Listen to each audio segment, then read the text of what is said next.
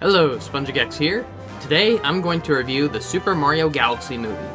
Oh boy, critics are being way too harsh on this movie. Even YouTube reviewers are being way too harsh. I mean, it's not perfect, but it is not worse than the Minions movies, for crying out loud. So, let me get this out of the way. I really enjoyed the movie. It was a lot of fun. I'll say it was better than the first. A lot of people don't agree with that, but in my opinion, I had more fun with it. But this is a very messy movie. There is just way too much going on, the pacing is awful, and many scenes do not pay off at all. It is really hard to discuss this movie without going into spoilers, so I'd recommend you actually add this video to watch later, and then after you see the movie in theaters, come back to this so you're not spoiled on anything, unless you really don't mind getting spoiled ahead of time, like you're that excited to see the movie that you don't care.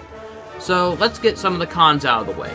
First off, one of the biggest issues is one that everyone was fearing as they watched the trailers, and that this movie barely resembles the video game it's based off of, Super Mario Galaxy.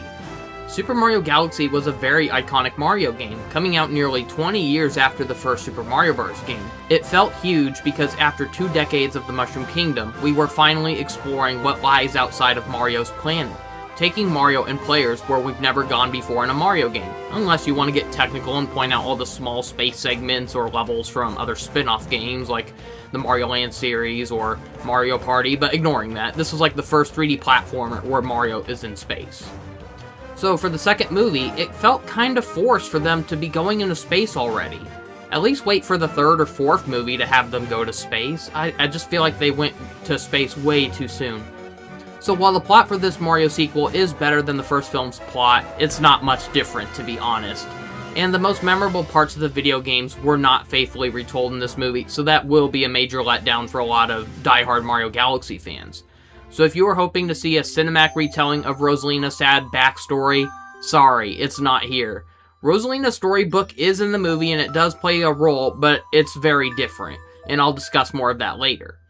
Speaking of Rosalina, holy crap, her fans will probably be the most upset because she is barely in the film. Many fans complained how in the first film, Luigi was a captive throughout most of the film, swapping his role with basically Princess Peach's damsel in distress role from the games. The good news is that Luigi is not a captive in the sequel and he does get more screen time. He doesn't have much of a role though, but at least he got more screen time. The bad news is that now he swapped places with Rosalina. That's right, Rosalina is barely in this movie because she spends most of the film trapped and tortured off-screen, needing to be rescued by Princess Peach. It's kinda torturous to see so many different scenes without Rosalina. It leaves you wondering, is she okay? I mean, she's practically used as a human battery throughout the film. So it hurts to see most of Rosalina's screen time being her aching in pain as the life is drained out of her off-screen. Remember in Subspace Emissary when Samus met Pikachu and he was being used as a living battery? Yeah, that's Rosalina's entire role in this film, needing to be rescued and having the life drained out of her. It's kinda depressing. They gave Rosalina such a badass opening with her using her powers to fight off Bowser Jr. It was a spectacle. He invades her cosmic observatory, and then she just gets grabbed so easily, she gets taken away by Junior's UFO, and then she gets strapped to a chair and engulfed by a paint piranha plant, and that's the last you see of her until over an hour into the film, where we then see her trapped in a glass bubble, getting the life drained out of her. So, yeah, this will upset many fans of her. I know it made me feel a bit uncomfortable. There were so many scenes where I was wondering, is she okay? So, admittedly, it wasn't all for nothing, though. Like, it does lead to a good payoff, but, I'm not against the idea of Rosalina needing to be rescued. I just wish we at least got some scenes of her breaking free, sneaking around, and, you know, having a Luma, like, go for help or something, you know, similar to Peach's role in Paper Mario. It's like, they should have just gave her more excuses to have screen time, not make her so helpless throughout.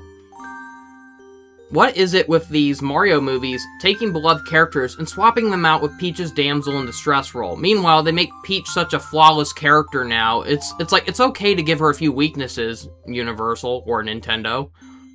Another big nitpick is that it does not include a recreation of Mario Galaxy's emotional ending, where the universe is destroyed, causing the Lumas to sacrifice themselves to save everyone and create a new galaxy for them to live on. It is a real shame to see the most iconic moment from the game being excluded from Mario Galaxy, the movie. So, the movie is just all over the place. So it opens up with Rosalina about to read a story to her Lumas. Apparently she already knows who Peach, Mario, and Luigi are, because she apparently has storybooks written about their lives. But Bowser Jr. attacks her with the Mega Leg mech from Mario Galaxy. Rosalina sends a Luma out to find Princess Peach and ask for help. Jr. takes her to Space Junk Galaxy, and he traps her inside of a Bowser-themed park that he's building. Mario and Luigi go to Sand Kingdom from Mario Odyssey to check on a plumbing issue, where they meet Yoshi in the sewers, and we get a funny flashback explaining how Yoshi ended up hatching from Brooklyn and how he ended up, in the sewers of the Sand Kingdom. So we just see Yoshi cruising around Brooklyn until he accidentally destroys a T-Rex exhibit at a museum. He gets angrily chased out by a mob, and he hides back in the sewers where he gets lost and ends up in the Sand Kingdom after stumbling through a warp pipe. So overall, Yoshi is a very cute character in this film. I mean, he is one of my favorite Mario characters of all time, but he is kind of shoehorned into this film, sadly. You'd think after the cliffhanger post-credits scene at the first movie, Yoshi would have had a much more important role in this story, and no, he's just there. You'd think he'd be very inexperienced, since it wasn't too long ago that he was a freshly hatched egg, you know, but Yoshi is much smarter than he looks in this movie. He already knows how to drive a motorcycle, and he knows how to fight. So I kind of wish Yoshi needed some development. Like, he starts off very reckless, but Mario and Luigi manage to tame him a bit and guide him into behaving better or something. Either way, it was still really cool to see Yoshi in a big screen film, and I'm just relieved that they did not make him a cowardly annoyance like in the Super Mario World cartoon. And I'll admit, like, it did shock me who voiced him. Donald Glover, I remember when I first heard his voice in the trailer, I, like many others, was thinking that was Frank Welker. Others were thinking it was D. Bradley Baker. So, who would have guessed it was Donald Glover from Community? So, they tried setting up a bit of a jealousy between Toad and Yoshi. Now, you think it would lead to some funny situations or development down the line, where eventually the two get over their differences and work together. No, it's, like, forgotten about during the final act of the film. So, that's one of the biggest issues with this film, and basically every Illumination film for that matter. It constantly introduces ideas but doesn't go through with them, or it doesn't lead to anything at all. So instead of the Star Festival from the opening of Mario Galaxy, the Mushroom Kingdom is celebrating the day the Toads found Princess Peach and made her their princess. Mario quickly goes back to Brooklyn to buy Peach a birthday present, which ends up being Peach's iconic parasol that was introduced in Super Smash Bros. Melee. Honestly, that was a nice touch, showing that one of Peach's most iconic forms of defense was a gift from Mario all along.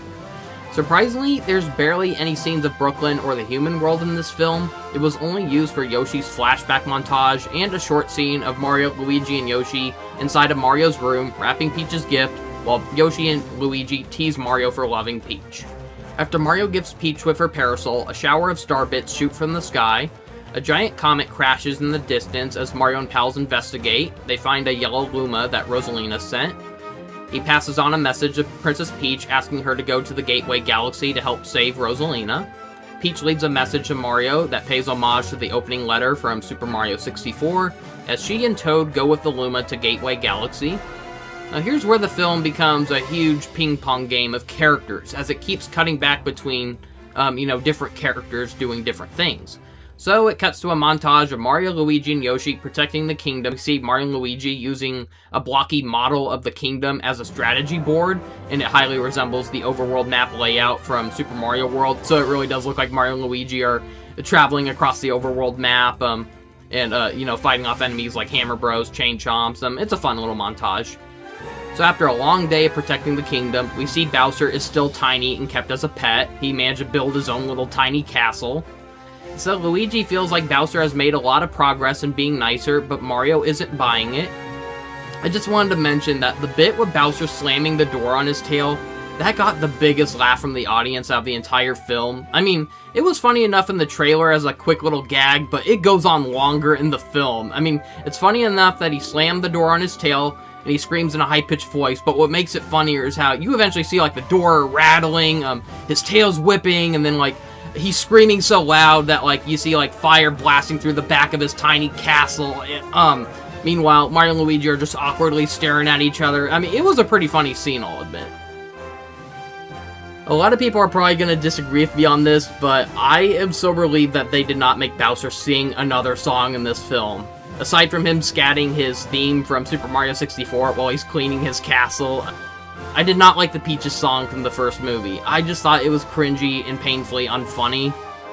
Everyone loved that scene for some reason. I just rolled my eyes at it. So, I just think the scene would have been better if he wasn't singing. Like, I have no problem with him just playing the piano. Like, I feel like if he wasn't singing, he was just playing the piano, and then Kamek comes in, they have their same conversation. I feel like the scene would have worked a lot better. That's just my opinion. But, so I felt for sure, especially knowing how Jack Black is, I felt for sure that Bowser was going to have another new version of Peaches in this film. He was going to have a new song to sing. And I was just, like, ready to roll my eyes whenever that came up. And so I was so relieved that there were no songs made for this film. Speaking of songs, while there are some licensed songs used in this film, there were actually less of them than the first film, and they were more appropriately used this time. They were more brief. It felt less intrusive than the first movie. I only recall maybe 2 songs in this film.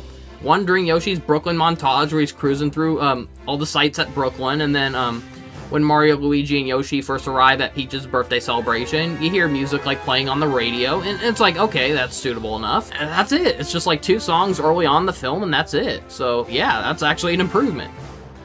Maybe there were more songs, and I just can't remember. Otherwise, most of the soundtrack was, once again, just beautiful reorchestrations of iconic tunes from many Mario games, including the first 3 Mario games, Super Mario World, Galaxy, and Odyssey. I don't think I heard any music from Sunshine, oddly enough. I mean, there were a few Sunshine references. I mean, Bowser Jr.'s in this film, where he made his debut, and then the Pianissimos also make some brief background appearances, but that's it. Suddenly, Junior abducts Peach's castle with a UFO tractor beam, so this is like one of the only scenes in the movie that highly resembles the scenes from the game. The only difference is that Peach isn't abducted along with the castle, instead it's Mario, Luigi, and Yoshi being abducted. So, speaking of which, the 3 heroes, they evacuate all the Toads safely into Peach's Lake as they get lifted into the sky. Junior introduces himself, and he attacks Mario and pals to try rescuing his dad. This is honestly my favorite portrayal of Bowser Jr. I loved how more violent this version of his character was, and he was really well animated, too. I loved how his magic paintbrush from Mario Sunshine could change into many different weapons. He could paint a lot of things to come to life and attack them, and so, after an intense fight scene, Kamek brings Mega Leg alongside to assist Junior, but Yoshi hijacks Mega Leg and manages to damage the tractor beam. It causes Peach's castle to come crashing into the ground and break into pieces as Mario and Pal survive the crash. They apparently crash-landed on the Honey Hive Galaxy from Mario Galaxy. Bowser also managed to break free of his jar, and he begs Mario to let him return to his normal size, and he claims that he wants to team up and help Mario and Luigi out. Apparently, all Mario has to do to return Bowser back to normal is hit him to cancel out the mini mushrooms effect. That's not how it works. I mean, am I the only one who realized that? Like, I don't hear anyone else talking about this, but that should have killed Bowser. Did Nintendo or Illumination forget that they need a super mushroom to grow in size, and then getting hit actually shrinks you or hurts you? It doesn't cure... Getting hit with a mini mushroom does not cure you, it kills you. Mario would flat out lose a life if he got hit while having the effects of a mini mushroom. So that detail felt very off. So Mario gets annoyed with Bowser's constant begging, and so he manages to grab Bowser, slam him to the ground, and stomp on him, and that returns Bowser back to his normal size. Now you'd expect Bowser to try getting payback on Mario. Instead, he kisses him. Yeah, he wants to help Mario and Luigi out. And so, yeah, that was kind of shocking. Surprisingly, he kept his word that he does want to team up with Mario, and they go forward. And you're expecting Bowser to have, like, some devious plan to betray them later on, and not really. So, they find out that they crash-landed on the Honey Hive Galaxy, but holy cow, this whole sequence is so pointless. They could have easily cut this out of the film and rewrote it to flow better, but this is clearly just filler to make the film have an average runtime. So, the Honey Queen, she sentences Mario, Luigi, and Yoshi to be locked up for making a mess in her kingdom with the castle that came crashing into her planet, basically. And so, in a very rushed scene, Bowser bursts in and demands the Queen let the others go. He wants them to give him away off the planet and find Princess Peach, and instead he wants them to take him prisoner so he can pay off his debt by doing labor. Now you think Bowser's plotting something here, but no, he was genuinely serious about wanting to be a prisoner and do labor while the others go on without him to rescue Peach. Yeah, the writing in this film is pretty bad at times. While Bowser is working out in the fields, Junior finds him and takes him away with his UFO. So yeah, the whole Bee Kingdom thing should have been written out. It was just filler. They could have easily just rewrote it with, after Junior's fight scene, it causes Mario, Luigi, and Yoshi to fall off the castle and land on something like Wild Glide Galaxy. There they meet the Gibber Jays, who help assist them in getting a ride to Gateway Galaxy to find Peach or something. I feel like that would have worked better. Meanwhile, Junior could have just found Bowser inside of the castle and restored him to full size, and then he brings him to Space Junk Galaxy. It would have made the scene flow a lot better, and we wouldn't need the pointless Honey Hive Galaxy scene, which, I mean, it's so short, it makes you wonder what was the point of that whole cutaway. It's just there for nothing. So this whole subplot of Bowser befriending Mario and Luigi was kind of pointless. I mean, over the course of the film, we see how Bowser has gotten kind of soft, but then the film decides to just drop it as Bowser embraces being an evil father for Junior, because Junior looks up to Bowser when he's a villain. Bowser wants to stay on his kid's good side, or bad side, I should say, and so, yeah, that whole thing of Bowser trying to redeem himself, that goes absolutely nowhere. What was the point of that? Bowser's a villain for the rest of the movie. So, Junior shows Bowser that he captured Rosalina, the most powerful princess in the universe, and he's using her energy to power a cannon that can destroy the universe.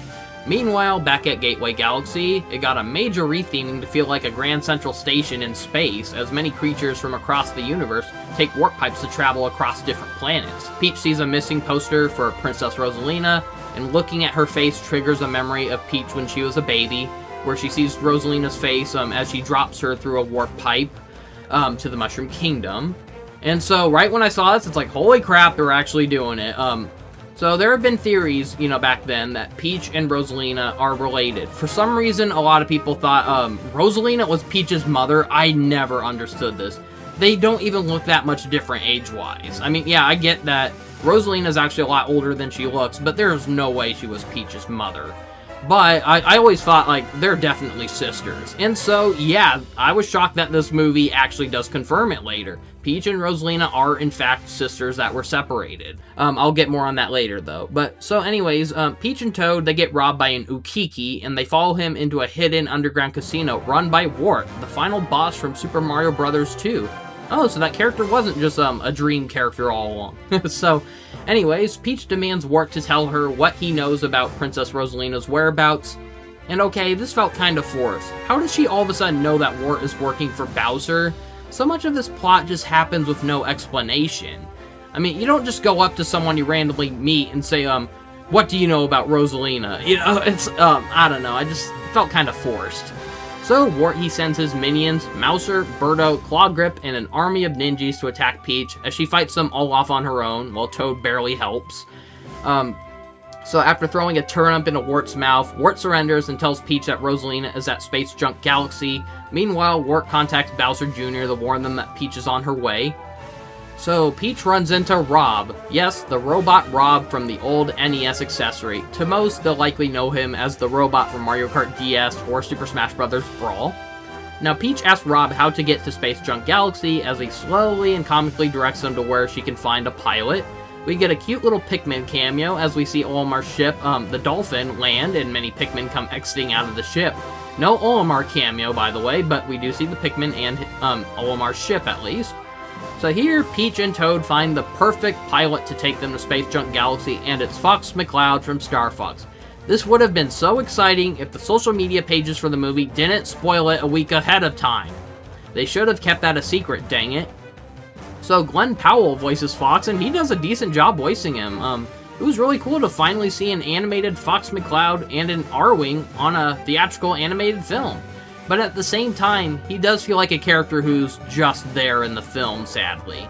He doesn't really get any, really cool interactions with the characters or anything. He's just there as transportation for the most part. I mean, his scenes are good, though. They just leave you wishing for more. We even got a few music tracks from the games, like Cornelia's theme from the original Star Fox, and the main Star Fox theme plays during one of the after-credit scenes. Or the mid-credit scene, I should say. So, Fox explains his backstory, showing off his teammates, and explaining how during one of his missions, he flew through a rift that teleported him to Gateway Galaxy, and he's planning on heading back to find his teammates, but Peach offers to pay him to take them to Space Junk Galaxy, and he accepts the offer. Mario, Luigi, and Yoshi get a ride from one of those beetle enemies from Mario Galaxy, and they manage to reunite with Peach at Gateway Galaxy as they board onto the R-Wing to set off to Bowser's UFO. And so yeah, it was kind of cool how they redesigned the R-Wing to have some passenger seats on the side of the side wings of the vehicle. That was kind of cool. Fox starts firing at the UFO's weak points. Junior decides to grab a weapon to try killing Mario and pals with. Bowser's new sensitivity kicks in as he begs Junior to use a less lethal weapon. Junior gives in to Bowser's demands and grabs a SNES Super Scope-inspired weapon that changes people's ages. He zaps Mario and Luigi, turning them into babies, and he manages to damage the R-Wing as it crash lands onto a prehistoric planet. Fox tries repairing his ship, and then we get more filler as Yoshi and Toad chase after baby Mario and baby Luigi as they mess with the T-Rex from Super Mario Odyssey. Yoshi finds Junior's age-changing rifle and tries getting it out of a tree, while Toad tries rescuing the babies without waking the T-Rex. So Toad retrieves them safely, but Yoshi accidentally wakes the T-Rex upon retrieving the rifle, as the babies and Toad hop on Yoshi's back and make a run for it. Toad tries firing the rifle at the T-Rex, but the babies jump on the rifle and cause Toad to accidentally zap himself and turn himself into a baby.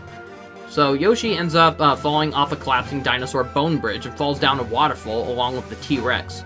Yoshi fears that his friends have drowned, but they're okay and they manage to grab the scope, which they use to zap the T-Rex and turn it into a baby as it comes rising out of the water. So Yoshi uses the scope to revert his friends back to their own age as they reunite with Fox and Peach. Fox is afraid that he won't be able to repair his ship. Suddenly, the Luma show up, piloting the Cosmic Observatory, and they offer the crew to use it to rescue Rosalina. Now, I'll admit there was something really cool about seeing a character like Fox McCloud piloting Rosalina's observatory like a giant mothership. That was kind of cool. I kind of fanboyed a bit. So, as the crew board the observatory, Peach explores the inside of Rosalina's house, and she finds Rosalina's storybook. She begins reading it, and now here's where the film's biggest spoiler is revealed. Peach reads the story and finds out it's a story all about her and Rosalina. It is revealed that Peach and Rosalina are in fact sisters who were separated at a young age. Rosalina was the older sister, while Peach was her baby sister. So when both sisters would touch hands with each other, they created a very powerful stardust magic. One day, when their home was under attack by invaders, Rosalina protected Peach by sending her through a warp pipe. Now, I'm not gonna lie, I think it's really cool that Nintendo finally confirmed the theory that Rosalina and Peach are in fact sisters. I mean, look at them. Ever since Galaxy first came out, people were mentioning how Rosalina looks so much like Peach.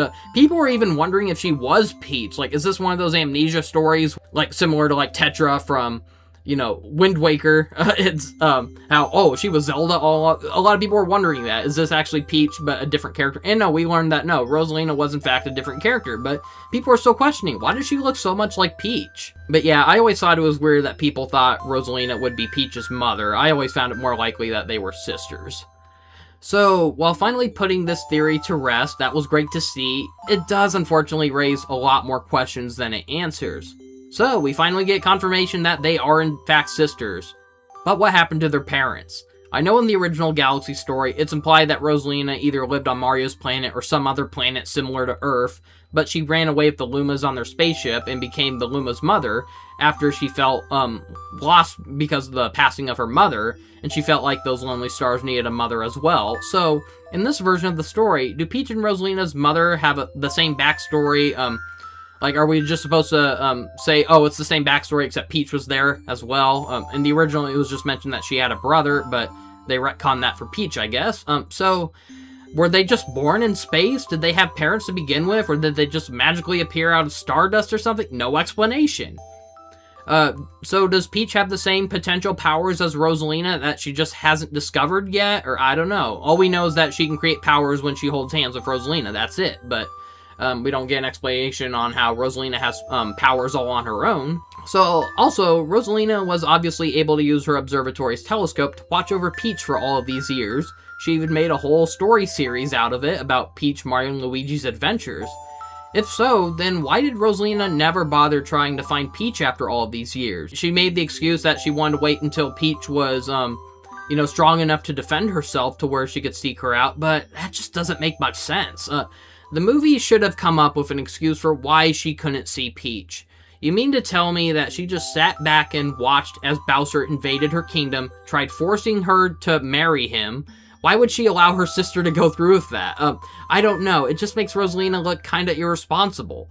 They should have made a better excuse. We already know that Rosalina is a very powerful being, and there were threats that were after her for her powers. And so, they should have made that the whole reason she, got rid of Peach, because she knew as long as Peach was around her, she would be in danger, because everyone would be out to harm her for her powers. And so, yeah, that would have made a more reasonable explanation for why she separated from Peach. But here they just tell her, they were invaded and she pushed her to safety, but they don't bother explaining why she never seeked her out after all that, despite how she clearly knew where she was all this time. I don't know. Now, you think Rosalina would have been doing this to protect Peach because she thought Peach was less powerful or something, but obviously that's not a problem. We've clearly seen that Peach is overpowered on her own. She took out a whole army by herself in this film, for crying out loud. So, I mean, it's cool that Peach is Rosalina's sister. Many fans speculated that, and many people were even guessing the movie was going to reveal that ever since we saw a bit of foreshadowing in the first film. The last act of the film is just one big exciting action scene. Fox, Toad, and the Lumas drop off the crew at Bowser's theme park as they use the Cosmic Observatory to fight off an airship army of Bowsers. Peach and Mario go forward to rescue Rosalina. In a very entertaining sequence, Mario and Peach fall through a trapdoor, and they land in a dungeon very similar to Bowser's Castle from the old NES Super Mario Bros. 1 game. Bowser Jr. uses a simulator that's basically just Super Mario Maker. He even flat out says, "Prepare to meet your maker," as he pulls it out. So, I remember as soon as I saw it, it's like, oh cool, a Mario Maker reference. So, we see Jr. using game controllers, and he's dragging and dropping all these traps and baddies inside of Bowser's castle, including fire bars, buzzsaws, a wall of thwomps, and even bob-ombs, lava. We get some cool transitions from an 8-bit Mario and Peach going through Bowser's castle, and it swaps back and forth between the 8-bit sprites and then showing them actually doing it in person with the HD visuals. That was a spectacle. That was definitely my favorite part of the movie. And the following sequence wasn't too bad either. So as Peach and Mario escape the dungeon, they reach a drawbridge to Bowser's castle entrance. Bowser appears blocking the other end, wielding axes that he throws at them. Now, this was clearly a nice recreation of the Bowser Bridge battles from Mario Bros. 1. Peach and Bowser dodge his axes, and they manage to jump over Bowser to advance, as Mario grabs one of Bowser's axes and cuts the bridge's chain, causing Bowser to fall in the lava. Now, obviously, they tried making it look like Bowser fell to his death, but I had a feeling that Nintendo was teasing a certain callback from New Super Mario Bros., and holy cow, they did it. So as Bowser Jr. is sad and angered at Mario for killing his dad, we see Bowser step out of the lava with his flesh melted off. Yep, dry Bowser is in this film. I'm shocked they actually allowed this in the film. I mean, it's one thing for that to be in a video game, but this is like a film that parents are taking their kids to, and I can imagine a lot of parents will be disturbed at the sight of Bowser's flesh being melted off by lava. I mean, it's done in a very cartoony way, but it is still disturbing. I remember a lot of people were really disturbed playing New Super Mario Bros. And they saw Bowser rising out of the lava as a skeleton. Yeah, that was really disturbing imagery. And anyways, so not only are we seeing dry Bowser on the big screen, but in HD, so it's definitely one of his most haunting appearances, most haunting portrayal of dry Bowser in any video game, or any media, I should say. There was good foreshadowing to it, though, since earlier in the movie, we saw Koopas riding on one of Bowser's roller coasters. It takes them into lava at one point, and they come out the other end as dry bones. So, it definitely was foreshadowed that if Bowser fell in the lava, he wasn't going to die, he was going to come out as a skeleton. So, it was good foreshadowing, at least. Mario urges Peach to go on and rescue Rosalina while he takes care of Bowser. Luigi and Yoshi catch up to assist Mario. So Junior teams up with Dry Bowser as they chase after Mario and pals. The gang find power-ups to fight back. Sadly, the powers they got were really lame. They got the Drill Shroom from Mario Wonder.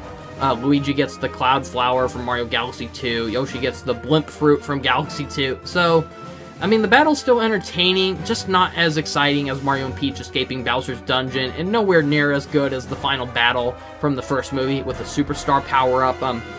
The final battle in the first movie was more epic and exciting, and here it's more goofy. It's a goofy, slapstick kind of final battle. The powers our heroes get end up being pretty useless, as they get knocked out pretty quickly. Bowser attacks Blimp Yoshi, but Yoshi deflates through the air and ends up crashing into Bowser, causing his bony body to scatter across the floor. As a final move, Bowser Jr. uses his paintbrush to create the giant ruined dragon boss from Super Mario Odyssey. That was admittedly pretty cool. I was not expecting that to show up in the film. However, this backfires as the dragon decides to eat Bowser Jr. mid-monologue. So Mario decides to rescue Jr. anyways. He acquires the Flight Star from Super Mario Galaxy, the final power-up you got in that game. A barely utilized power-up, so at least it got more use in this film. So he flies through the dragon and bursts through him, rescuing Jr. in the process. Meanwhile, Peach finally reaches Rosalina, who is nearly dead from all the energy being drained from her. Peach tries breaking Rosalina out of the glass ball she's trapped in, but it's no use. She remembers what Rosalina's story said about the two having great powers when their hands are close. So she begs Rosalina to get up and hold her hand to hers. Rosalina uses the last of her strength to crawl over to Peach and place her hand against hers. Their powers kick in, shatter the glass, it restores Rosalina's health, and the two sisters hug each other. Peach introduces the Mario Brothers to her sister. The Lumas get excited and ask if they can visit Peach's castle since they've heard so much about it in the stories. And this scene admittedly got a good laugh out of the audience. I mean, as soon as they say they want to see the castle, you see Mario and Luigi slowly looking at each other like, uh-oh. Yeah, that was pretty funny. And so it cuts forward to the crew standing in front of the huge crater where Peach's castle used to be. Peach and Rosalina stare in horror, with the castle being gone. Luigi tries explaining what happened, and his best excuse was that her castle died. And that line admittedly got a good laugh from the audience. It made me laugh as well. So Mario tells Peach not to worry because they'll build her a new castle just like before. And so Rosalina, she uses her powers to conjure up hard hats for everyone, along with tools for herself and her Lumas. And we get another Mario Maker inspired scene, a montage this time, as we see the crew rebuilding the castle back to its old self. The film ends with Mario topping the castle with the flag. He gets like the Super Mario World cape and he flies up there and puts the flag on top of the castle, and the credits roll. We get two end credit scenes. The first involves Fox dropping Dry Bowser and Jr. off into a galactic prison as he adventures off to reunite with his team. Yeah, surprisingly the film ends with Bowser still stuck as a skeleton. I'm guessing this is what we should come to expect from the sequels from now on. They're gonna end with Bowser being greatly deformed by some kind of power-up or defeat. He gets locked up in some way, only for the sequel to make a new excuse for him to break out and regain his old form, or gain a new form. So, it's still kind of shocking that the film decided to end with Bowser as a skeleton zombie, though. I mean, we see Bowser and Jr. sharing a cell, plotting to dig out, only to get tormented by their cell guard, who happens to be Bowser's former Luma lead prisoner from the first film, as she tortures him by mentioning how they'll be trapped in that cell forever until the sweet release of death frees them. The scene got the theater laughing once again. Sadly, most of the theater left before seeing the second after credits scene.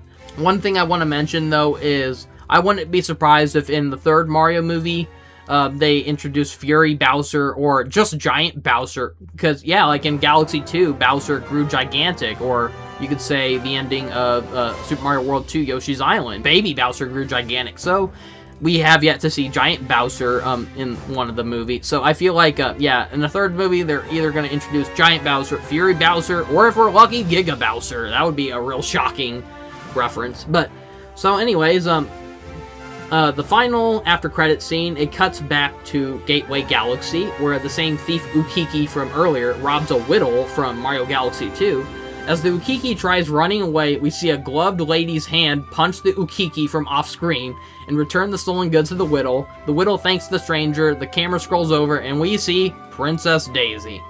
As soon as I saw that fist punch Ukiki, I knew exactly who it was. I said out loud, Daisy! And there's some other people in the crowd. It's like I heard one guy saying, oh, it's Daisy, Luigi's girlfriend. And so I'm glad the audience liked that reveal. So I had a feeling it was going to be Daisy.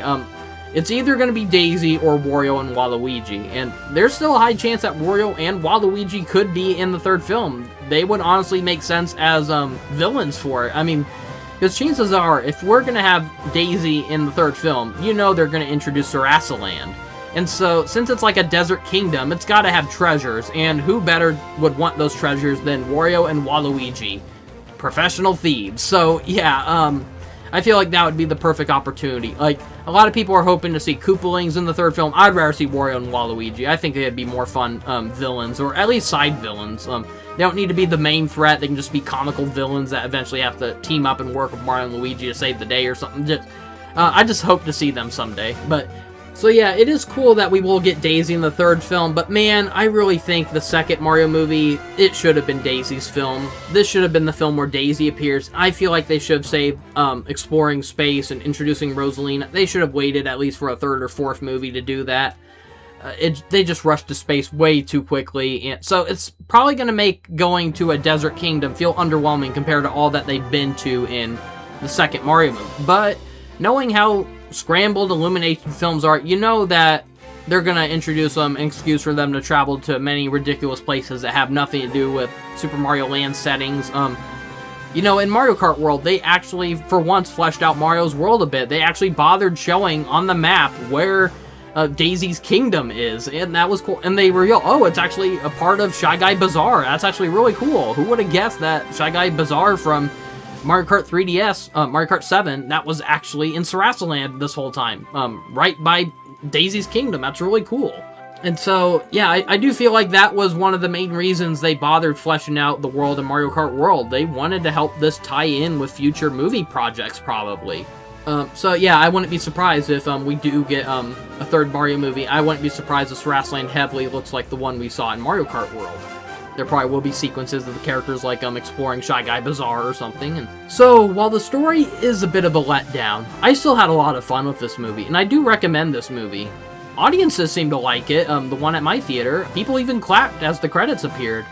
But I can easily understand why some fans would be upset with this movie. I don't think it's worth hating the movie or being mad at, but I can understand some people being underwhelmed or disappointed in certain aspects. I just don't think it's really a movie worth hating, because there is a lot to love about this movie. But yeah, there is a lot to bother you about the film as well. I mean, it bugged me how about every 10 minutes I was asking myself, where's Rosalina? Is she okay? And so, it's kind of unfair to see her get engulfed by a paint piranha plant and then be missing for nearly an hour of the film, and then the next time we see her, she's trapped in a glass bubble for most of the rest of her screen time.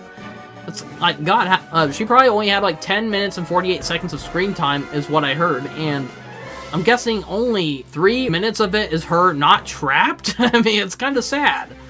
She really deserved a lot better. So here's hoping that the third movie makes her a part of the crew.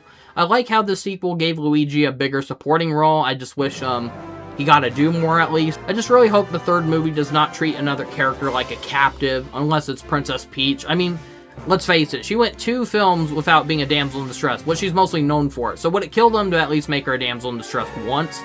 They don't have to, but I'm just saying, if they're gonna force a character to be a captive, make it Peach this time. It's just so unfair to take characters who are not known for being captives and then swapping them out with Princess Peach's role. Luigi and Rosalina deserve better in their debut films. I think these movies don't need captives at all, but yeah, if they insist on needing a captive, make it Peach. Or at least give the captive role to a character like Toad, a character where if he's missing throughout most of the film, no one will miss him. I mean, let's face it, you can cut him out of these films and nothing would change at all. You don't need Toad to be there at the beginning of the Mushroom Kingdom in the first movie because, yeah, Mario would have easily found the princess eventually. He didn't need a guide. He would have eventually stumbled upon the castle by himself, probably. He could have just asked any other random Toad. He didn't need that Toad in particular. So, if Toad was a captive, at least Mario and crew would have an objective to get one of their friends back. Meanwhile, I don't think many fans would be bothered if Toad is missing throughout most of the film. It'll give the characters a reason to want to try to rescue someone, which kicks off the plot. And meanwhile, the characters won't feel sad that the character who's being captive is missing out throughout most of the film, because Toad really didn't amount to much to begin with. I get it though, Peach can be a very powerful character. We've seen it in the Super Smash Bros. Games. But her mouthy personality is nothing like her more gentle and ladylike behavior from the games. Now, I have no problem with Peach being a tough or a good fighter, but it is kind of boring seeing them treat her like she's an unstoppable force, a one-woman army, taking out a whole casino of, hundreds of enemies all on her own without struggling one bit. I mean, Toad barely did anything aside from just sliding around in a penguin suit. I just feel like they need to give Peach some moments of weakness. I mean, even Mario and Luigi, the main heroes from the games, even they get knocked around a bit in these movies. So, it just feels kind of pathetic to have it where Mario and Luigi are shown to have weaknesses, but then they try making Peach look like this unstoppable goddess. I don't know. They need to make her more human, show that she does have flaws. So, nitpicks aside, I did enjoy this film. It was overall a lot of fun. It was exciting, but incredibly flawed. The plot is not very good. It's very similar to the first. The character gets kidnapped, Mario and Peach need to save them from Bowser. So in the first film, it was Mario's brother who needed saving, and in the sequel, it's Peach's sister that needed saving. Oh, please, do not make the third one about saving Yoshi. I'd be so upset if Yoshi is missing throughout most of the film. But yeah, this movie is kind of misleading, though. For a Mario Galaxy movie, it has too much of other Mario games, but not enough of Galaxy, the game that it's named after. I saw more hints of the first 3 Mario games, Mario World, and Odyssey than anything Galaxy-related. Even the scenes where they're on different planets or flying through space, they barely remind me of Mario Galaxy. It's like, yeah, they're in space, but you don't see enough of them landing on different planets that remind you of Mario Galaxy. And a lot of the locations were kind of made up. I mean, yeah, you have the gravity-defying casino. It didn't seem to be based on any of the particular casinos from past Mario games. It clearly had a Mario Galaxy influence, though, because it's in, like, it's basically a giant cube, and the ceiling and walls are different floors, and people can just easily walk from one end of a wall or the ceiling without gravity making them fall or anything. So yeah, it was kind of a visually cool scene. It definitely had Mario Galaxy vibes, but at the same time, it's like, there wasn't a casino level in Galaxy, was there? But if there was, it probably would have been something like this. At first, I was wondering why the villains from Mario Bros. 2 were running a casino, but then I realized, oh duh, it's a reference to the bonus game slot machines at the end of each level from Super Mario Bros. 2. That's the only connection I could find. I did like the epic orchestration of the boss battle theme from when Peach was fighting off the Subcon villains. Like when she was fighting Birdo and Mouser, you heard like a really epic reorchestration of the repetitive battle theme from Mario Bros. 2. That was kind of cool. And also during the casino scene, you can hear a jazzy rendition of Jump Up Superstar. No vocals though, but you can definitely recognize the tune, making it sound like a jazzy casino theme. That was kind of cool. This movie was just cramming too much at once. It gets hard to get excited over characters you recognize when they barely get any lines or scenes. I mean, it's hard to get excited over an obscure character like Mouser or Wart being there when they barely get any lines of dialogue, and Mouser just gets immediately knocked out by Peach, same with Birdo, so it makes you wonder what's the point of these characters if they weren't going to amount to anything. They won't leave an impact. Along with Pikmin and Team Star Fox, there is one other character who makes an Easter egg cameo during a boss fight, and this, again, is a character who is not a Mario character. So, during the final battle, Luigi eventually grabs Junior's paintbrush, and he paints a doodle to fight off Bowser and Bowser Jr., and he's such a bad artist, his drawing ends up coming out looking like Mr. Game & Watch, and that was admittedly pretty funny, and Game & Watch fought exactly like he does in Super Smash Bros., and it gets even more shocking when he gets killed off at one point. I can't remember exactly what happened, but like Bowser did some kind of attack and it basically decapitated it. Like you just see like his upper half get torn off. It's just like gone all of a sudden. That was kind of funny, but that cameo gave me an amused chuckle. So DK also makes a small cameo during Yoshi's Brooklyn flashback. We just see him swinging across a construction site as military helicopters are chasing after him. That was kind of funny. There was one part where Peach and Toad saw a city in the distance. You saw some giant rotating signs, and I can't remember all of them, but the one that stood out to me was there was one that looked like the N64 Cube logo. During a part where Luigi is using a communicator to try helping them off of the dinosaur planet, he basically uses a radio and tries contacting for help, and then meanwhile it cuts back to the Cosmic Observatory where you see the Lumas, and they hear the radio go off, and that's where they know where to find Luigi and all that. But during that part, you actually see a pink Luma is flying around, and it's paying homage to Kirby. I missed that when I saw it in theaters, but I saw some people online posting a clip of that showing that, yeah, there's a Kirby reference in the movie. So, the part where Yoshi needs to rescue baby Mario and Luigi, it was such a pointless scene overall. It was clearly a nod to Yoshi's Island, because you had Yoshi carrying around babies to safety. It also managed to pay homage to the obscure Super Nintendo game Yoshi's Safari. We could see Toad holding a Super Scope-like weapon while riding on Yoshi's back, very similar to how Mario rode on Yoshi while wielding a Super Scope in the actual game. But yeah, that part honestly felt so pointless. We did not need a whole subplot of Mario and Luigi turning into babies. I mean, did Nintendo really expect kids to get excited over that? Or, I don't know, like, I just know it's like with Mario Tennis Fever, I thought it was so pointless that the whole plot of that game was Mario and Luigi and Peach and all that getting turned into babies, and I just couldn't help but think, oh god, this is just a desperate attempt to try making a, they're trying to make a connection with the games and the movies. They're hoping that people who played Mario Tennis Fever will go into the movie and get excited over seeing Mario and Luigi turn to babies just like they did in the new Mario Tennis game, and I was just shaking my head and thinking, like, kids are not going to get excited over that, Nintendo. I can't prove that was their intention, but I wouldn't be surprised if that's what Nintendo or Universal thought would actually happen. But yeah, like, people in the audience, like, apparently some people in the audience must not have saw the trailers, because I saw a lot of people, like, in the audience kind of going, like, what? When Mario and Luigi get turned into baby. So, yeah, it's safe to say that audiences didn't really care for that scene, and I don't blame them. It was really pointless overall. So yeah, sorry, this is a very long video, but that's what happens when studios cram too much into one movie for one movie to handle. This movie is indeed a mess, but it's a very fun mess. I can't call it a bad movie, but I cannot call it a great movie. It's a flawed movie, but an enjoyable one. I give the movie a 7 out of 10.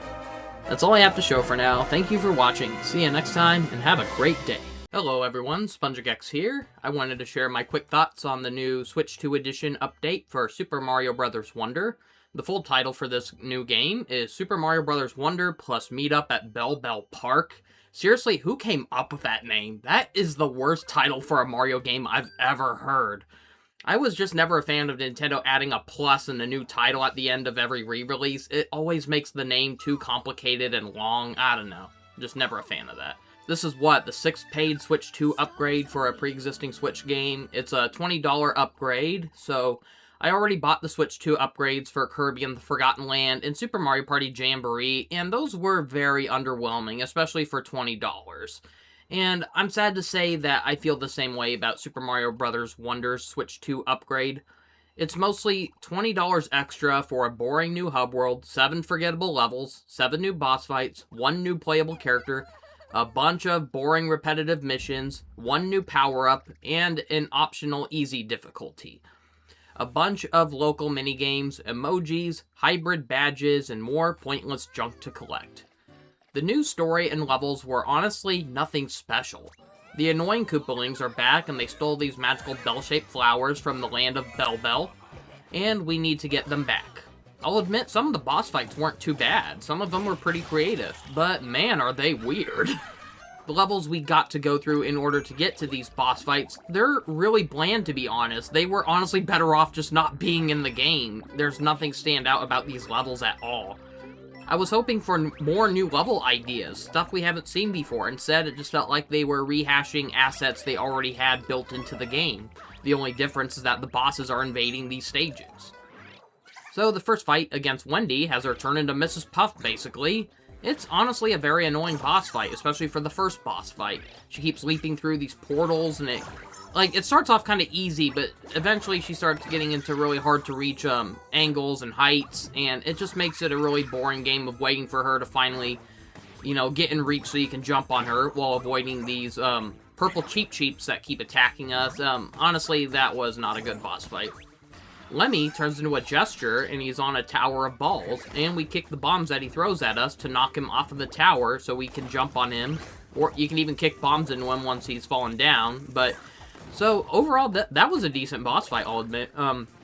Larry, he gains the power to create crystal blocks. He creates, all these blocks and lays them out almost like a game of Tetris, and we gotta jump through the crystals and pound through the crystals to make our way to Larry and smash his crystal barrier, while avoiding getting crushed or touching Larry's spikes.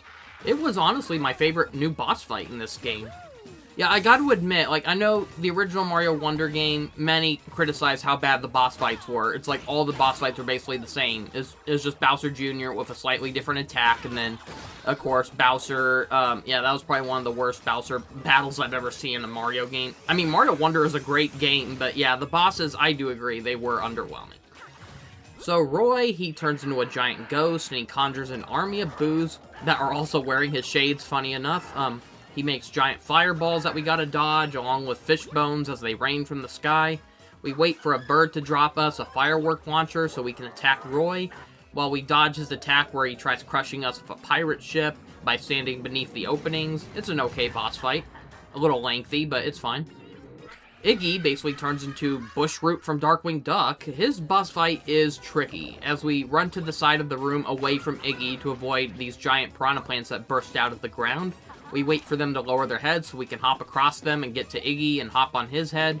But we also got to avoid his seed bullet attacks. Yeah, this is a really tricky one. Morton is another real tricky one, unless you have the spin jump badge equipped. But there are some challenges later in the game where you're forced to not use the badges, or you're forced to use a limited amount of badges, so it disables you from using the ones that make these boss fights a lot easier, sadly enough.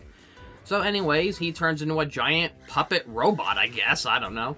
And we need to dodge his pounding fist attacks, trick him into pounding these brick blocks, allowing openings for these metal blocks to rise out of the ground every time he pounds.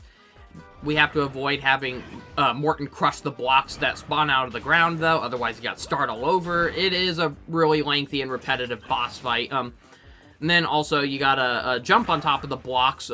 It's tricky, because you gotta make sure he doesn't smash the blocks. At the same time, you gotta stand on top of the blocks so you can get a jump or a boost when he pounds on the ground, because it causes the blocks to be sent flying up in the air. Yeah, this is a really tricky boss fight. It's not really fun. And finally, there's Ludwig, the most difficult boss of the game. He grows giant and rides around on a storm cloud. Oddly enough, he probably has the least weirdest transformation. Everyone else turns into like a giant monster. All he does is grow big and he floats on a cloud like Lakitu.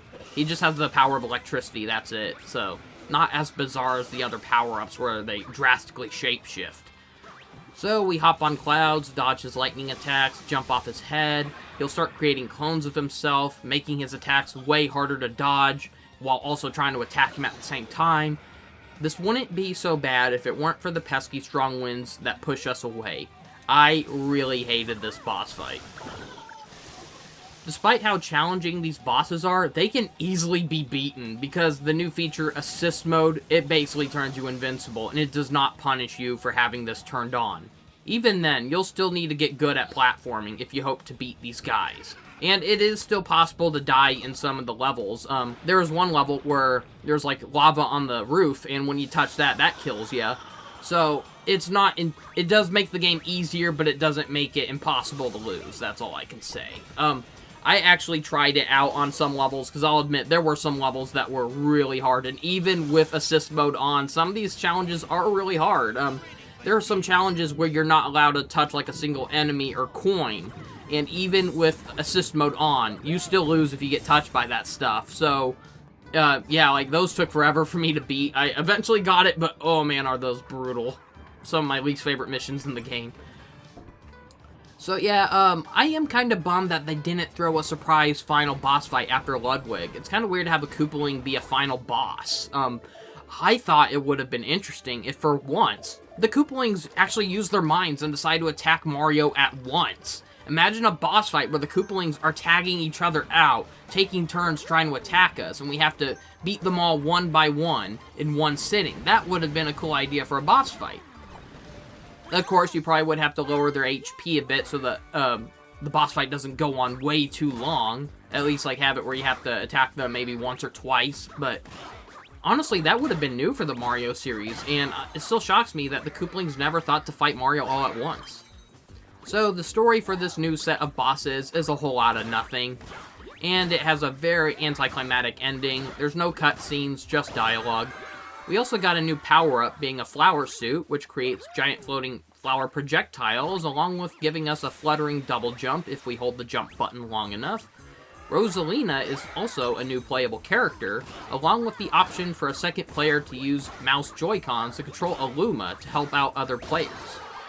We can also unlock incomplete missions.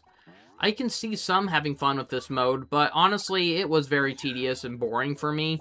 I just never loved mission modes in games, especially if they're absolutely necessary to unlock everything in the game. Like, I don't mind if it's a little side feature and it changes, like, the gameplay drastically in some ways. Like, you know, like how in Smash Brothers Melee, how it kind of had, like, a mission mode, and some of those were pretty creative. They had, like, unique stages that you couldn't find anywhere else, like fighting on the back of a giant Entei trophy. That was interesting. It made you kind of wish you had more missions like that, or levels like that. So, some of these missions are really frustrating, especially the later ones. And I hated the missions where we had to fly around on a boot and we had to defeat every enemy without missing a single one. It is really easy to slip up, and if you do, you gotta start all over. Yeah, missions like that are the reasons why I hate mission modes. There's another tricky one where we turn invisible and we're hopping non-stop. We have to avoid homing bullet bills and avoid jumping into lava, all while under a time limit. Yeah, that one is very stressful.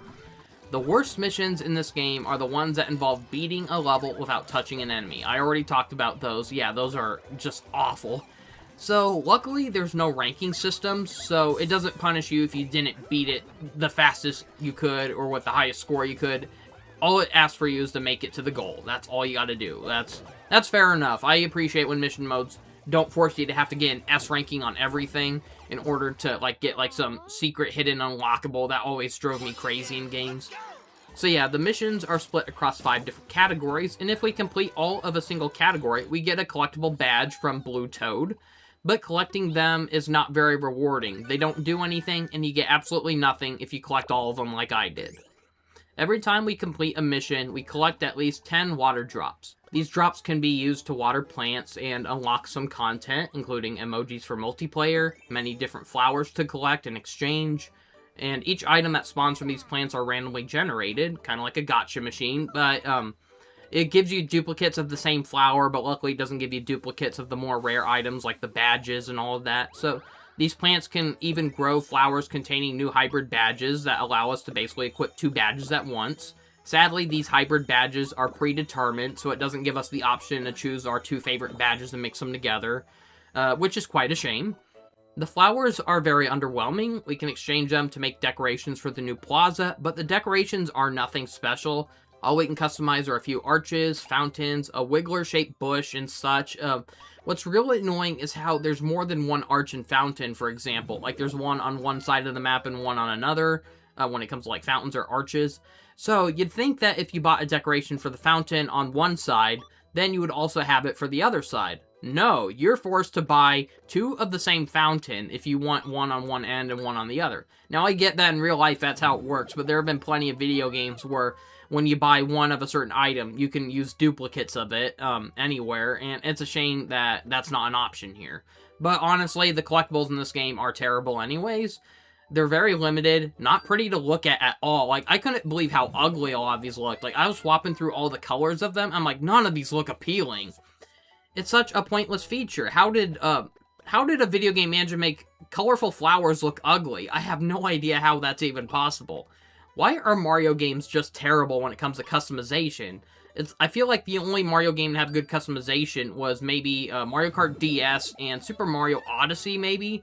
When it comes to decorating a hub area, Mario games just fall flat, like the pointless customization in Super Mario Party Jamboree. I mean, did anyone even get excited about, like, oh, you can change the concrete on the street plaza, or you can change the fountain? Did anyone really get giddy over that, especially with how bland the choices were? The main gimmick of playing missions is to collect these flowers, so we can decorate the hub world, but with how limited the selection is, most of them just being badly recolored skins of the same few models, it doesn't leave you wanting to bother with playing enough to collect them all. You don't get any rewards for unlocking or decorating the hub. It would have been one thing if there's nothing in the hub, and then the more you play, you get to add decorations to it, and then after getting a certain number of decorations, like you rise up in a level and then get new items or something, it doesn't do anything to keep you wanting to come back and keep collecting flowers, sadly enough. There's also instrument flowers that we can collect. Once we find them all and beat Ludwig, we can have a band perform for us, but all it really is the end credits in disguise. The concert starts, we can control our characters as the characters play in the background, and the credits slide by. It's really bland music. It's not, like, as good as Jump Up Superstar from Mario Odyssey. Like, that knew how to put on a show. This one does not. So, yeah, such a disappointing and underwhelming reward. So it took me probably 8 to 10 hours to beat every single level and mission in this game, and the results were very underwhelming. I admittedly have not collected all of the unlockables you can get in this game. I've unlocked every flower, though. I got all the instruments. I'm probably close to getting all the badges, but I'm pretty sure you won't get anything for getting all that stuff, because the rest of the game just showed me that you get nothing for unlocking everything of a certain thing, so it's just not worth $20. I was really hoping that this would feel like a new game. I mean, shame on me, because they already released videos of this telling you everything that's in it. I was hoping there'd be a few more surprises, but sadly, there is not. It mostly just felt like they were lazily rehashing ideas just for mini games, and it's like the only thing really stand out about this is you got the Koopalings as these bizarre new boss fights. That clearly did not recycle anything from the game. Same with Rosalina, but everything else, it's like you can tell they just recycled like the same grass textures. They just might have made a few new flower models. There's a few assets I made for some of the mini games. That's about it. I think one of the worst decisions made to this game, speaking of which, is the multiplayer section. Now, I have no idea what it's like, because Nintendo did not bother programming to make it playable for single players. That is always the worst thing you can do when it comes to multiplayer in video games. Do not exclude single players. That is a total waste of money for those who bought it. It would have been nice to compete against CPU, or heck, even play with people online. That's not even an option. You can play online, but only with friend groups. You cannot just do random matchmaking. It drives me crazy. It really sucks. You spend $20 to get new content, and half of it is blocked off. I don't know anyone in real life with a Switch 2, nor this game in particular, nor do I have anyone who would want to come over and play this with me, because no one in my life cares about video games. So, yeah, gee, thanks a lot, Nintendo. So, while I'm sure plenty of people will love this new update, I'm sorry, it just was not for me. It was a whole lot of nothing. Super Mario Bros. Wonder alone is a great game, and I recommend it, but there is absolutely no reason people should have to buy this $20 expansion. There is no legit good excuse for why this new content has to be on Switch 2 exclusively. They could have easily sold this to people with a regular Switch. How is the Switch incapable of having a playable Rosalina, 7 new boss fights, 1 new power-up, missions, and minigames? A lot of the content in the Switch 2 edition is just recycled assets. There's no standout new levels that, like, really drive the console's power. There's no new Wonder Flowers to enhance anything further, which is a real shame. I mean, you got trippy boss fight transformations, that's it, but it would have been nice to get more transformations that affect the gameplay or your character. Now, maybe if this was just $5 DLC, I wouldn't feel so underwhelmed, but there is just no good excuse or reason to have this content not be on Switch 1. Now, while I'd say the original Mario Bros. Wonder is an 8 out of 10, I'm sad to say the exclusive content in the Switch 2 edition is a measly 5 out of 10.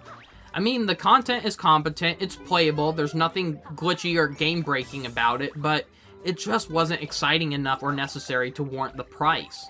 Apparently, the Switch 2 edition is supposed to enhance the game's performance and frame rate, but I honestly did not notice a difference. Not a noticeable difference, at least, compared to playing it on the original Switch.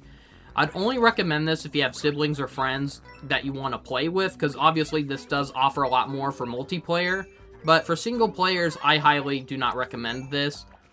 Honestly, I've seen like some descriptions and a little bit of footage from the mini games, and they look really generic, to be honest. So, not really worth walking behind a second controller requirement. Now, for those who really want to get this version just because Rosalina is playable in it, I mean, let's face it, that's probably the main drawing point for why most people got this. Don't get too excited. She plays exactly like everyone else in this game. It's not worth buying a whole Switch 2 over. I'm just sick of these underwhelming Switch 2 edition upgrades. I really hope Nintendo focuses more on new games instead of relying on these terrible re-releases. It's like going from the Wii U to Switch era all over again, where they're just re-releasing what Wii U owners already bought, and that always felt frustrating. I'll at least give Nintendo this. At least compared to Wii U to Switch ports, we don't have to pay full price to get these new additions. Nor do we have to start the whole game over. You're allowed to transfer your save data over, and that's really cool, honestly. So I will give it that. That's at least the nice thing about these. I mean, that's what really bugged me about going from Hyrule Warriors on Wii U to Switch. I lost all of the hours I spent on the original. Like, I nearly unlocked everything on the original Wii U version, and I lost all of those hundreds of hours I spent on that game, and that really frustrated me. So, just paying $20 to upgrade a previous Switch game isn't too bad compared to having to spend a whole $60 just to play the same game again and start all over, just to play it on newer hardware.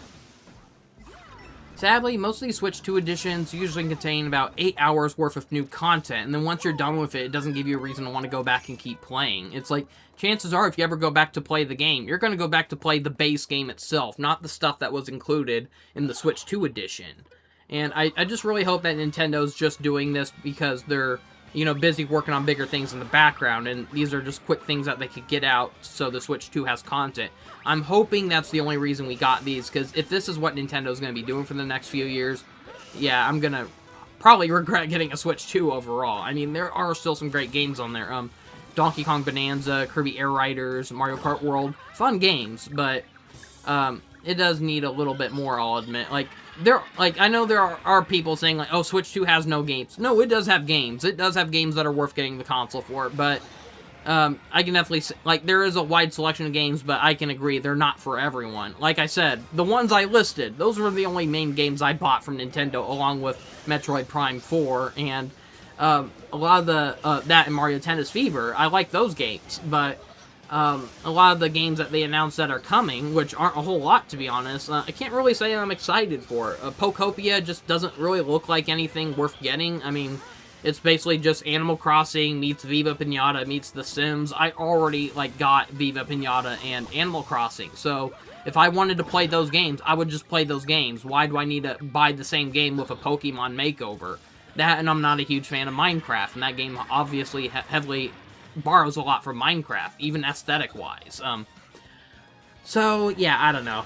I'm hoping the Switch 2 gets better, but for right now, it is kind of underwhelming. There are still some good games on there, like I said, but anyways, that's all I have to show for now. Thank you for watching, see you next time, and have a great day. Hello, SpongeGex here with my thoughts on both the Nintendo Switch 2 and Mario Kart World. I haven't spent a whole lot of time with the Switch 2 outside of Mario Kart. I spent about 30 minutes setting the console up, getting updates, and transferring data over. Then I spent another 45 minutes just installing Mario Kart World itself. So far, I am pleased with the console. It's surprisingly bigger than the old Switch. I'm not happy to hear that the new Joy-Cons are likely to drift just like the old Joy-Cons. They're made very cheaply and similarly as before. But the way they magnetically connect to the side of the console is pretty cool. I haven't tried any old games on Switch 2 yet because I'm still exploring through Mario Kart World, but mainly because my Switch 2 can't hold all of my old Switch games. All of the 1TB microSD express cards for Switch 2 are sold out by scalpers. I tried ordering a 256GB microSD express card from Amazon. It was supposed to arrive last Tuesday, but it got delayed to any time between June 17th to July 3rd, likely due to scalpers. So, since the console only has 256GB of internal data, I couldn't even reinstall a quarter of the 900GB worth of games I have on my old Switch.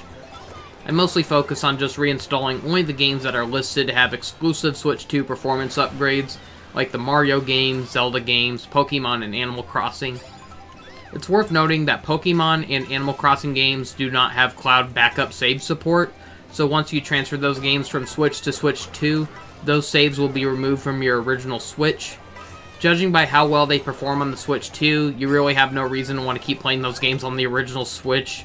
Speaking of which, I'm glad to hear that the Switch 2 gives many unlisted games great boosts in performances.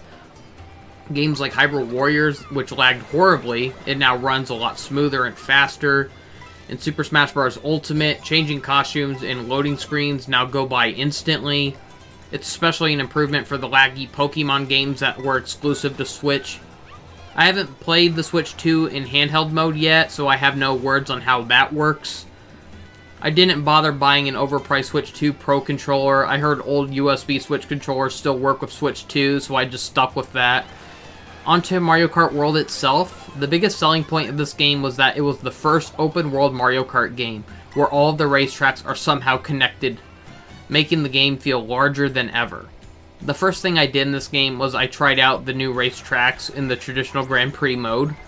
All the characters got brand new 3D models, very similar to the style that was used in Super Mario Wonder. The characters look like more accurate 3D models of the promotional 2D artwork you'd see of the characters on merchandise or promotional posters and such. Most characters from Mario Kart 8 do return, but we're missing a number of characters like the Koopalings, Petey Piranha, Metal Mario, Pink Gold Peach. Honestly, they aren't a huge loss in my opinion. But then we lost Diddy Kong and the guest racers from Zelda, Splatoon, and Animal Crossing. That's kind of annoying. The new roster contains a lot of silly enemies, but they feel kind of lazily put into the game. It's like Nintendo is too lazy to animate them, so here, let's just put a Cheep on a bike or something, and it's like, it doesn't even feel like they have a lot of, like, idle animations or anything, so it just feels kind of lazy. It kind of reminds me of that awkward moped minigame from Mario Party 8, where it's just a bunch of lazy NPCs just sitting motionless on a moped. You know, that's what it is. It's basically the moped mode from Mario Party 8, but now it's actually in a Mario Kart game. It's cool how there's unlockable outfits in the game, but their execution is kind of a hassle. You can only unlock them by finding these food power-ups across the world of the game. They don't bother giving you a list of what foods are needed to unlock specific outfits for characters. Some characters get a number of outfits, like up to 6, while others only get 1 or even 0 outfits. So I'd just look up a list on how to unlock all these outfits, or you'll just be wasting a bunch of time. You can either try unlocking the outfits by going through each cup as each character, or go the easier route and go to the map mode and swap characters when you discover a new food source. My biggest problem with the costumes is how they're treated like new characters, and they make the character select screen a big, bloated, and confusing mess. You can press the X button to sort through all the characters, so you just have the characters next to their specific outfits, but it still makes the roster look like a mess. Like, why do you have to go so many pages down just to select Bowser as a character, when in the original game, it was all on just one screen? It is kind of messy to navigate through. I think they should have just made it similar to the submenu in Mario Kart 8, where you select like Yoshi or Shy Guy, then all of a sudden you get a little menu that has all the different colors you can choose for them. I think this feature could have benefited from allowing us to customize our players' appearances individually. For instance, some outfits change the characters' hairstyles. Isn't it kind of a shame that people might like how Daisy wears a ponytail in one outfit, but she can only wear it with that outfit? Why can't you have her wearing a ponytail in her regular dress or in another outfit?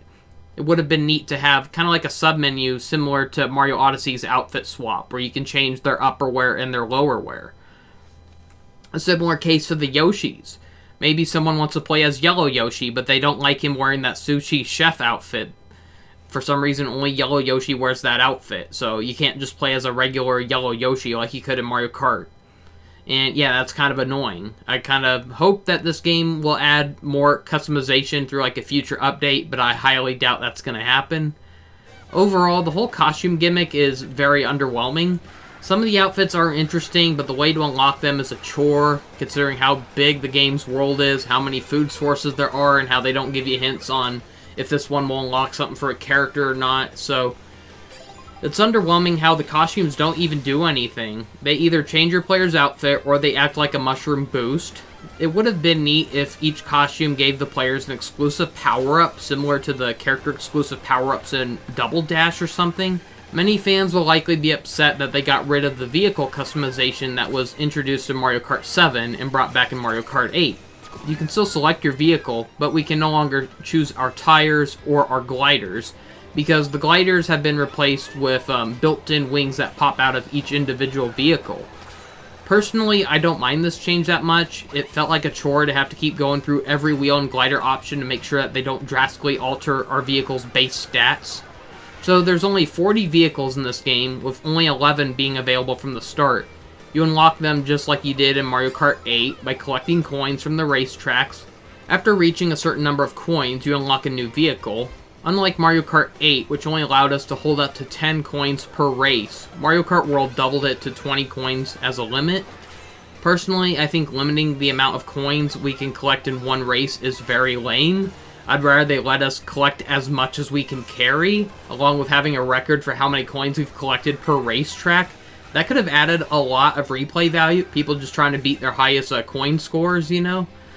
I also would have preferred the game to just have an in-game shop that allows us to spend the coins on the vehicles we want, instead of having a linear unlock progression. There are still a good amount of new and returning vehicles from previous entries, but it would have been nice to have a garage mode that allows us to modify the colors and appearances of our vehicles. On to the racetracks themselves. There are 30 racetracks altogether, split across 8 cups, with the 8th cup being unlocked after beating the first 7 cups within 1st or 3rd place. Many tried claiming this is a downside, comparing how many racetracks Mario Kart 8 Deluxe had, with that one having 60 racetracks altogether. Keep in mind, though, that Mario Kart 8 Deluxe was a deluxe version of a game on Wii U. On the Wii U version, it only had 30 racetracks to begin with. The other 30 racetracks that were included in the base version of Mario Kart 8 Deluxe, those were actually DLC tracks from the original Mario Kart 8, which cost $20 extra. So in a way, it's like we got 60 racetracks for the same price as this game, admittedly. But yeah, once again, when the game was ported to Switch, they decided to throw in the DLC tracks at no extra cost. And then, of course, we got 60 additional racetracks, but that was another $20 DLC. But it still amazes me how the Booster Course DLC, that basically gave you the same amount of racetracks that was in Mario Kart 8 Deluxe, and it only cost $20. That's like 1/3 the full price of Mario Kart 8 Deluxe. That's crazy. So Mario Kart World got rid of the zero gravity gimmick, but tweaked the gameplay to have more action-packed gameplay. It includes rail grinding, wall riding, and charge jumping. Many have called it Tony Hawk meets Mario Kart. Now there are some people who are really good at the trick system in this game, and it honestly makes me jealous, because every time I try doing it, I mess up terribly every time. I try, like, hopping onto a rail, I end up accidentally bumping into it. I try, wall jumping, I end up bumping into a wall instead. No matter what I do, I always mess things up, so... makes me so jealous when I see people who are pros at this game.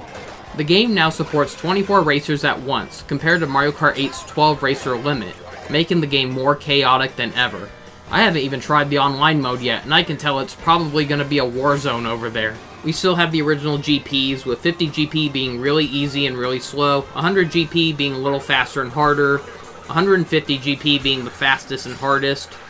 They got rid of the 200 GP mode, which was introduced as a free DLC update for the original Mario Kart 8. It is possible that it could be included in a future update. This game does have mirror mode, but it doesn't bother telling you how to get it, and there are people online who are still trying to figure out how it's unlocked because they couldn't quite figure it out, but by the sounds of it, you might have to collect all 8 cups in the Grand Prix mode within, I think they all have to be either 1st through 3rd place, and then you also have to beat all the Knockout Tour Cups, 1st or 3rd place, and then you gotta find these 10 Peach medals that are hidden across the map's overworld. So once you've done all of that, you have to go back and beat the special cup to unlock mirror mode. I'm shocked they actually still have mirror mode, since it's so odd for an open world game to have mirrored tracks, or even a mirrored overworld for that matter. I mean, it even applies to the overworld map, because I heard if you find Peach's castle, you can drive up to the roof, and then if you drive through Peach's stained glass portrait, it enters you into a secret world where everything is mirrored.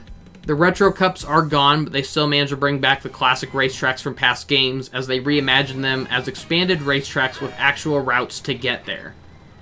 I think that's one of the coolest aspects about Mario Kart World, bringing back a level like Shy Guy Bazaar from Mario Kart 7, but now having us need to drive there by going through different highways and desert hills. Now, this might be upsetting for some, because I can imagine some people would rather just race around the base racetrack of the game from the previous game. So when you're in Grand Prix mode and you try selecting the cup that has Shy Guy Bazaar, instead of going 3 laps around Shy Guy Bazaar, you spend the first 2 laps getting to the bazaar. And then the final lap is just 1 lap around the original racetrack. I can imagine that might be upsetting for those who just preferred driving around the original racetrack 3 times. Luckily, there is still a way for us to race around the track like before, but it involves going into Versus mode. Versus mode allows us to pick a level to start at and pick another level to be the destination. So if you just pick Shy Guy Bazaar as the starting point and the destination, then you're allowed to drive around it 3 laps like before. You don't have to worry about driving on any roads to get there. So that is cool how it is still possible. It's just not possible to do it during the Grand Prix mode, but it's still an option for those who want to play single or multiplayer. I'm glad that that's at least an option. Because yes, it is really cool to be able to drive through different routes to get to an old racetrack, but it's still nice to be able to just drive around the racetrack like you could before, for more than just 1 measly lap. This Mario Kart Grand Prix has something different, where each cup has a main rival programmed to be the best racer. As long as you stay ahead of these racers, you should be able to win the cup, since you rarely see the rivals drop anywhere below 3rd place. You also unlock that competitor upon winning the cup. Starting with Mushroom Cup, Donkey Kong is our first main rival and hidden character of the game. So we have Mario Brothers Circuit. It's a typical circuit with rising twists and turns, except it's in a desert canyon setting. It's a great way to get introduced to the grinding mechanic. Not as exciting as the first racetrack from Mario Kart 8. It's kind of similar though, but with more of a desert theming, but it's still a decent starting point for the game. Crown City has this transition onto a desert highway, complete with many NPCs and traffic that we need to avoid. Once we finally arrive at the city during the third lap, it's nothing more but driving past skyscrapers, like the plenty of other city levels we've seen in past entries. We do get a decent view as we drive over the city at one point. Whistle Stop Summit has us driving back towards the desert as we drive across not one, but many train tracks, complete with rails to grind on, trains to drive on top of, along with trains to dodge. It comes to a point where we're grinding up train tracks that twist upwards a mountain. DK Spaceport is my favorite part of this cup, as it's a giant obstacle course inspired by the iconic first level from the original Donkey Kong arcade game. We drive up an oversized construction site while dodging a giant mechanical Donkey Kong that rolls giant barrels at us. We can hop off of these giant springs to leap over the barrels and reach safe spots high above, all while listening to a jazzy remix of tunes from the original Donkey Kong game. Towards the final stretch, the music speeds up and turns into a remix of the Hammer power-up theme. It was a great way to end the first cup. Hard to believe it took this long to make a racetrack inspired by Mario and Donkey Kong's first game. On to Flower Cup, where Daisy is our rival. It, strangely enough, is another desert-themed cup, but the first cup felt more like it was inspired by a western desert, where here it feels more like an eastern Egyptian desert. In fact, it's heavily implied to be around where Princess Daisy lives. Not only do we see the Tiki enemies, the Toko Tokos from Super Mario Land, which of course was not only Princess Daisy's first game, but the whole setting was around Daisy's kingdom of Sarasland. But we also see what appears to be Daisy's palace in the background, as you see a giant palace with Daisy's flower emblem on it. This cup is also full of reimagined racetracks from past games. First is Desert Hills, which was a track from Mario Kart DS. They expanded the racetrack by adding more desert hills to trek across, along with many Toko Tokos to avoid. It's overall a huge improvement over the original stage, in my opinion. Shy Guy Bazaar was one of my favorite stages in Mario Kart 7. I was so shocked and bummed that they did not bring it back for Mario Kart 8 or its DLC, but it was worth it just to see how they could fit it into the overworld of Mario Kart World. The road to the bazaar has us driving through wide desert sands, as we gotta watch out for giant sand Mars that leap out of the sands. 2 elephants greet us as we finally reach the bazaar. The biggest difference is that the stage now takes place during the day instead of night. We still drive past many Shy Guy shop stands and palace walls, while dodging vase enemies. We still have the part where we glide through the air and avoid Shy Guys on magic carpets. Is it just me, or are the gliding controls in this game much worse than they were in Mario Kart 7 or 8. There's something about it where it feels stiffer and slower, to be honest. I don't feel like I'm in much control of it anymore. Wario Stadium is a stage that has been brought back in near every Mario Kart game since Mario Kart 64, but they always have a different layout each time, but it's always got a very similar theme, looking like some kind of monster truck or dirt bike arena or stunt show. It's got many bumpy slopes and ramps. The pyrotechnics towards the end of the track was really nice. Airship Fortress is another great stage. I couldn't believe it wasn't in Mario Kart 8 either, but I'm so glad they saved it for this game. It originated from Mario Kart DS, being themed around the airship levels from Super Mario Bros. 3, except now we gotta race from the ground and fly ourselves up to the airship itself. The road there is full of rolling chain chomps. It's also cool how we drive through Bowser's Castle, which is a racetrack we don't even go to until much later, but it's still how we still drive right past it to get to the airships. We also got to watch out for the giant Bob-omb vehicles. We still got the giant bonsai bills to dodge, along with the rocky wrenches that pop out of silos. It's a grand return of a grand track. Overall, Flower Cup is much more fun and exciting than Mushroom Cup. Star Cup fittingly has Rosalina as a rival and mostly has a snow-themed setting. DK Pass from Mario Kart DS returns. Admittedly, the music sounds a lot better this time. I thought it was such an ear-sore on the DS. Its visuals have been updated to look and feel more like a ski resort. It looks nicer than it did on the DS, but it feels too similar to the many other ski resort levels we've seen that have been done to death ever since Mario Kart Wii. Starview Peak is a new course, but it shares many similarities to Rosalina's Ice World from Mario Kart 7.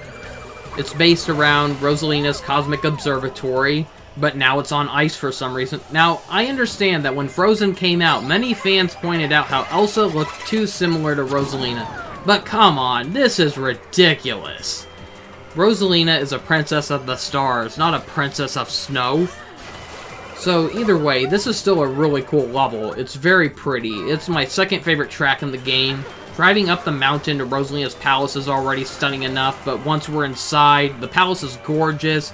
We drive through the winding carpeted road that spirals upwards till we're back out and over the castle, being greeted by many Lumas till we finally reach a giant floating river of sparkling water. This map is just beautiful. Sky High Sundae from Mario Kart Tour and Mario Kart 8's Booster Course DLC returns. First we ride through a road made of ice through an ice cave until we take a boosting ramp into a land of frozen treats. It's got a lot of grindable surface added into the mix that were obviously not in the previous game.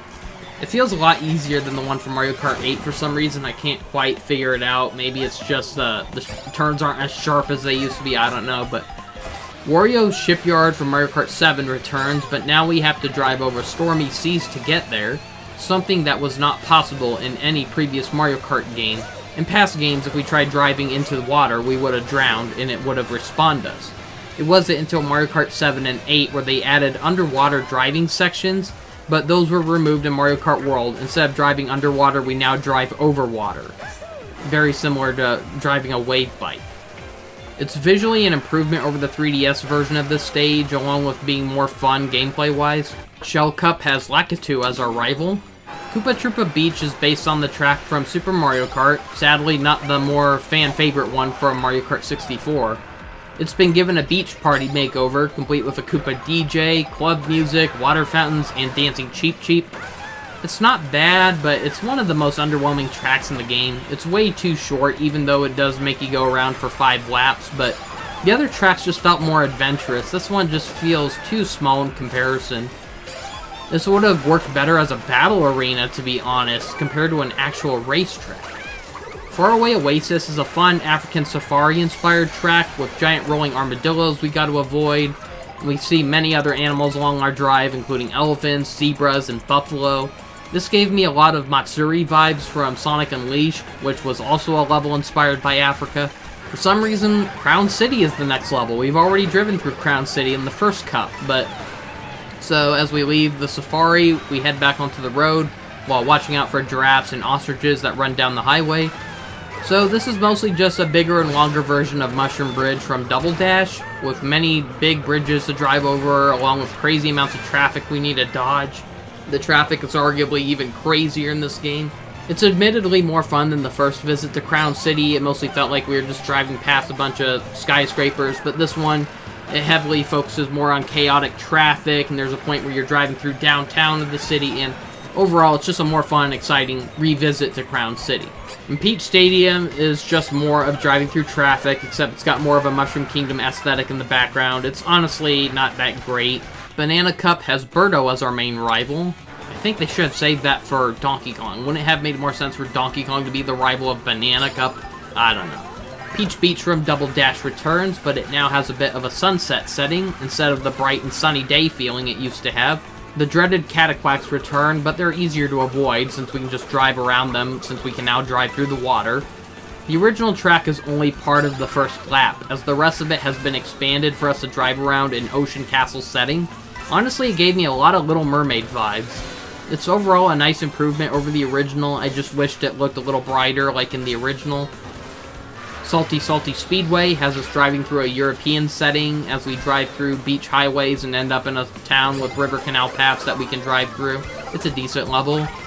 Dino Dino Jungle from Double Dash returns as we leave the European town. The road gets more wild and primal as we drive across raging waterfalls and end up in a prehistoric jungle. There are more dinosaurs than before, including a giant T-Rex we gotta watch out for. This level seems to have more of a Jurassic Park inspiration to it, as we can see how there's a lot of human construction that has taken over the land. There used to be these two branching roads that were actually made of tree branches, but those have been taken down and replaced with branching highways. And the cave has been transformed into a laboratory. Again, very Jurassic Park, mixing dinosaurs with science fiction. I can imagine this might be upsetting for some dinosaur fans, the thought of this iconic racetrack being soiled by human interference. Otherwise, it still makes for a very fun and chaotic reimagining. In the original track on GameCube, the dinosaurs felt very static and limited, kind of boring to be honest, but here they feel more alive, and they feel more like obstacles we got to avoid. Great question mark block ruins has us escaping the prehistoric jungle and reaching ancient ruins that are high in the sky. It feels like a mixture of the many temple and sky themed levels from past games, including giant clouds that we gotta hop off of, similar to the mushrooms from Mushroom Gorge and Mario Kart Wii. It's overall an okay level. Leaf Cup has King Boo as our rival. Cheep Cheep Falls sounds like a track that would have been from a previous Mario Kart game, but it actually isn't. Though there was a golf course named that in Mario Golf Postal Tour, Cheep Cheep Falls has a Japanese theming to it in both design and music. It's overall a very pretty stage, with the most iconic part being the falls themselves, as we watch out for the flood of leaping Cheep Cheep. Dandelion Depths honestly isn't too memorable, just more driving through traffic till we are led down a tunnel that drops us into a cave full of water and dandelions. Boo's Cinema seems to be a very popular track based on what people online have to say, and I can absolutely see why. It is a very fun stage. We end up on one of those traditional Boo-infested boardwalks that we've been seeing ever since Super Mario Kart. We end up going inside of a haunted boardwalk movie theater as we end up driving into the movie screen, and the road turns into a giant film reel with nothing but a haunting image of Peach screaming. It must be traumatizing for baby Peach to drive through this, to see images of her future self screaming all over the place. As you escape the screen, you race past seats full of applauding Boos. This is a very standout track, probably my third favorite track in the game. Dry Bones Burnout is another unique stage with an afterlife theming, except this is based on Mexico's Day of the Dead, complete with fiesta-style music and roads made of dragon bones. It's another neat track idea, too bad it feels too short. Lightning Cup has Bowser Jr. as our rival. Once again, we see the return of Move Moo Meadows from Mario Kart Wii. It's a decent track, but seriously, we already have this track remade in Mario Kart 8. They couldn't have given us something different. The track has been expanded to have more roads, farmhouses, windmills, haystacks, and of course, more cows. I honestly always found it kind of a missed opportunity that Nintendo calls them cows. I mean, the name Moo Moo was right there. They should have just called the cows in Mario's World just Moo Moos. Kind of like how in Zelda, you call the chickens the Cuckoos, you know, or how in Final Fantasy, you call their rideable birds, you call them chocobos. It's like, seriously, they couldn't call the cows in Mario's World Moo Moos? Lame. So, Choco Mountain from Mario Kart 64 returns, but only in name, because this is not the exact same racetrack. It has remade music that is very similar to the track from the original game, but it still has us racing through a mountain with rolling boulders. It just doesn't feel the same. It feels more industrial. It feels more like another Wario Stadium level, to be honest, with a little bit of the snow levels mixed in, because you got the giant boulders, which feel like the giant snowballs we've already seen in a few levels. So, yeah, it just doesn't stand out amongst the other levels we've already seen in this game, and even previous games. Toad's Factory from Mario Kart Wii returns as we drive through some construction and ramp off of these tractors till we finally arrive at the factory. It has the return of the changing conveyor paths and crushers that we need to avoid. On to Bowser's Castle. If there's one thing that every Mario Kart game isn't complete without, it's a new version of Bowser's Castle and Rainbow Road, and luckily this game delivers. As soon as we enter Bowser's Castle, we are introduced to a room that is made to resemble the Big Donut Battle Arena from Mario Kart 64. Not only is it a great nod to an iconic arena, but the fact that it's used as part of a racetrack for once. The players can choose to either take the left or the right side of the arena to progress forward. Unlike the original Big Donut, this version even has ramping elevations, which may come in handy when it comes to trying to avoid attacks. Eventually, we blast high into the sky to a higher part of Bowser's Castle, complete with flaming tunnels, storm clouds, and a giant flaming Bowser statue as we drive right through its open mouth. I honestly found Mario Kart 8's Bowser's Castle very underwhelming compared to past entries, so it's great to see another amazing Bowser track. Once those cups are complete, we get a cool cutscene of all of our trophies combining and turning into the special cup trophy as it flies away and creates the iconic Rainbow Road. I think it's really cool of Nintendo to treat one of the series' most iconic stages and treat it like a huge event at the end of the game that you have to unlock, something you have to earn. Its presentation did not disappoint. Now just wait till we get to the actual track. The fact that the whole final cup is treated like a big adventure to reach and race across Rainbow Road is also really cool. First we have Acorn Heights, which was the place where the Rainbow Road was first formed. Very similar to a fan favorite track from Mario Kart Wii called Maple Treeway. Instead of just racing over a giant tree, this one has us also racing through a giant whimsical forest with giant leaves and mushrooms we gotta bounce off of, grindable plant surfaces, and a lot of branching paths while watching out for giant rolling acorns. I always loved Maple Treeway, but I think I might actually like this track better. Mario Circuit is honestly a very underwhelming track to have during the final cup, since it's just a clone of one of the most blandest and earliest stages you've seen across many Mario Kart games, especially the ones from Super Mario Kart or Mario Kart Super Circuit, which, to be honest, I'm not a big fan of the first Mario Kart game or the Game Boy Advance one. I just thought they were too flat and bland compared to the 3D entries. I'm just not a big fan of them. The road to getting to Mario Circuit is more fun than the actual track itself. This feels more like what should have been the first racetrack in the game, not third to last, and we already had Mario Brothers Circuit, which just makes this track look pale in comparison. We once again drive back to Peach Stadium, but overall this is a better revisit. It's a slight improvement over the previous visit. First we drive through a highway that goes past Moo Moo Meadows till we reach Peach's castle. We avoid a chain chomp that's on the loose. We drive past a giant stained glass portrait of Peach and spiral up a winding road very similar to the one from Peach's track in Mario Kart 8, but without the zero gravity gimmick. So it's not much, but it's still an improvement over the underwhelming first visit to Peach's Stadium. What makes Rainbow Road such a spectacle in this game is how we start off on the ground and we have to work our way up to the Rainbow Road as we blast up a beam of light and into the sky and enter the most dream-looking version of Rainbow Road I've ever seen, complete with clouds and shooting stars all around us. It's even cool how even pieces of the rainbow are chipping off the sides of it like ice breaking off of a waterfall. Admittedly, I wish they would ditch the Disco 4 looking Rainbow Road and go back to the rainbow stripes that they used in Mario Kart 64's Rainbow Road instead. It's not a game killer though, but it's just a preference. The road ends up with split paths that twist over each other, kind of similar to the ones you saw in like Mario Kart 8, I guess. It then blasts us down a sparkling river similar to the one that we saw in Rosalina's level earlier in this game.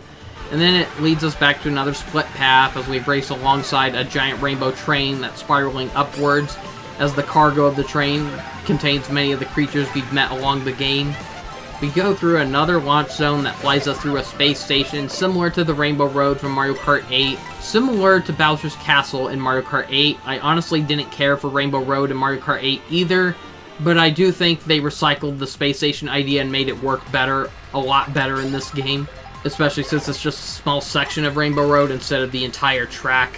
I don't know, I just thought the whole space station theme was kind of weak in the previous one, but it worked so much better as just a small section instead of the entire racetrack. We even have the thwomps from the original Rainbow Road from Super Mario Kart back in this level, and overall, this is probably my favorite iteration of Rainbow Road. It's visually pleasing, it's just a really fun roller coaster ride, full of nostalgia and whimsy. It feels like a love letter to Mario Kart and a thank you to all the players for allowing the series to make it this far about 30 years later. Overall, the racetracks are decent, a few underwhelming ones, but no flat-out bad ones. More generic tracks than standout ones, but they're still fun to race through. Obviously, it is a huge downgrade if you compare it to the 120 racetracks you could get for Mario Kart 8 Deluxe and its DLC expansion. I mean, that together is an $80. Like, it's $60 for the base game, and then another $20 for the DLC. So, yeah, it does make Mario Kart 8's selection look kind of pale in comparison. With that being said, though, it's still a great collection of racetracks, and I would love to see them revisit this idea in future entries, creating new overworlds and trying to find new ways to piece together old racetracks in a way that makes sense. To me, that's more exciting than just simply remaking levels that we've already seen remade like 2 or 3 times. So instead of seeing another remake of Yoshi's Circuit from Double Dash, having that be remade for like the 5th time, let's have it be in an overworld where it's not far off from other levels. So imagine you're driving across Yoshi's Circuit, and in the distance you see Daisy Cruiser, and you can actually drive into the water and drive yourself over and hop aboard Daisy Cruiser. That would be a really cool idea. Or have DK's Jungle Parkway from Mario Kart 64 and have that lead into DK Jungle from Mario Kart 7. It would be fun to have a level like Mushroom Bridge from Mario Kart Double Dash and have it somehow lead us to Coconut Mall from Mario Kart Wii. There is a lot of fun potential for world building they could do if Nintendo decides to keep up with this. I hope to see the Mario Kart series keep going forward, and I'd love to see them constantly make new sequels or more hub world expansions for this game. That'd be really cool. Knockout Tour is another decent mode, being elimination based, as we drive through 6 racetracks in a row, uninterrupted. After a certain point in the game, they'll eliminate whoever is too far behind until it's the last 4 racers remaining. So this will likely be the most competitive mode for online play. There's no point in going over all 8 cups since they're all just simply racetracks we've already seen in Grand Prix mode, except now they have a different ordering. Battle mode also returns, but it's honestly kind of underwhelming. No original arenas, just smaller sections of areas from the overworld maps, only 8 altogether. I wouldn't say it's the worst battle mode in the series. That honor actually goes to Super Mario Kart Super Circuit and the original Mario Kart 8. But some of these racetracks just don't make for fun arenas. I mean, unlike the original Mario Kart battle modes, this one focuses on rewarding the players for making the most hits. You earn a point for every time you hit an opponent. The problem is that it still has the 5 balloons, where getting hit once forces you to lose a balloon, and once you lose all 5 of your balloons, you're kicked out of the game. And I don't think your points really carry over if you get eliminated, so it feels so pointless in a mode about scoring the highest points, and then not rewarding you if you get eliminated. I feel like they should have made separate modes. We could have had the traditional classic balloon battles, which would have been more like the survival mode. And then we should have had a separate mode that's not elimination based, but score based. So you can get hit as many times as you want, and it doesn't matter, because you gotta keep hitting people to win. I feel like they should have made that an option, so the execution is very disappointing. It kind of annoys me how this and Versus mode don't have a return to character select option in between the races or battles. It would have been nice, it would have been less time consuming, instead of constantly having to quit the game and go back to the main menu and go through the menus again. It would have been nice to have a proper return to character select mode. So the first one is Mario Brothers Circuit, which feels like one of the infamous arenas from the original Wii U version of Mario Kart 8, just lazily taking a racetrack and calling it an arena. Mario Kart tracks need to have arenas that invoke chaos. Many surfaces for items to ricochet off of into other players.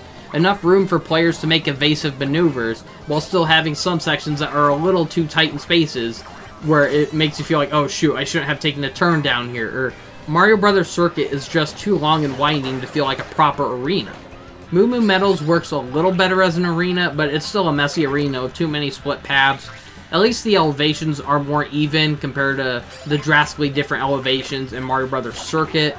Peach Stadium was one of my least favorite arenas. It mostly feels like we're just fighting in an oversized parking lot. Salty Speedway is again too big and branching, but what makes it unique is that it is the first arena in Mario Kart to allow us to drive across water. There is something chaotic about seeing drivers hopping off of sidewalks and escaping by driving across the water. It makes for one of the craziest chases in any Mario Kart arena. Chain Chomp Desert is honestly the worst map in this game. It's just a slow and annoying arena that takes place in a giant pit of quicksand. For some dumb reason, the CPU want to fight down inside of the quicksand, where it really slows them down and leaves them more open to attacks. And you have no choice but to go down yourself so you can get a closer range into hitting them. So yeah, I just didn't enjoy this. It was just too sluggish. Dino Jungle doesn't have a great layout, but it's still cool to have a dino-themed arena, complete with a Patasaurus that we can drive across, or a giant T-Rex that's on the loose that we have to avoid. It's a fun theming, but the track layout could have been better. Big Donut is arguably the best battle arena in the game, but it's sad how it's really only the best arena because it's basically just a recycling of one of the most iconic arenas in past games. So, obviously being based around the original Big Donut from Mario Kart 64, but they actually took the room that was used inside of one of the racetracks, being Bowser's Castle. The first room in Bowser's Castle in this game is the Big Donut Arena. So it's kind of cool how they cut that off and turned that into a battle arena. So, yeah, it's arguably the best battle arena in the game. Again, it feels kind of like a cop-out because it's a shame how there isn't really a brand new racetrack in this that's fit for an arena. It's a shame how they had to take an old arena layout for... yeah, I don't know. Could have been better. And then finally, we have DK Pass. It's just another oversized arena with branching paths, but drastic height differences since we're constantly driving up and down enormous ski slopes. It makes for a pretty tiring arena. So there still is fun to be had with the battle mode, but I do think it has a pretty weak selection of maps. But they are still better than some previous entries, but it's nowhere near the best. The last thing to talk about is the big meat of the game, the map mode, where we can drive around freely, find missions and hidden panels. And honestly, this mode is very overwhelming and underwhelming. There is just way too much to look for in this game. You can open up an overview map by pressing the Y button, and you can quick travel to different parts of the map without even needing to discover them first, so that kind of makes it less of a chore. It would have been annoying if you had to find the spawn points in this, since it is such a huge world to drive through. But I hate how there isn't a radar to show us where the power switches are, where the panels or peach metals can be found. It would have been nice to have like some beacons that you could set, similar to like in Breath of the Wild or something. You don't really get anything very rewarding for completing or finding anything either. Just useless achievements and stickers to put on your cart. Sure, you can collect coins to unlock more vehicles, but here's the thing. I spent so much time in the Grand Prix and Knockout Tour mode that by the time I finally went to the map mode, there was no point in collecting coins anymore. I've unlocked everything. I'm not going to get a new vehicle because I collect any more coins, so it makes this map mode feel very pointless because I've already done everything else there is to do in the game that doesn't involve the map mode. I honestly have no interest in wanting to complete all of these missions either, since completing them feels very unrewarding. Some of them are kind of frustrating to go through. The only plus side I will say to the mission mode is that it is great practice for trying to master the trick system, since there are some missions that require us collecting like blue coins, that require us to learn how to grind across rails and hop from one rail to another. So on the plus side, it is a great training tool to get people better at the game, but trying to look for them, trying to find out where all these switches are hidden, it is a real chore to go through, especially with no hints.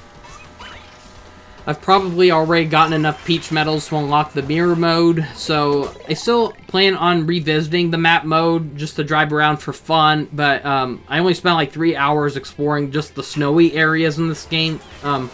So I'm sure there is a lot more fun to be had with this, especially for kids or friends who are meeting each other online. But as a single player, it's just too overwhelming.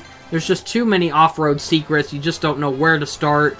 It can really be a chore to get the certain items or complete certain missions.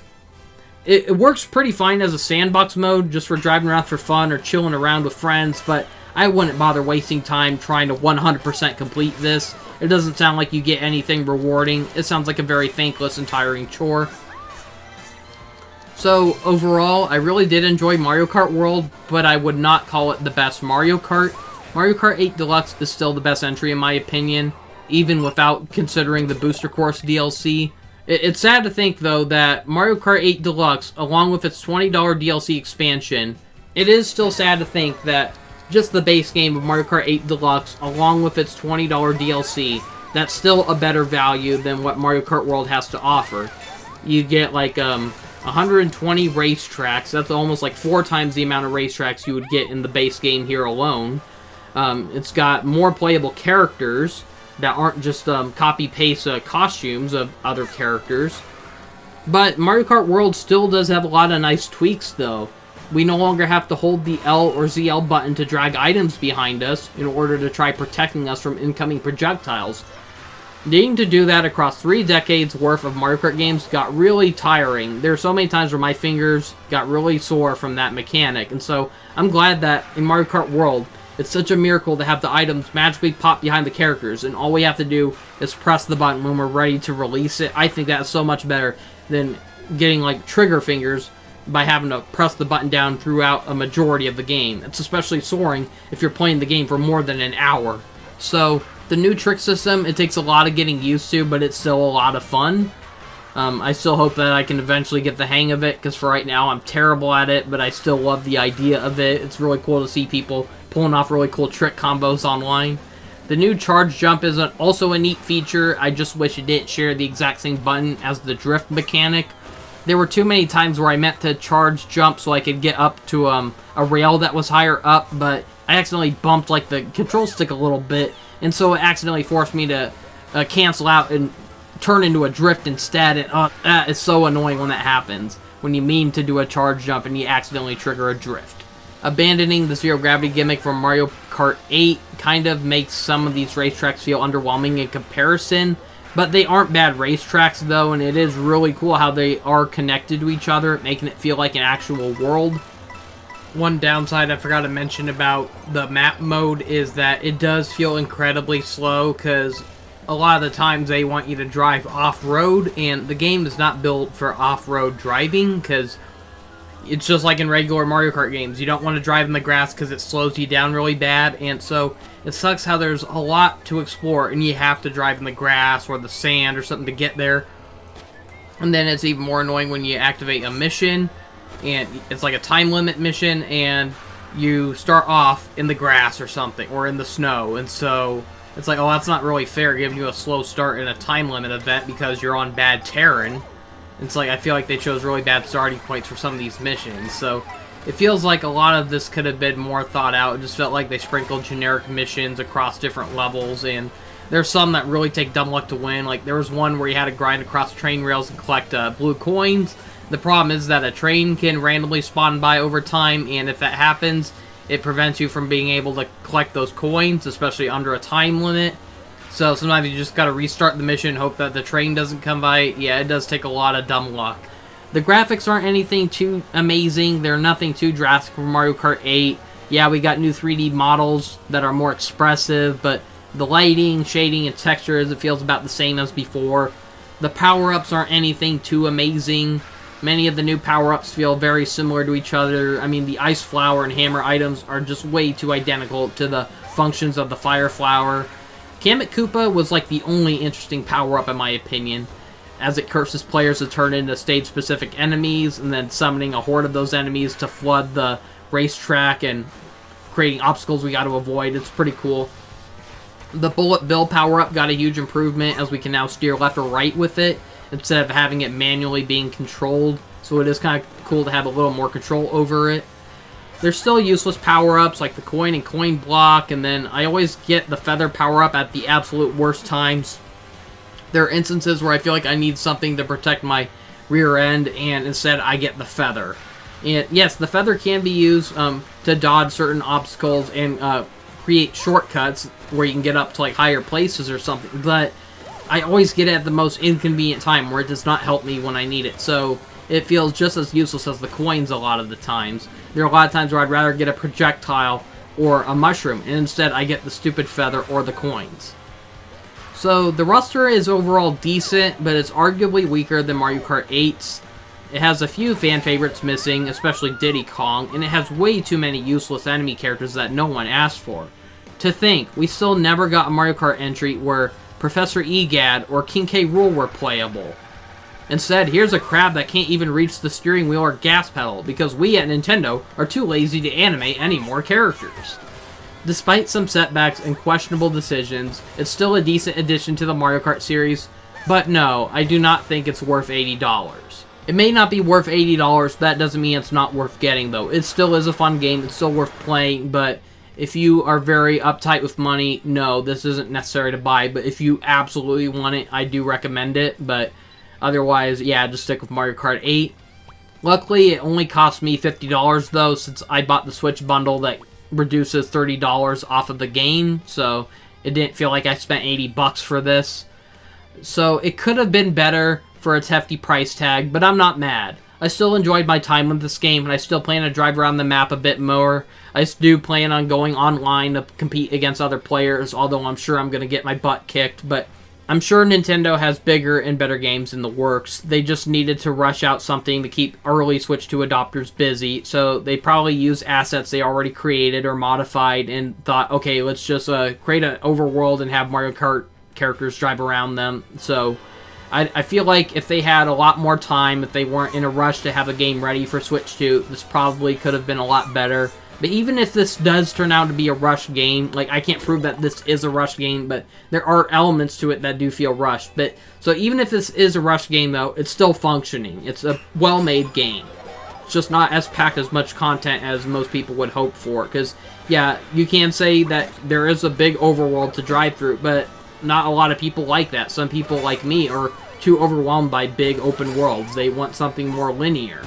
It is a cool option, but it's just not as exciting for everyone.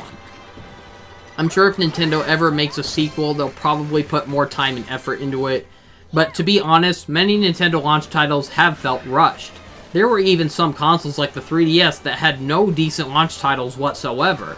So I do not see Mario Kart World as a bad sign for future games to come. I don't see it as a bad sign for the current state of the Switch 2.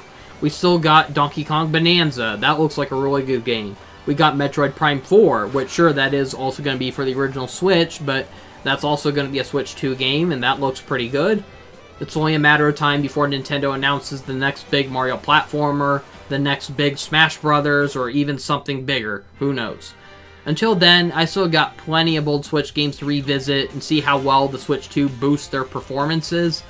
While I can't say if the console warrants its price, I mean, a lot of people complain about the $500 price tag. To me, I'm like, people are really complaining over that when the PS5 originated at nearly $800. $500 for a Switch 2, just $100 more than the original Switch. That's not too big of a deal to me, but I do agree, though, $80 for a new game, that is ridiculous. But even then, I'm still having fun with the console so far, and I am looking forward to what else Nintendo may have in store for their most powerful console yet. I'm giving Mario Kart World an 8 out of 10. Now, in comparison, I'd probably give Mario Kart 8 Deluxe and its Booster Course DLC a 10 out of 10. So obviously not as good as Mario Kart 8 Deluxe, but still a pretty decent review score overall. That's all I have to show for now. Thank you for watching, see you next time, and have a great day. SpongeGex here. With Donkey Kong being Nintendo's first game and star from 1981, he sure has had a messy history. Starting off in a trio of arcade and NES games where he wasn't even the main character. Over a decade later, in 1994, Rare reinvented him with their own trilogy, only to reveal that the original Donkey Kong is now a cranky, shriveled-up gorilla and his son is the new Donkey Kong, who took over the series from there. The Donkey Kong Country trilogy were considered great games with very innovative pre-rendered 3D graphics, but isn't it sad how Donkey Kong was only playable in the first game of his own series? He was barely even in the sequels, and I doubt most players were even able to make it far enough into the final battle where that's where he makes his appearances as a captive. Yeah, you gotta save Donkey Kong in the sequels, it's so weird. So, after a number of crossover games with Mario, Donkey Kong finally got his first 3D game on the N64 with Donkey Kong 64 in 1999. Not long after Banjo-Kazooie, even being made by a lot of the same people who worked on it. In fact, most people compare Donkey Kong 64 more akin to a Banjo-Kazooie game than an actual Donkey Kong Country game. Donkey Kong 64 was always my personal favorite Donkey Kong game, though it is a huge departure from what came before. It still involves jumping around for bananas, climbing up trees and across vines, but now there's 5 swappable playable characters, much larger worlds to explore, and the characters are armed with wacky projectile weapons, like the coconut gun. The game wasn't perfect, though. It would have been nice to have a button that allowed us to switch between the characters at will. And the minigames that are littered across this game, they are just a nightmare. They're so buggy, they're not fun to play, they're just a nightmare for completionists. But other than that, it's still a very fun, charming, and challenging game. Sadly, that was the last 3D platformer of Donkey Kong for the longest time. We were supposed to get 3 more Donkey Kong games by Rare across the Game Boy Advance and even GameCube, but they were all cancelled due to Microsoft's buyout of Rare. The Game Boy Advance games of Diddy Kong Pilot and Donkey Kong Coconut Crackers were eventually released as different games, including Banjo Pilot and It's Mr. Pants. Donkey Kong Racing for GameCube was being reworked as Saberman Stampede for the original Xbox, but that too got cancelled as well. Rare was still allowed to port the Donkey Kong Country trilogy onto the Game Boy Advance, and they remade Diddy Kong Racing for the DS, but after that, Rare's legacy with Donkey Kong was over. Donkey Kong had a middling career after the Rare buyout, mostly making appearances in more Mario games and having occasional spin-off games across the DS and Wii era.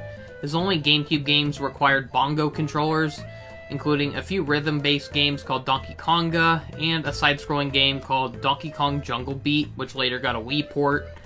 It wasn't until 2010 when Nintendo announced a return to Donkey Kong's platforming roots, where Retro Studios, the makers of Metroid Prime, were making a sequel to the Donkey Kong Country trilogy for the Wii, with the release of Donkey Kong Country Returns. The game was received very well, though many fans complained about how Diddy Kong was treated like a power-up and not a playable character. Many hated the forced-on motion controls, and many players missed the original villain and baddies from the original trilogy. We now had a tribe of tiki enemies. They just weren't as memorable as bashing Kremlin crocodiles, vultures, beavers, and bees. The game later got a 3DS port. The graphics and performance were a lot worse on that compared to the Wii's, but many were able to forgive it because they liked how it ditched the motion controls. The game got an even better HD port for Switch not too long ago. 4 years after Returns originally came out, and Donkey Kong got another sequel for Wii U called Donkey Kong Country Tropical Freeze, where DK's home got frozen by an army of Arctic conquerors. This time, Donkey Kong gets assistance from Cranky and Dixie Kong. Sadly, Diddy, Cranky, and Dixie are only playable with a second controller, which sucks for those who are single players who would rather play as them instead of Donkey Kong, but overall, I found Tropical Freeze to be a lot better than the original Donkey Kong Country Returns. And to be honest, I wasn't always the biggest fan of Donkey Kong Country. Like, I always had more fun playing, like, the side-scrolling Mario games in comparison. I don't think they're bad games, though. I just never understood why, like, some people say, like, oh, Donkey Kong Country 2 is, like, one of the best games ever. I don't find it that great, to be honest. I personally like DK64 a lot better, but... So, going back to Tropical Freeze, that game also got a port for Switch 2, which DK's cousin Funky Kong was actually made playable in that port. I never played that one because I felt kind of ripped off after already buying the original for Wii U, so wasn't in the mood of paying for it again just to have a new character. So, after that, Donkey Kong remained dormant. Fans begged for another Donkey Kong 64 or another Donkey Kong Country game, yet Nintendo just wasn't delivering. We got a remake of Mario vs. Donkey Kong on Switch, which was originally a game on Game Boy Advance, which was kind of like a sequel to the Game Boy remake of the original Donkey Kong, where a lot of people consider that better than the original Donkey Kong Arcade, because instead of it just being a loop of like the same 3 levels over and over, this one they have more levels, so it actually feels like a full game instead of just a repetitive arcade game. So Mario vs. Donkey Kong was mostly a direct spiritual sequel to that, but it doesn't sound like a whole lot of people really cared for that game, so when they announced there was going to be a remake for it, a lot of people weren't too excited for that. So out of nowhere, we finally got a new Donkey Kong game that was added for the recently released Nintendo Switch 2, Donkey Kong Bananza. So I just got done playing the main game, and not only is this one of the best Donkey Kong games ever made, but it's one of the greatest Nintendo games ever made. Admittedly, I'm still not used to Donkey Kong's redesign. He just looks so silly and oversized, but I'll admit he's a lot more expressive now. The gameplay has Donkey Kong roaming around these huge underground worlds as we gotta smash through the grounds and walls to find hidden bananas and treasures in order to upgrade Donkey Kong's strengths to make the game a lot easier. I was going to do a full playthrough of this, but I got so carried away with smashing everything. Like, I tried smashing, like, every inch of the wall and floor that I realized I wasted 10 hours and I wasn't even past the training level. I hadn't even met Pauline yet. You know, that's supposed to be something that happens early on in the game, but that's just how carried away I got. That's how fun it is to smash things in this game, and it's not to say that those 10 hours were wasted either. For I was able to collect enough pieces of gold to spend on future gate blocks, along with exchanging them for maps to find more bananas and fossils, and even then, that still wasn't enough for me to get through the entire game. That was only a small fraction of what you need to get through the entire game, so... you can also find maps hidden in treasure chests buried underground. They spawn randomly when smashing through the ground or walls, So you can either take the risk of wasting time smashing through objects, or collect the gold through other means by just smashing gold on the overworld map instead.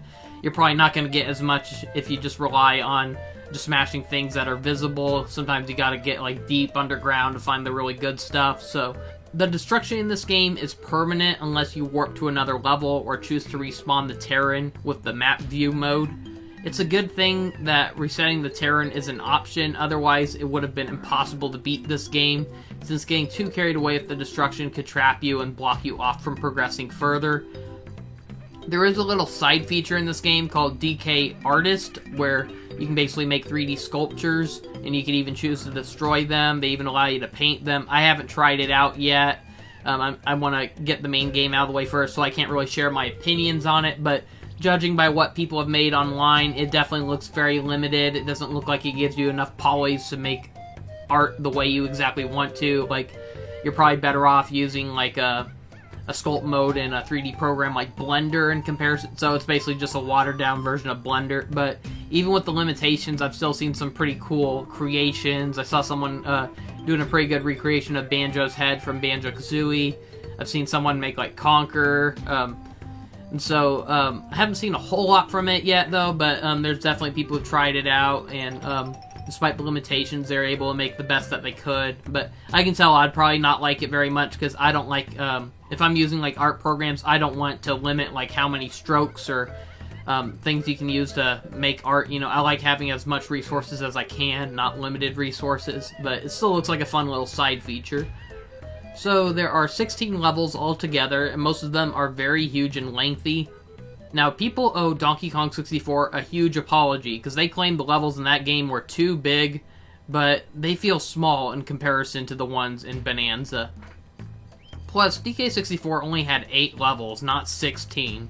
So, DK Bananza can feel very overwhelming at times. There's just too much to collect and explore. It feels repetitive at first, but once you start upgrading Donkey Kong and get more abilities, the game becomes a lot more fun and exciting. Even with how tedious the beginning felt, I was still having a lot of fun with how destructive the game is. So down the line, DK befriends an odd-looking purple rock who happens to be a 13-year-old version of Pauline, Mario's ex-girlfriend, and Cranky Kong's captive from the first Mario game. So yes, this game does seem to take place in the past, and the ending kind of confirms this, but it just makes the whole timeline very messy.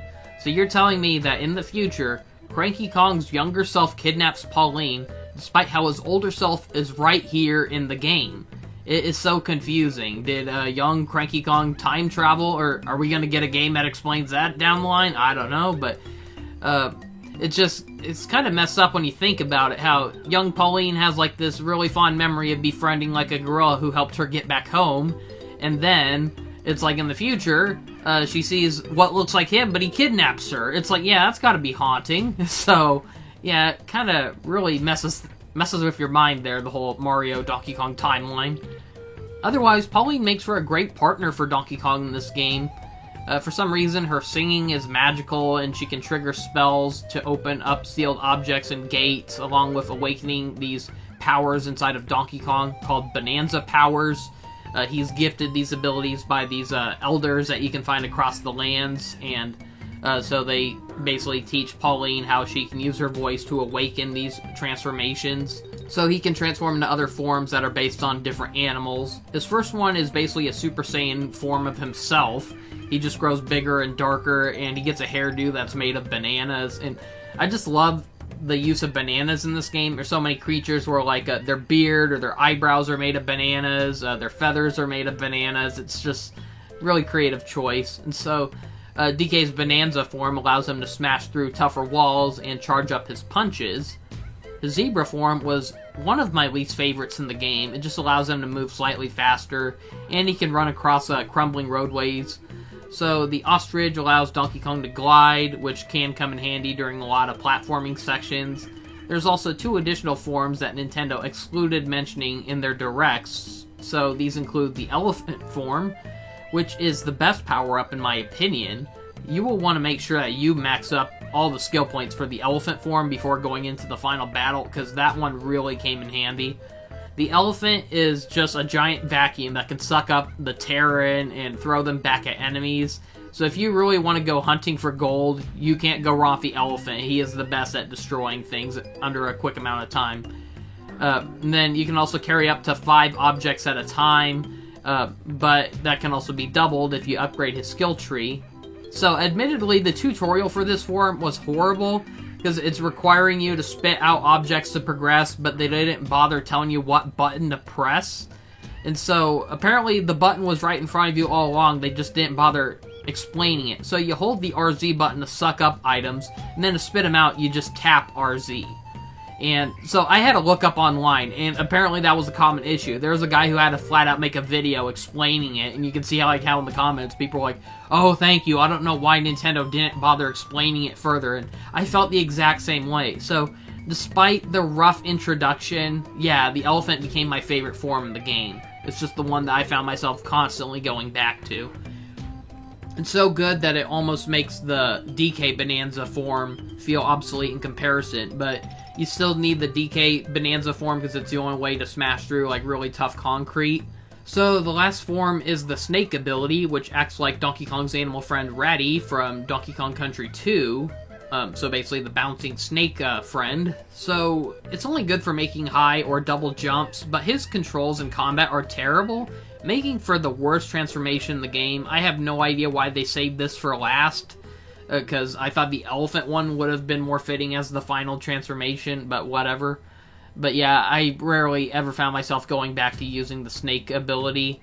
It was only needed to get up some tough platforming sections, and that was it. But other than that, yeah, I see no reason to going back to this character outside of that. So DK has other neat abilities, like being able to surf across surfaces by riding on debris, or using the debris to zipline across rails. You also got some minecart sections similar to the ones from Donkey Kong Country. Not a whole lot of them. You have some projectile moments on those where you gotta gather items and throw them at enemies. And then there's also a few, similar to the shrines from the Zelda Breath of the Wild or Tears of the Kingdom. You got these little miniature dungeons where usually they'll have 1 to 3 bananas in them. So you got combat challenges where you gotta knock out a number of enemies under a time limit.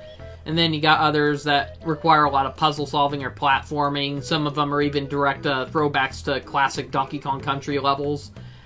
I found myself getting really tired of these. They were fun at first, but there's just too many of them. So it came across where every time I found a new one, I kind of just went, another one.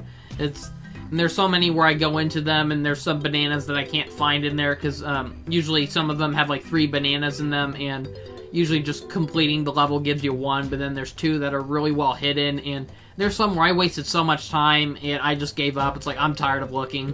It's I wasted 30 minutes in this area, I'm ready to move on. So, yeah, I wasn't a big fan of a lot of these little dungeon areas. They weren't very fun, in my opinion. So, the main collectibles are bananas. Collecting 5 of them gives us a skill point, which we can use in a skill tree to learn new abilities and max up Donkey Kong's stats. We can give him an extra bar of health, improve his destruction, and so on. You'll definitely want to max out as much as you can before the final battle. The final battle is really challenging, and you'll want to make sure that you have as much health, as much strength. Like I said, the elephant form, you'll definitely want that one to be maxed out, to have where it can carry up to 10 items, and have it where it can speed up his attacks and all that, because it really comes in handy.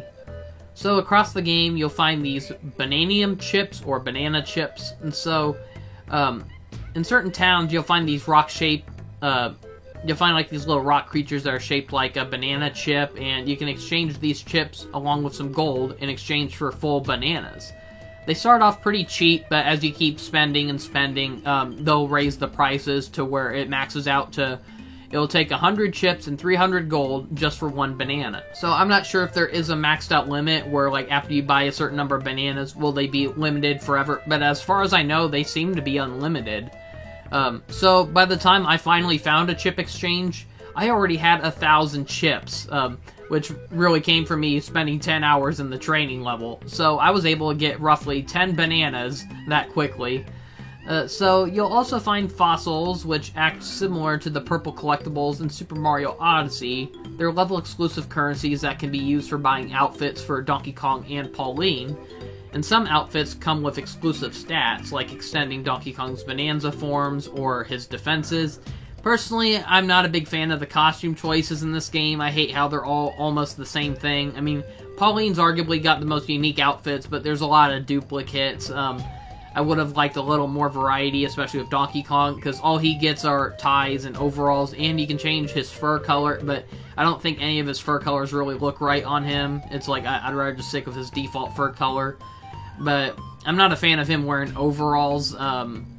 It's like, why does he have the fashion sense of Roger Rabbit or Lanky Kong all of a sudden? I don't know. It would have been nice if you could have gotten, like, hats for him, or, like, a tuxedo or something. Instead, you just got, like, overalls. It's like, that's all he gets, and then you can get like a few different colored ties. That's it. It's kind of boring, to be honest. Too many of the colors are really similar, and I don't know. I'll say Mario Odyssey's was a lot better in comparison. There are also these house-shaped stone creatures that you can find, and you can pay them gold to create a hangout for DK and Pauline. In the hangouts, you can change your outfits, listen to music from the records that you might have found from enemies. Speaking of which, that's a real annoying gimmick, finding the records, because they're only randomly spawned upon defeating enemies. But the way the enemies are set up in a lot of levels, it'll be where you hit them, and they end up flying off-screen, and then right when they fly off-screen, the record appears. So you see Pauline, hey, a record! And then all of a sudden, it just falls off a cliff. It's like, that's almost every time a record appears, it falls off a cliff. It doesn't help that so many enemies are hovering over cliffs. Like, there are a lot of flying enemies, and so it really takes dumb luck to get the records a lot of the times. Personally, I'm not too crazy about getting the records. The music in this game, it's not bad, but it's kind of generic. None of the music tracks really stand out to me. Like, I'll say Donkey Kong 64 had a much more memorable soundtrack. So, otherwise, every first night you go to sleep at one of these hangouts, you'll get an optional cutscene where you have dialogue of Pauline in pitch black. She's having trouble sleeping, and she tries talking to DK about, like, their surroundings or something that just happened. At first, they started off kind of cute, but as the game kept going on, these got really tiring and real annoying really fast. It came to the point where I started skipping them every time. Poor Donkey Kong, he just wants to sleep, but every night, Pauline has to keep asking him, hey DK, you awake? Every single night. So, the main villains of the game are an evil company called Void Co. They are responsible for trapping DK underground and kidnapping Pauline. So they need Pauline's voice to awaken some wish-granting golden banana deep at the center of the earth. I can't even remember the name of it, and I'm not even going to try to remember it. But, so, Void Co. is led by a short yet hilarious monkey named Void, along with his henchmen Grumpy Kong and Poppy Kong. So, Grumpy is the muscle of the team. He carries an oversized pickaxe. He's the most forgettable of the three. Then there's Poppy Kong, who is Void's secret agent of intel. She fights with stealth by using an invisibility perfume. So many complain that the boss fights in this game are not very good. Most of them are too easy and short, while some are just long and repetitive. There's a lot of repeat boss fights as well, but that's typical with so many Nintendo games, like ever since Skyward Sword. It's like expect to see the same bosses over and over. I'll admit, though, there's still better boss fights than the ones from DK64. I mean, I love DK64, but the boss fights in that were really bad. I'd say, like, the only good ones were the first two boss fights, but it's annoying how they rehashed them. And so, Void's boss fights were a pretty fun challenge, to be honest, as we chase him while he keeps summoning harmful objects that get in our way. We can even use what he summons to help get around other obstacles. For instance, he'll surround himself with lava and summon these stones to try piercing us. And so we gotta dodge the stones, tear off a chunk of the stone, and then we gotta use it to surf across the lava to reach Void and hit him. So it's up to Donkey Kong and Pauline to reach the center core before Void. And Pauline wants to use her wish to become a singer, while Donkey Kong wants to wish for more bananas. The gameplay was overall very fun, but it can get very exhausting. Some levels drag on way too long, especially the amusement park level towards the end. The levels aren't all that exciting, to be honest, just a bunch of islands floating over a void. Some aren't too bad though, like the island with oversized fruits. The theme park level was kind of cool, just too big, and it gets bogged down by being forced to hunt down 5 oversized switches in order to progress. I don't find the levels as memorable to look at compared to Donkey Kong 64. There was just something so charming about the levels in that game, but I don't get the same kind of whimsy as I did in Donkey Kong 64, but there's still enough fun and replayability in Bananza, even if it doesn't recapture the eyes like DK64 did. DK64 just stood out more for its dark yet colorful visuals. Sometimes the gameplay can feel uncooperative in Bananza. I've had a few times where I'm climbing as DK, but he loses his grip, despite how he's still on a climbable surface. In the theme park level, there's this muck stuff you're supposed to throw salt at to destroy it, but there were many times where I was trying to free these fossils that were stuck in the muck, yet every time I threw salt at the muck, the hits just didn't register, and so it felt like I was wasting resources. I was running out of sand, or salt, and yeah, so there are moments like that that can make the game frustrating. It's hard to say why this game is so good without spoiling the ending, so yes, there will be a major spoiler alert, but so as DK and Pauline make it to the planet core, they fight Void over the root that will grant them their wish. Void needs Pauline to sing in order to awaken the root, but she refuses. Void turns Donkey Kong into stone, which forces Pauline to have no choice but to sing in order to free Donkey Kong. However, it turns out that the thing they were after wasn't the real root, it was King K. Rool taking a nap as his big golden belly was sticking out of the ground. So K. Rool angrily rises up and punches Void into a flaming meteor. That's possibly the last we'll ever see of him, I'm not sure, but... So K. Rool is fueled with rage to see his old foe Donkey Kong. We get a meta joke on how K. Rool has been trapped down there for what seems like forever.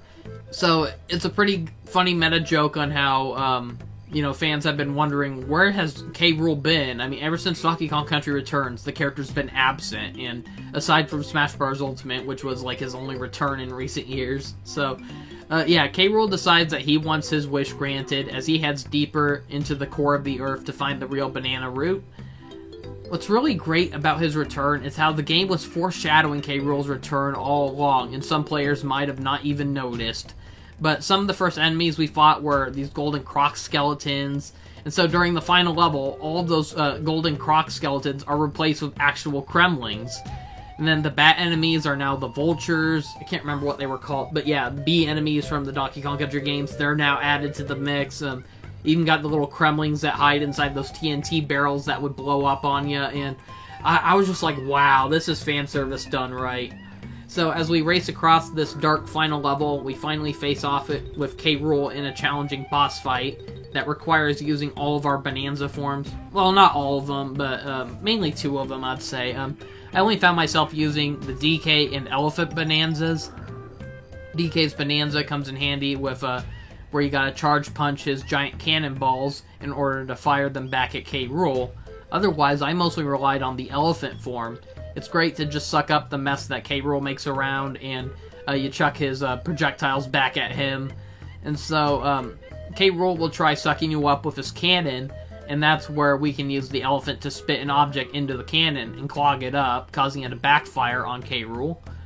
So after we defeat K. Rool, DK and Pauline find the root as it creates a giant drill made of bananas that gives our heroes a ride back to the surface. But we get the iconic fake death and fake credit reel of K. Rool as he wakes up and chases after us. The fight isn't over. We dodge his attacks as we're riding up the giant banana drill. We gotta pick up chunks of the bananas and throw them at him until we finally reach the surface and we end up in New Donk City from Super Mario Odyssey. I swear, like, this whole final act sounds like a fan fiction, but this is from an actual Nintendo game, and I loved every minute of its absurdity.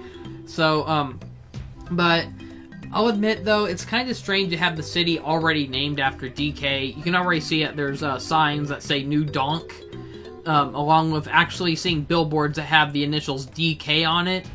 Now, this is supposed to be an origin story for crying out loud.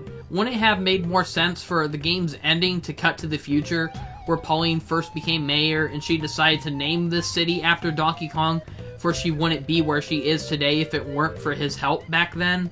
I feel like that was a huge missed opportunity here. So our heroes can't celebrate Pauline's return home, for K. Rool is now in the city, and he has the root, which grants him his wish, and he decides to use it to take over this human world. So he transforms the city into his image, creating a giant statue of himself, and causing lava to rise out of the ground and burn down the city, and you see like all the monitors now have his face all across them. Are we just gonna sit here and ignore the fact that people probably died during this scene? That's a lot of lava. And so, we gotta race against the clock as we use our Bananza forms to outrun the rising lava, reach the tallest building, and fight off K. Rool in a real final battle. So, it's mostly just a tougher rehash of the first boss fight against K. Rool. But now he uses the root's power to embrace how rotten of a person he is. He gets a gruesome transformation.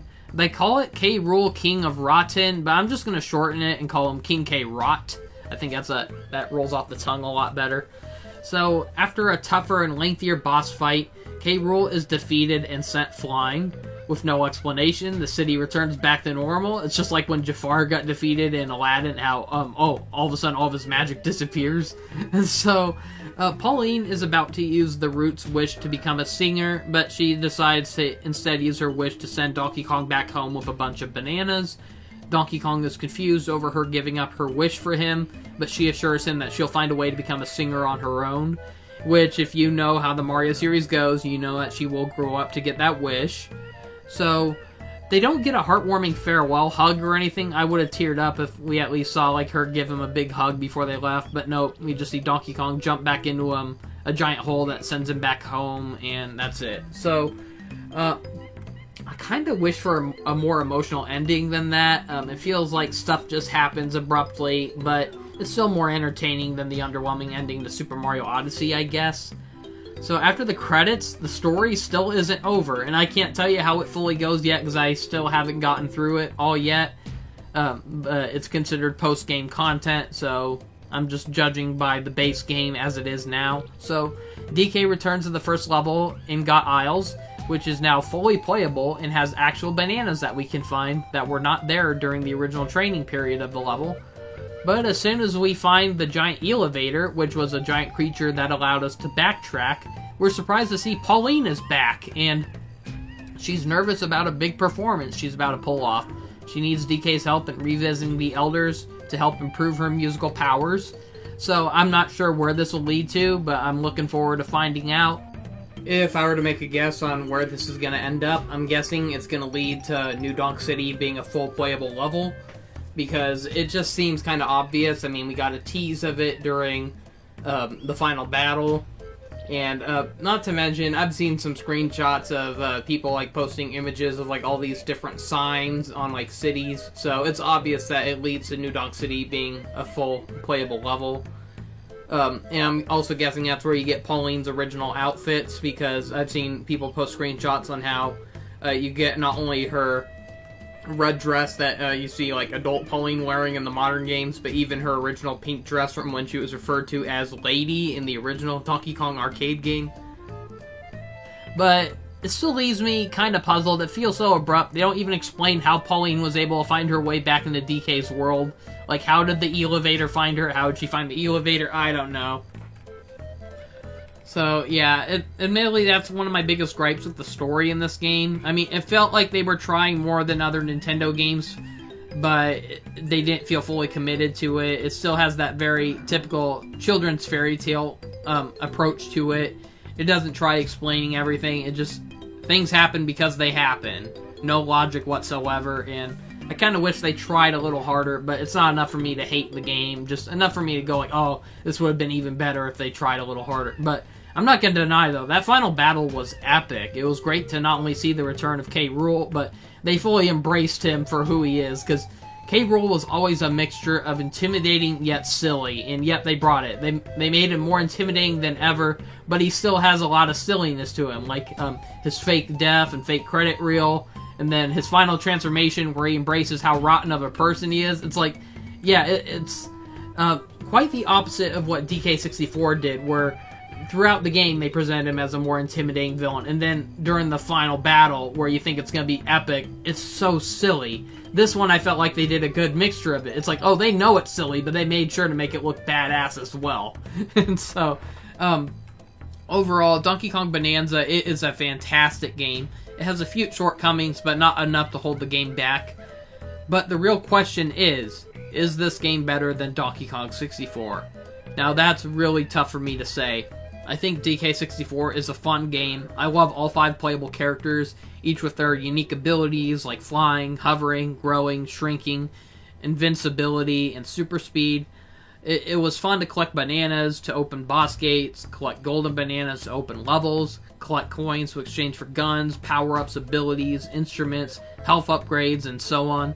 However, DK64 did have too many pesky mini-games. The collectible requirements to 100% the game is really strict, especially getting the dang Nintendo coin. That's like one of the most evil objectives I've ever seen in a Nintendo game. So, some levels were way too dark, which made looking at the game kind of hard. It's kind of hard to see like where your character's at or where certain cliffs are because of how dark everything is. The controls in combat felt very clunky at times, and the boss fights were long and tedious. The difference is that DK64 is a game I was able to 100% complete, where I don't see myself ever being able to 100% complete DK Bonanza. There are some items I still haven't found, and there are many hidden bananas I've given up trying to get, and I am not in the mood of spending hours watching complete walkthrough videos to find every hidden item in this game. Even if you're not aiming to get everything, DK Bonanza still has plenty of great replay value. It's still fun to try getting as much as you can, even if you're not dead set on getting everything. Just trying to get as much as you can actually get is still fun enough. I'm sure you don't need every golden banana to fully upgrade DK's skill tree in this game, but you will need all the fossils if you want all the skins and costumes, which that is quite unfortunate because some of them are really hard to find. While DK Bonanza is lacking fun additional characters like Diddy, Lanky, Tiny, and Chunky, DK's moveset and combat is much better than it was in DK64. However, I do really miss the coconut gun and the bongo instrument. DK's Bonanza forms are the closest things you get to additional playable characters, but they're treated more like power-ups based on DK's animal friends from the country games. As mentioned before, I think DK64 had better levels, but worse boss fights and combat.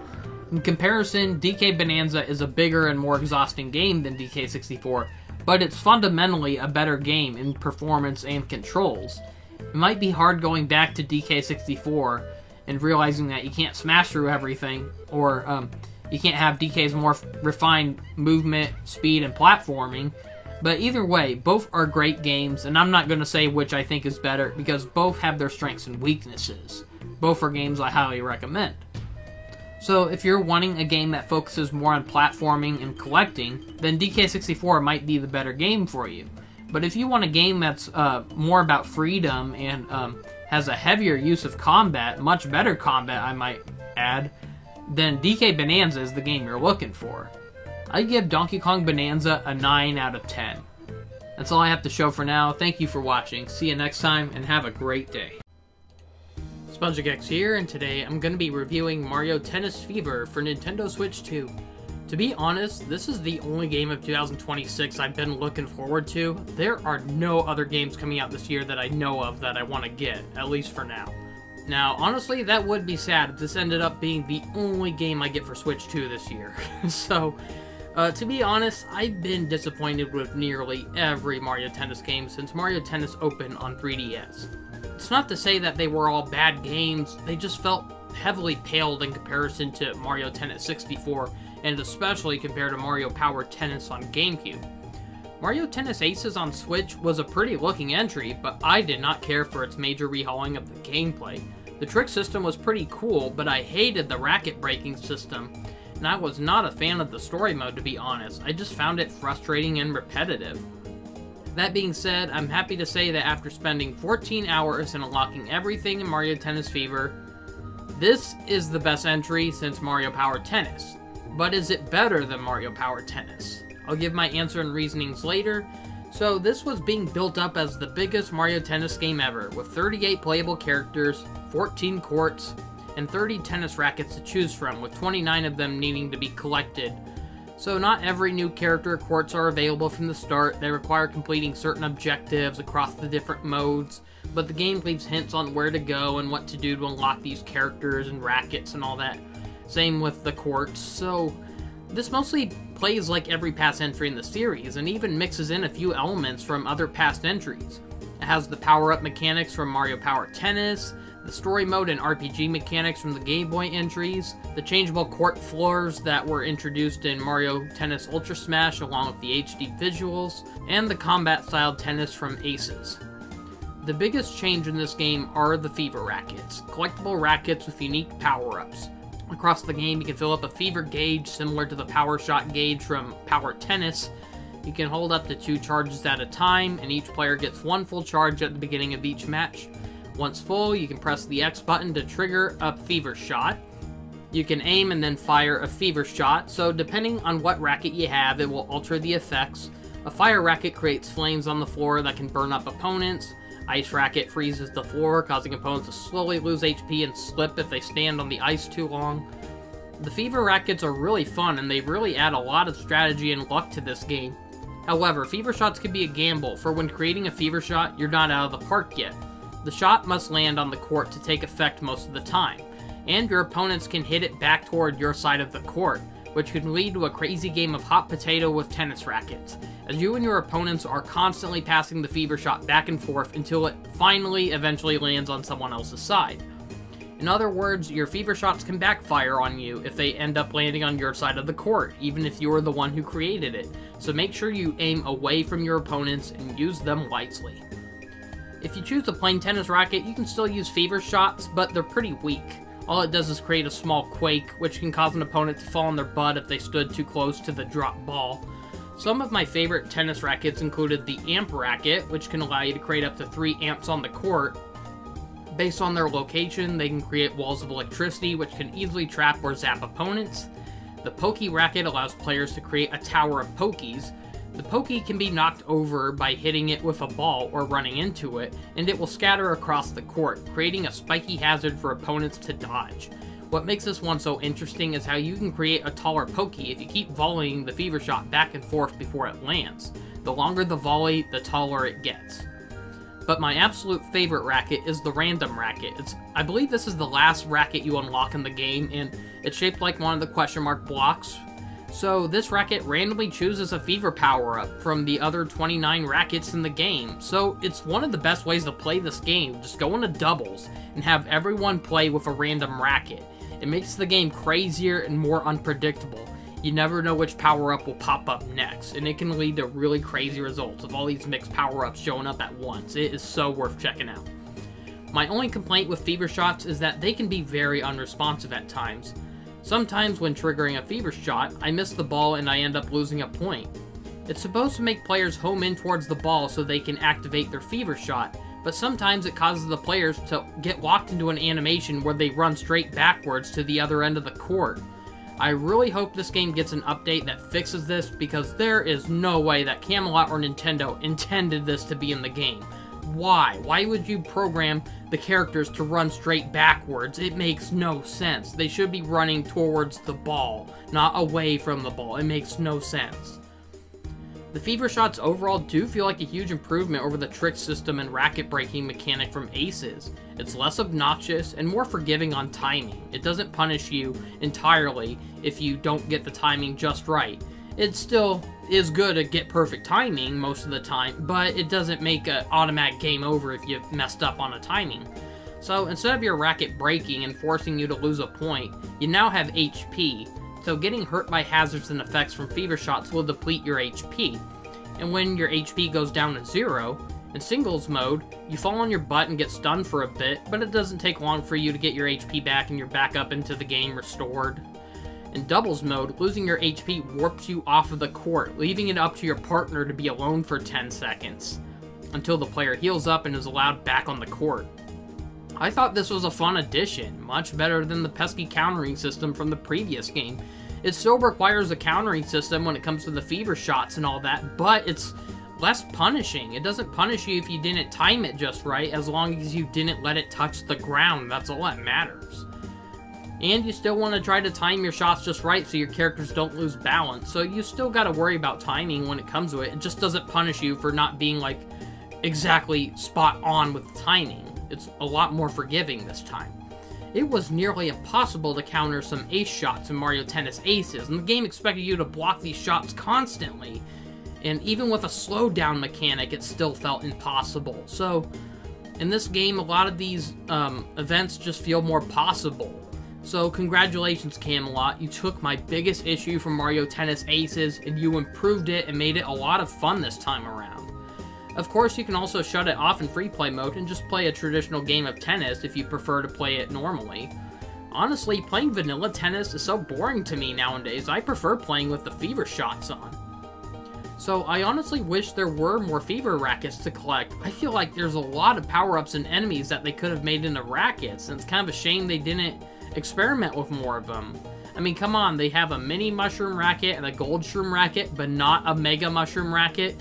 They could have added that into the game. They had it programmed into Mario Tennis Ultra Smash, one of the only unique gimmicks from that game. So they have a metal racket that turns you into like Metal Mario, or the Metal Mario equivalent of what character you're playing, but not a gold racket. Not one that turns into like Gold Mario, or it's lacking a lot of rackets based on Mario enemies. I mean, there's some fun ones in here like Thwomp or Amps, but it would have been nice to get ones that resembled like the Koopa shells, red and green, and then the blue shells from Mario Kart. It would have been cool if you had a racket where it can spawn like one of those shells and fire towards enemies. That would have been cool. Would have been a nice homage to the power-ups from the first two Mario Tennis games as well, where you could fire Koopa shells. Would have been nice to get a racket that creates bob-ombs, Cheep Cheep, Spikes, Chain Chomps, Fuzzies, Boos, Poison Shrooms. I mean, darn it, this game just left me begging for more power-ups. It's that addicting.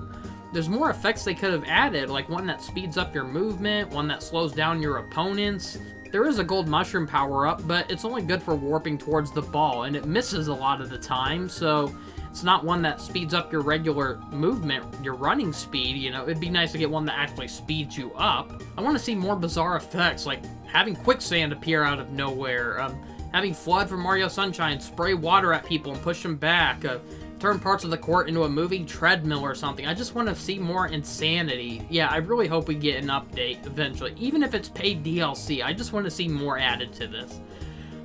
While a roster of 38 characters sounds pretty impressive, the new additions are kind of disappointing, mostly containing like baby characters. You got the return of Baby Mario, and for the first time ever in the series, we got Baby Luigi, Baby Peach, Baby Wario, Baby Waluigi, and this is actually the first time in a game where Waluigi was introduced as a baby, because we've seen like Baby Peach, Luigi, and Wario a few times in the past, but this is the first time we saw Waluigi as a baby.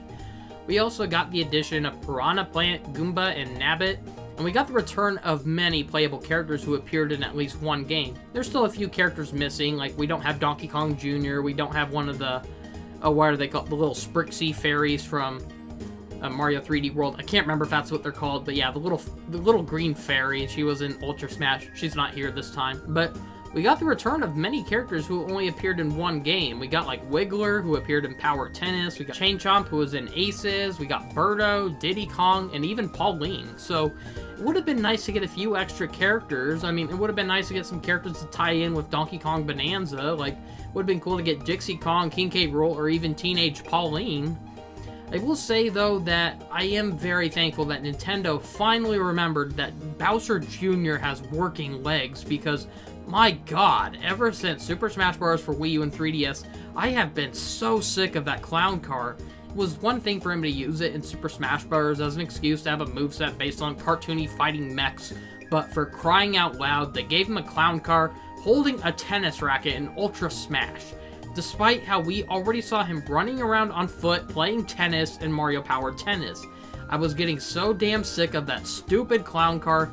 I just wanted to see plain old Bowser Jr. playable again, and thankfully they finally ditched that clown car.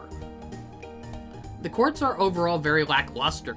Most of them are very copy-paste of each other, but with different floors. They look very bland and similar, like the courts from Mario Tennis Ultra Smash or Aces. I just wish they gave us 14 unique courts with the option to change the floor style and physics. Like, instead of having like the same academy with 6 different floor variants, why couldn't they just let us choose which level we want and choose to change the floor? So if we want to play like in the forest level and have it have a sand surface, go ahead. If you want it to have like a brick surface or something, it's like that would have been better than forcing us to only have different floors for the same boring stadium. I wanted to see more unique and fun courts. Like, why does the sand court have to be in that boring academy? Why can't it be on a beach or in a desert? There's only 5 courts that are unique to this game, but they're just plain versions of courts that were used for gimmicky mini-games and side features. You got a flying airship, a forest with a lot of dirt, a Waluigi pinball-themed court, a tennis racket factory, and a Flower Kingdom-themed court from Super Mario Wonder. So most of these 5 courts just feel like copy and paste of courts we already got in Mario Tennis Aces. Like, we already had a pirate ship level, we already had a forest level.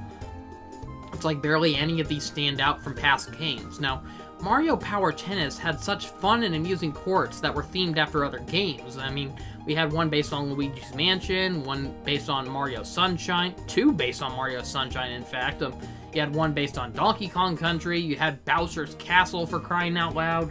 You had one based on Mario Brothers Classic, and it would have been nice to see more gimmicky courses or more better themed courts. Like, I remember how on the N64 game, if you connected with the Game Boy Color version of the game with a transfer pack, you were able to unlock a court where you're playing outside of Peach's castle. That was really cool, like how Peach had a tennis court right behind her castle. That was really cool. It would have been nice to see a return of that. Or let's see some more bizarre and dreamlike courts that haven't been done before, like playing near an active volcano with lava we got to avoid, playing tennis underwater. I mean, one of the Mario Golf games on 3DS let us golf underwater. How come we haven't had a tennis underwater themed level yet? Let's get a Mario Galaxy inspired court. Let's play tennis on the roof of New Donk City, one inside of Yoshi's Island. I mean, come on, Nintendo. Where's the creativity? I'm tired of these bland, realistic looking tennis courts. Where's the fun and bizarre creativity that Mario is known for? While I do have a few nitpicks with the roster and the courts, the gameplay itself is mostly pretty solid. Oh, by the way, before playing the game, make sure you go into options. I suggest shutting off the commentary for the talking flowers because they get so annoying. But sadly, they're only shut off for free play mode, but they still never shut the heck up in adventure mode and tournament mode. Holy hell, the talking flower is so annoying. Not as bad as the Toad announcers, but still very annoying and distracting. I'm just gonna say it, they're even worse than Oma Chow. Oma Chow! So, there's also some nice options for ease of play. You can choose to change the camera angle to either have a traditional overhead view, but by default it has a new camera angle similar to the dynamic camera angle from Mario Power Tennis. Honestly, I'm not a big fan of the new default camera angle. I mean, it looks nice, honestly, like it gives you a cool closer look at your characters, but in motion it is nauseating at times, and it's hard to keep track of where everything is. Like, it's harder to keep track of the ball, especially with the perspective it's at. It kind of leaves you wanting to play overhead in the end. Honestly, I kind of wish the game had a better replay mode. Like, I remember Mario Tennis 64 and Power Tennis having some pretty cool replay modes. Like when you're using the replay mode, how you could press the B button to change the different angles, and they got like some really cool perspectives. Like there was a close-up shot where the camera is following the ball, and that was always a really cool perspective. And you got like closer looks at the characters, and I don't know, there's something about the camera ever since Mario Tennis Ultra Smash, like it's too high above the characters' heads. It's like either trying to fit certain characters into one shot or all the characters into one shot, and it just doesn't really stand out to the eye. Like, I'm a guy who likes to pause through video game recordings, and I like to see if, like, oh, this looks like a cool still image.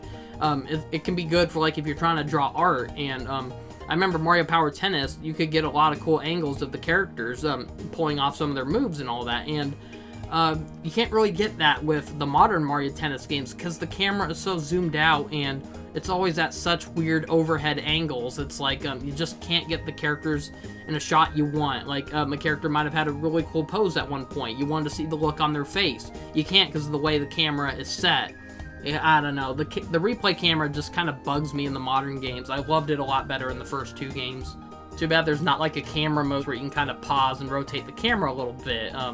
Change the character's expressions or something. That would have been a fun idea, but you can only change the camera options in the options menu or at the menu of free play mode, unlike Mario Power Tennis where you could change it with the pause screen. So I do think that is a major setback for this game. You should be able to change it with the pause menu, toggle between like which one you want instead of having to exit out of the game every time you want to change it. You can also choose to add 4 out of 5 commands to the shoulder buttons. So it's too bad you can't assign the 5th command to the RS button or something, but these commands include shortcuts for drop shots and lob shots and charge canceling. So I highly suggest you add the charge canceling one, because that can really come in handy if you prematurely charge a shot and you need to cancel out of it. But we got 2 new welcome additions for doubles matches. You have a command for telling your partner to go forward or backward to the front of the court or the back of the court, and it can really come in handy at times. I'm surprised we never had that function in previous games, because boy, did we really need it, because I remember in some of the past games, your partners could be very uncooperative. You want them to stay on one side of the court, and then they just decide to go near you, and then they completely miss the ball because of it. So, yeah, I really like this addition. It's a nice addition, definitely. So let's go on to some of the modes. Now, the Adventure mode is a short RPG mode similar to the Game Boy Mario Tennis games, but let's face it, aside from being visually better than the Game Boy games, this is a very dumbed-down version of those story modes. Easily the worst story mode out of any Mario Tennis game. Even the one from Aces was better than this. The story is terrible, the gameplay is repetitive and boring, and it's all over with within less than 4 hours. On the Game Boy Mario Tennis games, there was a sense of accomplishment since you start off as such a weak kid, but the more training games and matches you play, the more you level up, and you get to choose which stats you want to focus on improving until you think you're finally strong enough to compete in qualifying tournaments. And so, sure, there was a lot of pesky grinding, and it went on way too long, but it was still fun to build up your character, and it felt so rewarding when you finally won after many days or months of practice. So in Mario Tennis Fever, there is absolutely no point in fooling players into thinking it's an RPG, because there is absolutely no reason you need to go back and revisit minigames or matches to level up, because the matches are so dang easy. There is no need to level up. It's like every time you complete an event, that's all you need to level up. The first 2 hours are a never-ending grind of tutorials, especially annoying for longtime fans who've already played every entry in the series since the N64 days. We have to keep slowly walking over to a training minigame on different sides of these buildings. These minigames have nothing to do with tennis, followed by walking all the way back to Toad to try out a practice machine, as we have to hit a ball a number of times, rinse and repeat, along with some annoying forced quiz sections where you have to get all the questions right. It's not hard or anything, it's just incredibly boring and incredibly repetitive. The story itself is nothing great, though the opening cutscene was okay. It starts off as a lazy slideshow of still frames, but it turns fully animated at one point. If you were hoping for more cutscenes like the fully animated one, tough luck. We only get one more cutscene like that later in the game, and it's just a short cutscene of characters going onto an airship and taking off. So Princess Daisy is sick, and Wario and Waluigi tell Mario they know of a fruit that can heal her. They would need Peach's airship to get there, so of course, Wario and Waluigi were just using this as an excuse to get a ride to an island so they can get treasure they're looking for. While they're there, Mario, Peach, Luigi, and Donkey Kong, he tags along for some reason, they find the fruit needed to cure Daisy, but Wario and Waluigi angered a bunch of fuzzies and a mysterious creature that shoots webs. It grabs everyone but Donkey Kong and turns our heroes into babies. As DK returns to Peach's castle with their princess and the 4 others who were turned into babies, what did the Toads decide to do with them? Well, the answer is so obvious. They decide to force these babies to go through a tennis academy. I'm sorry, but who wrote this garbage? Why is this the story of the game? It's made even more ridiculous when you find out what the creature was that actually turned them into babies. Spoiler alert, it's a giant scuttlebug and 2 henchmen, which are also scuttlebugs. Those are the final bosses of the game. Common Mario enemies, just slightly bigger, and they now have the power to turn people into babies for no reason. It's so anticlimactic. And beating them is just as anticlimactic. Everyone magically returns to normal. Peach says, "Let's go home." Credits roll. What was the point of this? This is exactly why I was relieved that Sonic Racing Cross Worlds was announced to have no story mode. It spared us from being forced to endure another pointless and forced story that accomplishes nothing. I mean, family sport games do not need story modes, because otherwise they're going to be forced. It's like, only have a story if you have something to tell. Don't have a story just to drag the game on even longer. So yeah, what was the whole point of this game's story? Mario and pals turn into babies, and they have to get good at tennis for no reason to return to normal. I mean, why do they have to learn how to play tennis just to get back in their own bodies? Like, why can't they just go back to the island and stomp the stinking spider? I don't know. It's like, you had Donkey Kong right there. He could have easily defeated that spider. I don't know. The story's just stupid. Why are we forced to play as Baby Mario? I wish this mode let us choose our character. I didn't want to play as Baby Mario. I wanted to play as Yoshi, Peach, Donkey Kong, whoever I felt like playing at the moment. I don't know why this had to be the story of a Mario Tennis game. What was the point in having the characters turned into babies? Was that the only excuse they could come up with to try explaining why the characters are weak at the beginning of an RPG? They couldn't have come up with a better excuse, like Kamek used a spell to drain them of their strength or something? I feel like they only forced in this baby-turning gimmick to tie in with the Mario Galaxy movie, since there's a part where Mario and Luigi turn into babies. It's like Nintendo's hoping kids who played the game will go into the movie and be like, oh my gosh, they turned into babies just like they did in the new Mario Tennis game. Is that what Nintendo thought kids would act like? I mean, seriously, what kid would get excited over their favorite characters turning into babies? We could have simply had a simple story mode of Mario and pals attending a tennis academy, entering tournaments, as simple as that. But instead, Mario and pals get turned into babies by some oversized common enemy from the Mario series. He suddenly has the powers to turn people into babies out of nowhere. Admittedly, the game gets slightly better after the first 2 hours when the characters finally leave the academy and head back towards the area where they turned into babies. They make a few stops, fight a few bosses. So what was the point in having Daisy sick to begin with, aside from an excuse for Mario and pals to head off to a destination? Why was Donkey Kong there? What was the point in having Peach turn into a baby since she's barely in the story? At least with Wario and Waluigi, you have the excuse that they're there because they're your rivals during the Tennis Academy segment of the game.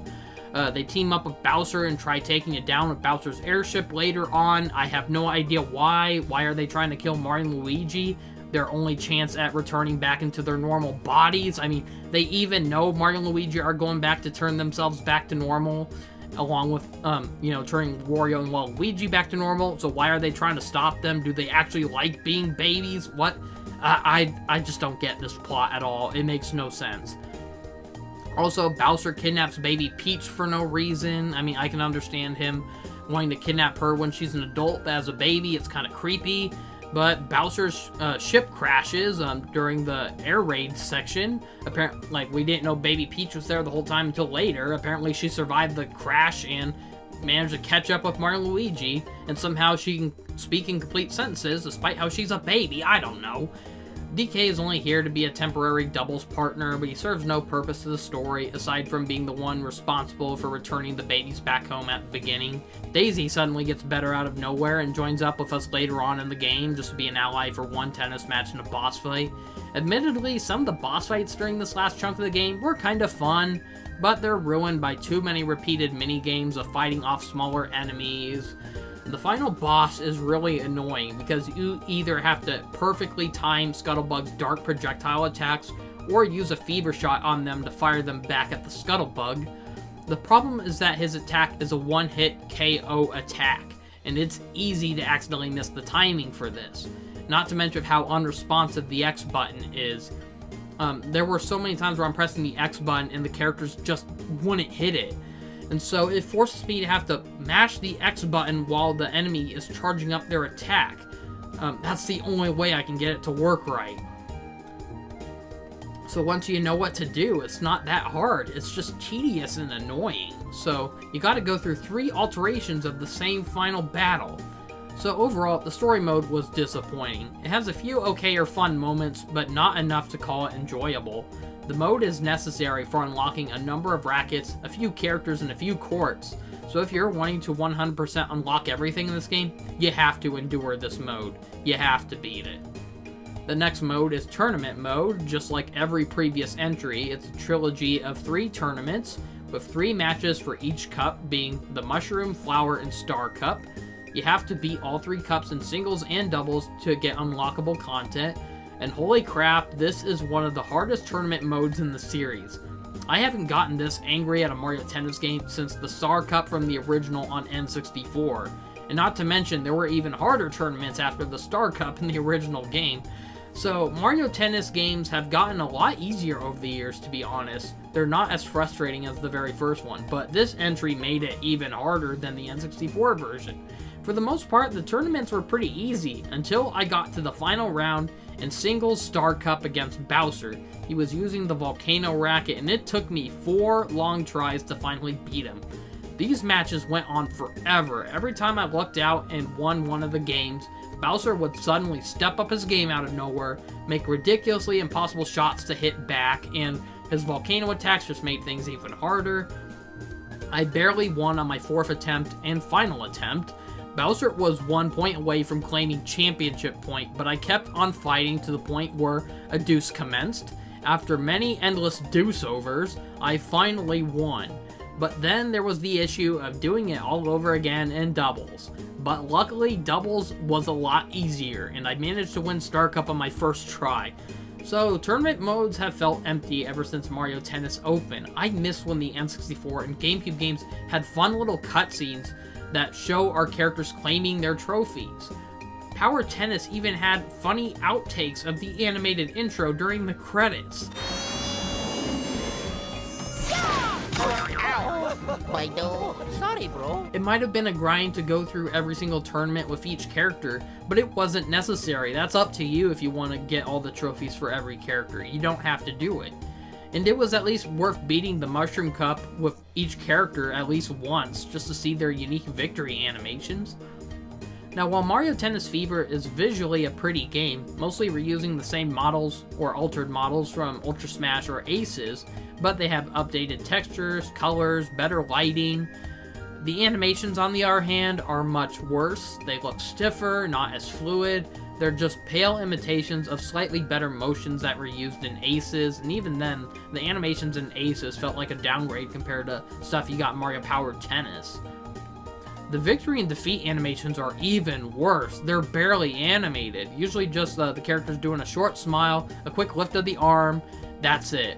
What happened to all the excited victory dances from Mario Power Tennis, or the hilarious defeat animations?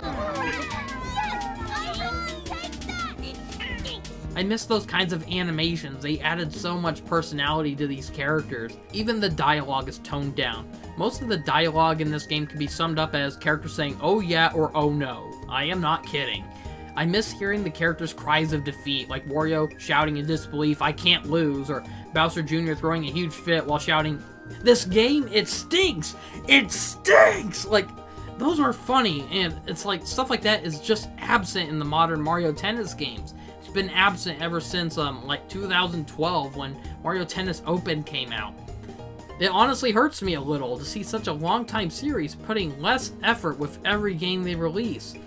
It's sad how games from 2001, 2004 have a lot more effort put into them. I wish I could say that the animations are only lacking in this game since Camelot maybe didn't have enough time to polish it since Nintendo wanted them to have this game out during the Switch 2's first year. But keep in mind, this has been going on for years. This stuff has been going on since 2012 during the 3DS's second year.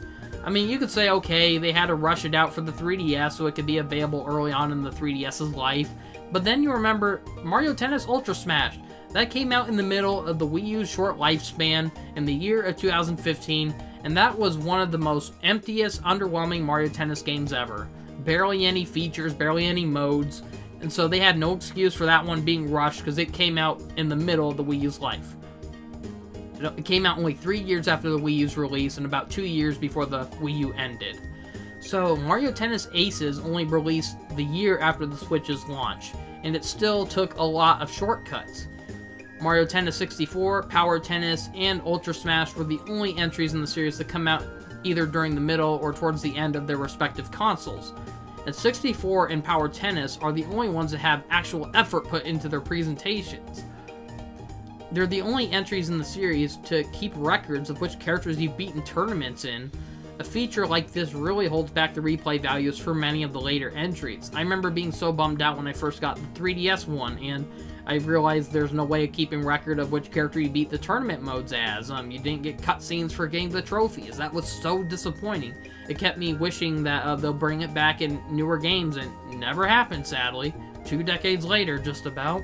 So, a new mode they added is called Tower of Trials. 3 separate tournaments of challenges. In each of the 3 levels, there are 10 trials we must accomplish. So for each trial we complete, we climb up 1 floor of the tower until we reach the top, where there's an 11th trial we have to complete, usually being a tennis match against the tower's boss, like a bigger version of Bowser, for example. Each trial limits which character we play as, who our opponent is, and which fever rackets will be involved. Most of these trials are pretty easy, but there are some during the 2nd and 3rd levels that make this mode frustrating and nerve-wracking. To make matters worse, we have only 3 chances of completing this. Every time we fail an event, we lose a life. If we lose all 3 lives, we gotta go back to the bottom of the tower and start all over. I got pretty lucky that I did not have to repeat any of these towers, but boy did I come close during the 2nd level. I was down to my last life during the last 3 floors, but I managed to make it out luckily. I think I lost only 1 life during the 3rd trial, oddly enough, which is supposed to be the hardest one, so there are hidden characters locked behind these levels. I think for beating the 3rd one, you got, like, Dry Bowser.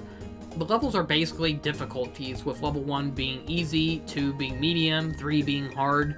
You do get a reward for beating all 3, being a mission mode full of 100 missions.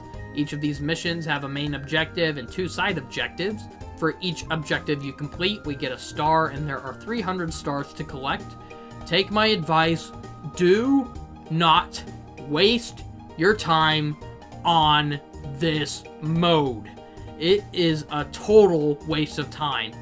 I spent most of my first 10 hours in this mode.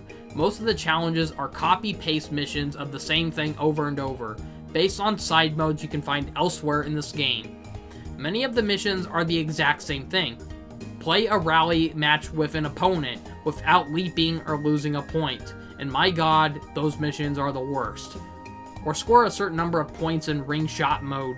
So after many mind-numbing and frustrating hours of repeating these repetitive missions over and over, I finally 100% completed them all. I got all 300 stars, and nothing. Absolutely nothing. I was so mad and let down. I wasted so much time doing such miserable missions, being bored out of my mind, numbed out of my mind, and I got nothing for it. I was hoping you would get like some really cool achievement for doing that, like a gold tennis racket or something, and you get nothing. Absolutely nothing. That was so frustrating. What was the point of this? What was the point in collecting those stars? The only good thing to come from this is at least I was able to unlock most of the characters throughout this mode. You can unlock playable characters for every 5 to 10 matches you play, and these challenges do count as matches, luckily. So it did save me from spending additional time on more grinding through matches to unlock the characters. That's the only good thing to come from this. It just saved me on time on unlocking characters. I got most of the characters through this mode because of that. It eventually got to a point where I was winning many games in the rows by the 10s, and I was no longer getting prompts for new characters or skins. So that let me know, like, okay, I think I unlocked everything you can get from just playing matches. Speaking of which, some of the characters have unlockable color schemes. They're all hidden, but these unlockables only apply to Koopa Troopa, Paratroopa, Shy Guy, and Yoshi. It's a nice addition, but I'd like to see more alternate costumes for the other characters down the line. Like, being able to play as Mario, Luigi, Wario, or Waluigi in their overalls. I mean, even Mario Tennis Aces let us unlock those.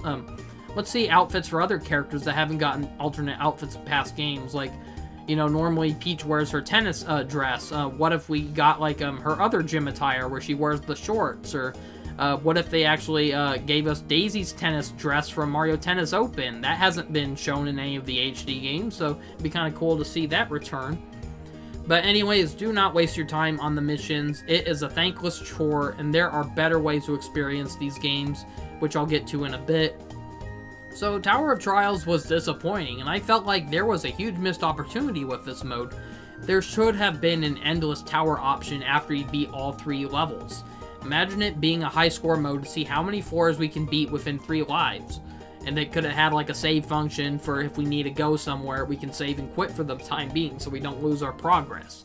So what if the challenges were randomly generated each time with different characters, fever rackets, courts, rules, and restrictions? That would have added some fun and unpredictable challenge to this mode. It would have added more replay value, and it's a shame that wasn't an option for this game. The next mode is free mode, which I've already talked about. This is where you can play tennis matches for fun with friends or CPU. You choose your courts, characters, rackets, and rules. Simple enough. No need to go into that any further. The next mode is Mix It Up mode. Here is where we can find side games similar to the mini games from Mario Power Tennis, but nowhere near as good, to be honest. Most of them are old and returning modes from previous entries, but there's a few new ones added. These mini games would have been more fun if I hadn't spent over 4 hours replaying these modes over and over in mission mode. I felt cheated because a lot of the unlockables that are hidden behind the Mix It Up mode, they require reaching certain scores, which I've already accomplished many times over and over in mission mode. It's like they tell you to reach a certain score in ring shot. I already did that like 6 times in the mission mode, and they're asking me to do it again. It is so annoying. You're forced to play these events over and over. Like, you gotta play them at least 4 times, possibly even more if you fail the events, in order to unlock everything. So, starting off with the easy mode, there's also a normal mode and an advanced difficulty. These modes require us to reach a certain score to win. These difficulties can be unlocked by beating the previous difficulty. So after we beat the 3 difficulties, we unlock a 4th mode, which is score-based. It allows us to record our high scores. So instead of going as far as to reach a certain score, it allows us to record our scores, and it rewards us if we reach a certain score and get S rank. Instead of just ending the game prematurely after reaching a certain score, and it's really tedious. I mean, I wish we just had the scored mode to begin with, and it gave us rewards based on our points, instead of forcing us to play it 4 times total or more. This is just useless padding, a poor excuse to make the game go on longer than it needs to, without putting any more effort into adding more content into the game. Now, I'm aware that even Mario Power Tennis had the exact same levels of difficulty in their minigames, but at least most of those minigames were fun. They had a nice visual theming to them. They had a nice gimmick. They weren't required for unlocking anything. You just played them for fun in that game. It's bad enough I had to play each of these events like 10 times or more in the mission mode, and now the game is asking me to attempt these 4 times or more? I was so mentally done by this point in the game, but I went through with it anyways. It was such torture, but I did it anyways. So you got ring shot mode, which has been in every past Mario Tennis game. It's a simple mode of earning points by hitting the balls through the rings, and we can score more points by hitting multiple rings at once. This time, with the addition of fever shots, we can multiply our score by keeping a fever volley going, but the CPU are required to keep up with you, and they are prone to slipping up, which can ruin many attempts at keeping a multiple score going. So it can make it feel like a game of dumb luck at times. You got the modes of playing against an opponent for the highest score, or having the opponent be an ally as you work together to rack up the score as a team effort. There's even a 4-player doubles version of this mode. So yeah, it's a classic mode, and it keeps returning for a reason. It's fun and simple, and the fever bonuses do a nice job at spicing up this old minigame. Piranha Plant Match is another returning mode where a Piranha Plant spits a ball at us and we need to hit it back onto the court and prevent our opponents from hitting the ball back.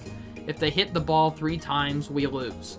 So they spice this one up in difficulty by having the Piranha Plant spitting fever shots at us occasionally, which we can try landing on our opponent's side, but if it lands on our side, a bad effect spawns on our side of the court and it makes the rest of the match even harder. Forest court matches are tiring, to be honest. We play on a grassy court with 6 square tiles on each side. Starting off, only 8 tiles are covered in grass, while the others are covered with dirt. The grass on the court resembles the shape and size of a regular tennis court. Occasionally, piranha plants pop up and players can fire regular shots or fever shots into its mouth, which will cause the piranha plant to spit a charged shot up into the air, and then we can try to spike the ball onto our opponent's panels, the ones that are made of dirt, to flip it over into basically a grass tile. And once a grass tile is activated, we are able to expand that side of the court, and so it makes it harder for that opposing player to keep up with the rallying ball. So it does take a lot of luck and strategy at times. The first to 7 points wins. It's admittedly a unique idea for a mode, but it's honestly not that fun. Pinball Match is a game of tennis, except there's pinball bumpers to pop up and bounce players around. You occasionally trigger an event which causes multiple balls to appear at once. So first to 7 points wins. While it is a fun idea for a mode, I don't see why this needs to be a mode instead of just an actual court you can select in free mode. While yes, you can unlock a pinball-themed court after playing this mode once, the problem is that it's just a plain old court. There's no gimmicks whatsoever. Why couldn't they just do what Mario Power Tennis did and have these courts selectable in free play mode? Why does it have to be in a mix-it-up mode?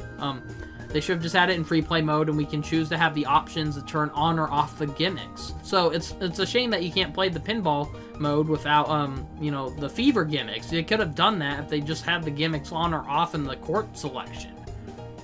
For a pinball-themed court, there just wasn't enough craziness to make this feel like pinball. We should have had flippers and pinball shooting around, and it would have made the game more chaotic. There's no score multipliers, no option to make the game go on for more than 7 points. The mode just turned out pretty underwhelming. It looked like a lot of fun, but it wasn't as fun as it looked. Racket Factory is easily the best of the new modes. Occasionally a tennis racket symbol appears on the factory floors.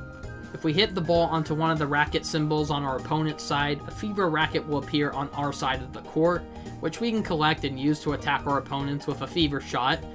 Watch out though, because your opponents can hit the racket symbols on your side of the court, so it's important to try blocking them, otherwise they'll get a racket as well. Even if a racket appears, you can't just go and collect it willy-nilly. You gotta make sure you have enough of an opening to run over and get it and make it back in time so you don't miss the ball. It's a fun idea, but it's held back by only having a limited number of rackets.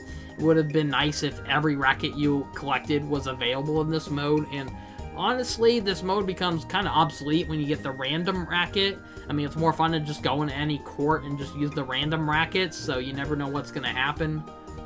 I mean, this one does have a bit more of a challenge, because you start off with no fever abilities until you get a racket, so that's the only thing this has to help it stand out, but in comparison to just playing with random rackets, it's not as fun, honestly. There's Wonder Court, based on the Flower Kingdom from Super Mario Bros. Wonder. It's a pretty looking stage, but the gimmick is so underwhelming. I mean, it's based on Mario Wonder, for crying out loud. The goal is to collect 7 Wonder Seeds. The first to collect 7 wins. You can collect the seed by either scoring a point or by hitting the ball towards seeds that spawn during Wonder events. So eventually a Wonder Flower spawns in the middle of the court, and if a player hits it, we trigger a Wonder event. Considering how fun, trippy, and silly Super Mario Bros. Wonder got when collecting a Wonder Flower, you never knew what was going to happen the first time around. This was very underwhelming in this game. Only 3 events can be triggered. One where hippos start floating and bouncing around, which we can hit back towards our opponents. Warp pipes rising and lowering out of the ground, and the singing Piranha Plant Parade, which is arguably the best one of the 3. Now, I don't know, it just would have been cooler to see more fun and silly effects, like all the characters growing or shrinking, speeding up or slowing down, gravity disappearing, forcing the players to float around and play tennis with altered gravity, the court getting flooded with water. I mean, there were so many fun and unique, creative things they could have done with this court, and they just limited it to mostly 3 lousy, been there, done that kind of events. I don't know, it's just very underwhelming, especially for something based on Mario Wonder. This was like the opposite of Wonder. And finally, there's Auto Tennis. It's just a recycling of one of the training minigames from the Game Boy entries, a pitching machine that slowly fires tennis balls at us. We need to aim at one of 4 ground tiles. Some of these panels will have 10 points worth on them, while others have 30 points. And then sometimes the panel will turn blank, being worth 0 points, so we just have to keep racking up points by hitting them on the point tiles. This mode is way too simple. It needed crazier gimmicks, like obstacles to occasionally avoid, more point variety. I'm surprised they didn't have any panels where hitting them actually subtracts points from your score, so it would have forced you to be more attentive, keep your eyes out for the ones that actually give you points, and overall, this was just way too easy and boring of a minigame. And then we also have the return of Swing Mode, introduced in Mario Tennis Aces. If you want to get technical, it was technically in Mario Power Tennis, the Wii Motion Edition for Nintendo Wii, but we get to play tennis with Joy-Con motion controls, and I haven't tried it in Fever yet, but I played it in Aces, and it was very disappointing. The motion and precision in the Switch Joy-Cons are not as fun or accurate as playing tennis on Wii Sports with a Wii remote. The Joy-Cons were never that good of motion controls, and it's sad how the Switch 2 Joy-Cons have no improvement when it comes to motion controls or gyro aiming. They are way too similar to the functionalities of regular Switch Joy-Cons. I mean, the only improvement that Switch 2 Joy-Cons have are the fact that they now magnetically click into the Switch console. They're slightly bigger and more comfy to hold. They got better SL or ZL buttons, whatever you call them. And then apparently they can be used as mouse controllers as well, and a lot of players have been praising this feature. Meanwhile, I tried it with Super Mario Party Jamboree and Metroid Prime 4, and I hated the mouse controls. They were so uncomfortable. I immediately went back to regular controls afterwards. I hate the mouse controls. They are so uncomfy. So, of course, there's online mode coming back. They heavily pushed with online with Mario Tennis Aces, locking a lot of content behind monthly tournaments where you had to grind up enough points by playing the game, winning matches to unlock alternate costumes and skins for characters like Mario, Luigi, Yoshi, and such. And oh my god, I hate limited time events, especially when they only limit a number of days and hours to get it done, or you lose exclusive content that won't come back. I mean, stuff like this in video games are just disgusting, and they're very inconsiderate towards gamers who actually want these features, but they don't have all the time in the world to focus on unlocking this stuff. Some people have jobs, you know. Features like this should be unlockable anytime, any day inside the game, allowing players to choose when they want to try to unlock it, not force them under a time limit to get it done. It is just shameful, and it needs to stop. It really does. Luckily, none of the unlockables in Mario Tennis Fever are like that so far, at least for now. I mean, oh god, I hope we don't get an update where you have online exclusive events, but otherwise, the online is nothing special. I tried one ranking match and somehow I won 7-0, despite how I usually suck when playing games online. The ranking mode is pointless since the ranking resets at the beginning of each month. It flat out gives you that notification when you first start up the mode. What is the point of this? It's just like Mario Tennis Aces. Why would anyone want to waste hours trying to prove how good of a player they are if their ranking gets stripped from them every month? How did Nintendo or Camelot think this was a good idea? So overall, Mario Tennis Fever, it's overall a fun game. As long as you're mostly focusing on just playing free play or Fever mode, or wanting to mix it up with the Mix It Up mode. Playing with Fever rackets are the best things you can do with this game, along with the tournament mode. But the game is a chore if you want to unlock everything, since it means going through very boring and repetitive modes with a few frustrating moments here and there. Luckily, a lot of these modes aren't very long. Adventure mode took about 4 hours to beat, but for goodness sakes, stay away from the mission mode. It is not worth your time with all that torture just for no reward. Is this better than Mario Power Tennis? Heck no. I mean, it's a good game, don't get me wrong, but there is so much that holds it back from being better. Mario Power Tennis just had a better presentation. Sure, it had fewer characters, fewer courts to play on, but we had so much effort put into them. We had many cutscenes as rewards for playing through these tournaments. Even with more primitive models that lacked facial expressions at the time, the characters had better motions, better voice lines, better reactions, which just kept the fun vibes of this game going. Being able to unlock trophies and seeing the characters celebrate over their victories, it just added so much replay value to this game. It had the most fun and creative courts in the game, and the minigames were so much fun, like the painting minigame where we had to hit the correct colored balls towards the picture and color it in. The boss fight against Mecha Bowser where we hit Bob-ombs and Bullet Bills back at him. The Luigi's Mansion minigame where we hit the balls into the portraits to block the ghost from popping out. There was even a Mario Bros. Classic inspired minigame where we ran around and collected coins while dodging 8-bit enemies. Did it have anything to do with tennis? No, but it was fun. And there were just so many fun throwbacks in this game.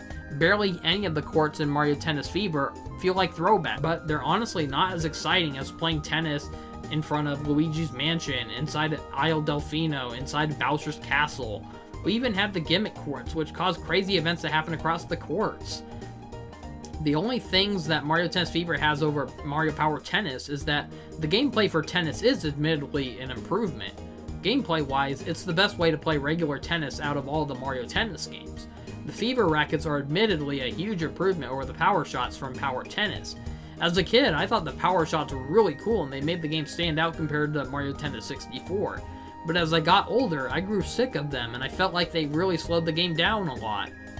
The meters for those filled up way too frequently, and players kept constantly spamming the power shots, and were forced to keep watching the animations of the characters triggering these repetitive animations over and over. In Fever, we got the spirit of the power shots, but at a much faster pace. We no longer have to wait around for an attack animation to trigger. The player just leaps into the air and voila, the Fever shot is triggered. The Fevers have much more variety of effects and hazards for players to deal with. Meanwhile, some of the power shots in Mario Power Tennis felt way too overpowered or weak and useless. It made it feel very unbalanced. Sure, watching them for the first time was fun and cool, but after you've seen them for the first few times, you start growing sick of them. Meanwhile, I'm not sick of seeing all the Fever shots in Mario Tennis Fever yet. Power Tennis also had the item battles where we could fire Mario Kart power-ups across the court to attack our opponents. While the banana peels and dash mushrooms do have their own Fever rackets, it still would have been nice to have additional options of collecting power-up boxes and firing items back at our opponents. So if you just want to focus on playing tennis, then Mario Tennis Fever is the better game, but if you're wanting better presentation, better modes, better animations, better voice lines, better replay value, then Mario Power Tennis is easily the better of these games. Hopefully that game can get added to Nintendo Switch Online someday. Mario Tennis Fever could have been the greatest Mario Tennis game, and it came pretty close, but it tried presenting us with so many good ideas at once, but a lot of them felt rushed and underbaked. More does not always equal better. Fever may have the better roster, the better power-ups, but it's missing in creativity and soul. It's focusing too much on realistic-looking tennis courts and not enough on the zany and imaginative worlds that Mario is known for. The characters may have better-looking 3D models this time around, but what's the point if the animations look less fluid than a game from over 2 decades ago? Even the animations from Mario Tennis 64 had more life put into them, and those models looked like bricks. Mario Tennis Fever, it is worth getting, but it's not worth $70. This feels like it should have been $40 or $50 to be honest. It's a surprisingly short game. It can take up to 14 hours to unlock everything. Now, I would recommend waiting for this game to drop in price, but sadly that's never going to happen, since ever since the Wii U release in 2012, Nintendo stopped selling their games at discounted prices, meaning that this game will forever stay at $70, until many years later when the game goes out of print, collectors and scalpers raise its price to even more ridiculous prices. I mean, seriously, what the hell happened?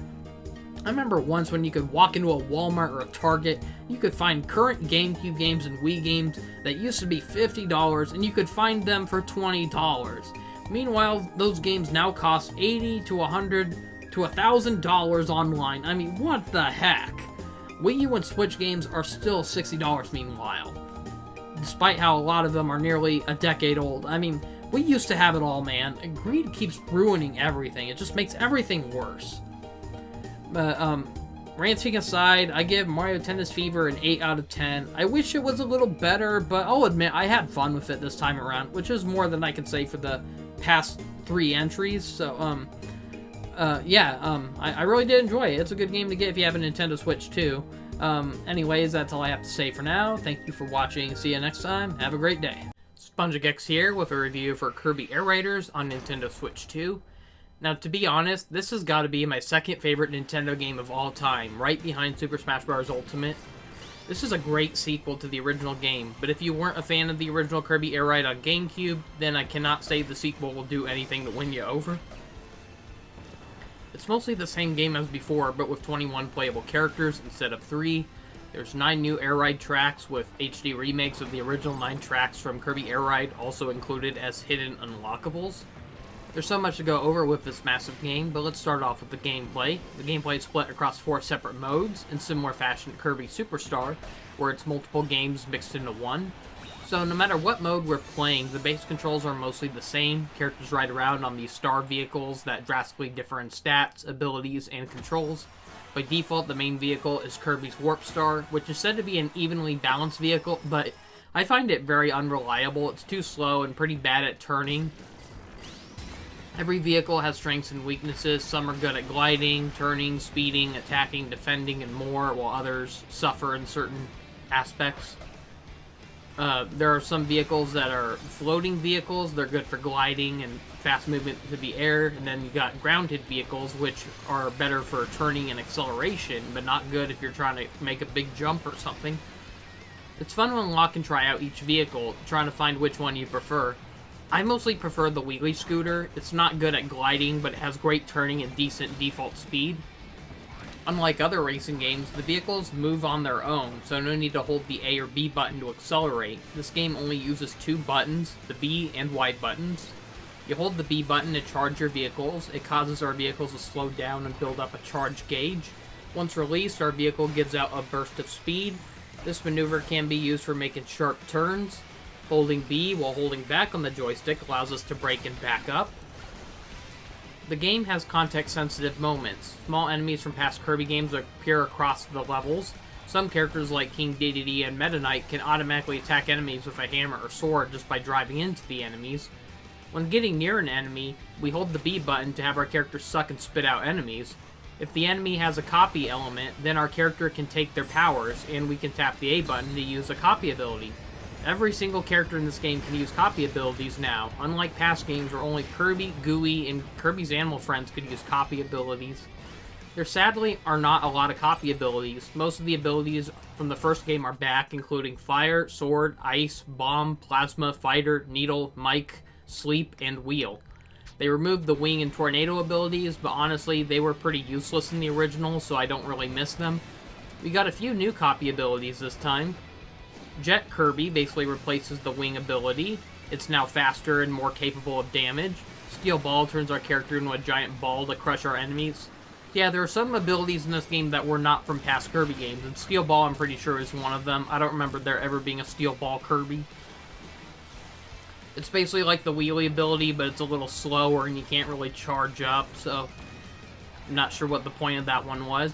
But I guess it's got better defenses, though, because Wheel Kirby, it's faster, but it doesn't have very good defense, so there's that difference. A new ability called Flash allows us to charge our vehicle, aim with the joystick, and teleport towards a direction, blasting anything in our path. There's Drill, which allows us to speed underground and jump out of the ground to attack enemies.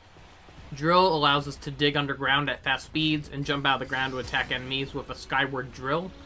UFO turns us into a laser-firing UFO. And Missile turns us into a big missile. These last 2 abilities are pretty rare and usually seem to spawn around those who fall far behind in the races. I kind of wish we got a few more abilities. It would have been cool to see other abilities like Water, Cupid, Leaf, Whip, Beam, Ninja, and more. Tapping the Y button allows us to discard copy abilities we don't want. In the mode City Trial, holding the Y button allows our players to hop off of our vehicles, while holding Y near a player low on health allows us to kick the opponent off of their vehicle and steal their ride. As we attack enemies throughout the game, a special gauge fills up. Once full, we can press the Y button to perform a character's special move. This can range from attacks and speed boosts, depending on which character you're playing as. The only mode where specials are not used is Top Ride mode. Now, I mostly like the simple controls in this game, but I really wish it gave us the option to customize controls. The Switch 2 has so many buttons on its controller, and it's a shame that barely any of them are used for this game. I get that Sakurai wanted this game to feel user-friendly, but come on. At least give more advanced players the option to choose their controls. I hate having the brake button sharing the same button as the attack command. There are times where I misjudge an enemy's distance and accidentally halted on the brakes when I was intending to eat or attack an enemy. One of the worst controls in this game has to be for the spin attack, where quickly flicking the joystick left and right causes our player to spin and attack players and enemies. This ability is needed throughout the game, especially in City Trial and Road Trip. The sensitivity on the spin technique is terrible. There were many times where I had to make rapid, sharp turns from left to right, and it would accidentally trigger the spin maneuver. And every time you use the spin maneuver, it causes you to slow down quite a bit, so I lost a lot of speed and fell behind in the races.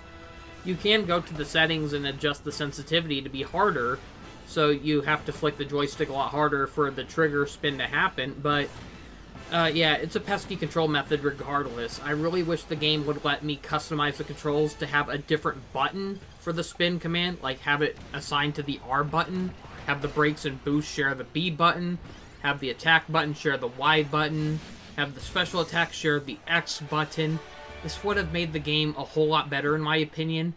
The controls are still manageable, but I wish it gave players the option to play it the way we want to play it, instead of forcing us to play it in Sakurai's weird vision. So, there's 21 playable characters altogether, but most have to be unlocked. Sadly, this is where my other gripe with the game is: the return of the checklist mode. It's back, and it's worse than ever. The way to unlock things is to complete random objectives, which get added to a giant gridded checklist. Completing random objectives reveals more of the challenge objectives. Some of these are really easy, like something as simple as just win one race, while others are ridiculously hard and require extremely dumb luck. Some are flat out hard or confusing to figure out. They tell you to find a hidden cave in one level, but it gives you no hints on where to look to find this hidden cave. So many of the characters, tracks, vehicles, and cosmetics are locked exclusively behind these checklist objectives. In the original game, there were only 3 checklists to complete, one for each of the 3 modes, but now there's 2 extra checklists, one for road trip story mode and online checklists. I was only able to complete the checklist for Top Ride and Road Trip, but there are some in Air Ride I just cannot figure out, and there are so many in City Trial I'm too afraid to even attempt, because I can tell it's going to take forever, and I'm not even going to come close to beating a lot of them. I'm just not a fan of unlock methods in this game. It wasn't fun in the original game, and it's just as bad, if not worse, in this one. It's one thing if it was just a side feature for completionists, but this stuff is required if you want to beat everything and unlock everything in the game. And that's real annoying, especially when you remember that this is a family game. They expect kids to beat this stuff, and that is just expecting too much from kids. You have to go through so many hurdles just to unlock racetracks and characters, it is ridiculous. Admittedly, it does feel good to clear a bunch of missions in one go, but it still doesn't make up for how time-consuming this all is. It really is a huge waste of time. How many times you'll have to be redoing missions over and over and not even get close to getting it because of how much dumb luck a lot of these events take. We can mess with the settings to try exploiting missions to get over with quicker. For instance, like there might be a challenge where you have to win a race, so instead of going around 3 laps and making it longer, you can reduce it to where it just takes 1 lap to get done, and it will still count. There's one challenge in Top Ride that requires us to drive in reverse for 3 seconds on a specific track and still end up in first place.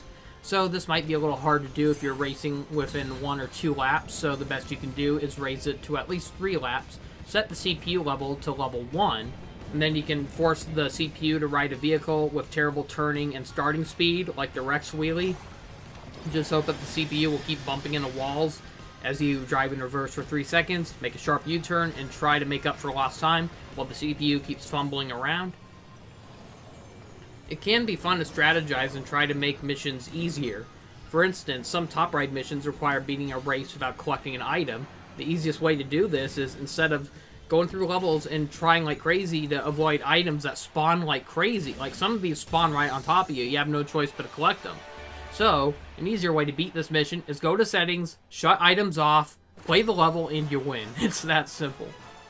I'm not going to go over every single character in this game. It's got a decent roster overall, but my favorite character to play as was Rick the Hamster. He is just so adorable. His special is pretty fast and powerful. It is just so funny to watch this hamster running at full speed with a big smile on his face, blasting through walls and stuff like that. It's so funny. I mean, Rick is such a good boy. How can you hate him? He's like the best character, hands down, and I think you can only unlock him in one of the challenges in Top Ride mode. Because, yeah, I remember I was going through so much of Air Ride mode, and I was wondering, there's a lot of characters I haven't unlocked yet. Are they exclusive to different modes? And, yep, a lot of them are. There's some that you can unlock in Top Ride, some you can unlock in City Trial, some you can even unlock in the story mode. So, yeah. There are some decent side features in this game, including a vehicle builder. Throughout the game, we can get customization tools by completing checklist objectives and earning mileage coins through races. We can spend them inside of a shop for more customization gear. We can recolor our vehicles with paint and patterns, and we can stamp up to 20 stickers per vehicle. Now, I already made a video showing the many fun creations other users have made, including some that I made, and you can check the link in the description below if you want to see the video for yourself. Now, the customization feature is overall amazing, but I do wish the sticker limit was at least 50 instead of 20. 20 really holds back the amount of detail I want to put in some of these vehicles. There's an online shop where we can upload our vehicles and allow other users to buy them with their in-game mileage coins. However, we can only have 3 vehicles uploaded for sale at a time, which really limits how much people can share. And I don't even think you get paid mileage if someone buys your vehicles, which is a real shame. I wish this was more like Animal Crossing with how it is to share clothes designs with other people, where we can just make an image with a code on it, share online, and people can then look up that code online with the game, and then voila, they have it. So I would have loved to have seen a thumbs up feature for the vehicles. That way, if there's a vehicle you like but you don't want to buy it or you can't afford it, you can at least give the creator a thumbs up, and so it shows like how many thumbs up people have earned. That would have been a nice feature, but nope, we don't have anything like that, sadly. That's Kirby Air Riders for you. It's got a lot of great ideas, but a lot of questionable executions. For a game with a lot of great features, it sure lacks a lot of features at the same time. There's even a garage mode where we can lay out our favorite vehicles for display and run around as our characters in a full room full of trophy vehicles. And so across the game we can unlock these little gummy vehicles. Now there's a feature where we can just move the cursor around and play with all the gummies we collected, throwing them around, pushing them, swimming through them, firing them around like a gun with ammunition. It's overall a pretty useless feature, but it's still funny that it's even in the game to begin with. It might be amusing for some, especially younger gamers, but I for one would love to see them evolve this idea in a future Super Smash Bros. Game. Now imagine if they brought the trophies back, merged them with the spirits from Ultimate. Now imagine a mode where we can just run around and jump around as our characters in a room full of our trophies, and we can just smash the trophies around as they bounce off the walls, and or our characters get buried underneath all the treasures as they keep falling. It's like there's a lot they could do with that, and that would be so cool to see a feature like that with the Smash Brothers trophies. Now on to the modes. The first mode is Air Ride mode, which is a simple race mode, basically the main game from the original game. So we just race to the finish while attacking enemies along the way, using copy abilities to help us keep ahead. So starting with Floria Fields, it's basically similar to the first level from the original game. It's a bit longer and much prettier, with its lush grass, flower petals, and even a grind section. It's a decent opening level. Waveflow Waters is probably my second favorite new track. This one gave me Prince of Egypt vibes. Right from the start, we race through an ocean as the water opens up a pathway for us to race on. Eventually, we race on a giant floating water slide across some beach docks and over a whirlpool. It's overall a pretty exciting race. Airtopia Ruins has us racing through floating ruins in the sky. There's not much to say about this one, but it's okay overall. Crystalline Fissure is a pretty looking stage with its roads made of gems, but it's a tricky racetrack at times. Due to its coloring, it's hard to tell what's the road and what's a surface that will slow us down. Towards the end, there's a dragon that spits crystals at us, and they seem to home in at players, making them pretty hard to dodge. Steam Gust Forge is a fun steampunk level. We race past a train, into a factory. We can ride into steam shooting out of the pipes for a burst of speed. We drive through a boiler room filled with fiery hazards. Eventually, we end up high in the sky with strong winds as we try hopping off of a series of blimps. Cavernous Corners is arguably the worst track in the game. There's still some fun to be had with it. It's kind of a charming level, but it's incredibly flawed. There's just so many hazards. There's the part where we have to dodge rolling boulders, and it's just so tricky. Sometimes you just launch off the ramp and you get flung directly into a rolling boulder with no way of avoiding it. It doesn't give you any chance of responding to it. And so the part with the maze full of sharp gems is real tricky to navigate at first. I mean, once you get the hang of it, it's not too bad, but for first-time players, it's hard to figure out where the track layout is. And the most annoying part is when two giant golems jump out of nowhere. They take up most of the stage. And there's even a requirement in this game where you're supposed to complete the level without getting hit by them. And yeah, that might be hard for a lot of players. Towards the end, we end up in a room full of water blasting out of the ground, which can either help you boost up or slow down depending on which vehicle you have and depending on its strengths and weaknesses. So I overall do enjoy this map, mostly for its design, but it's not always a fun level to race on due to how much dumb luck this map requires.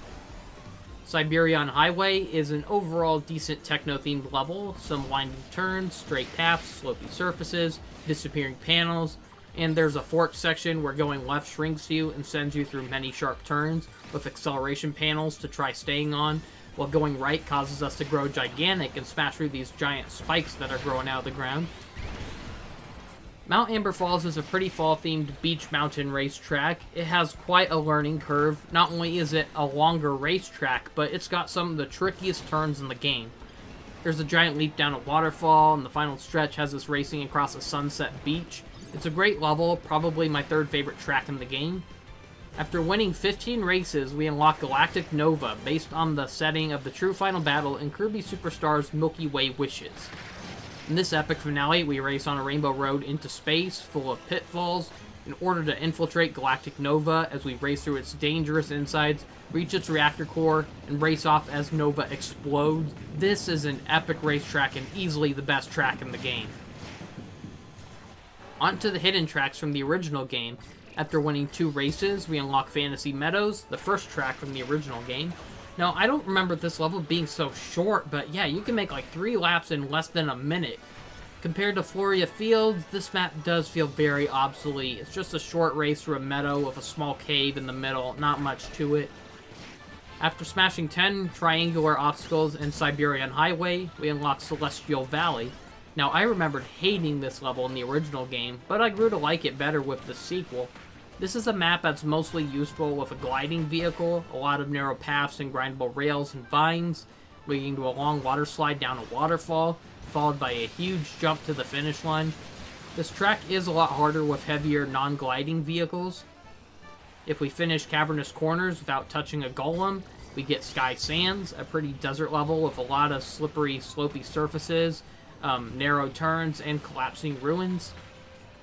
Finishing 2 laps in Crystalline Fissure while staying in first place unlocks Frozen Hillside, a fun and pretty Arctic-themed track with many slippery turns.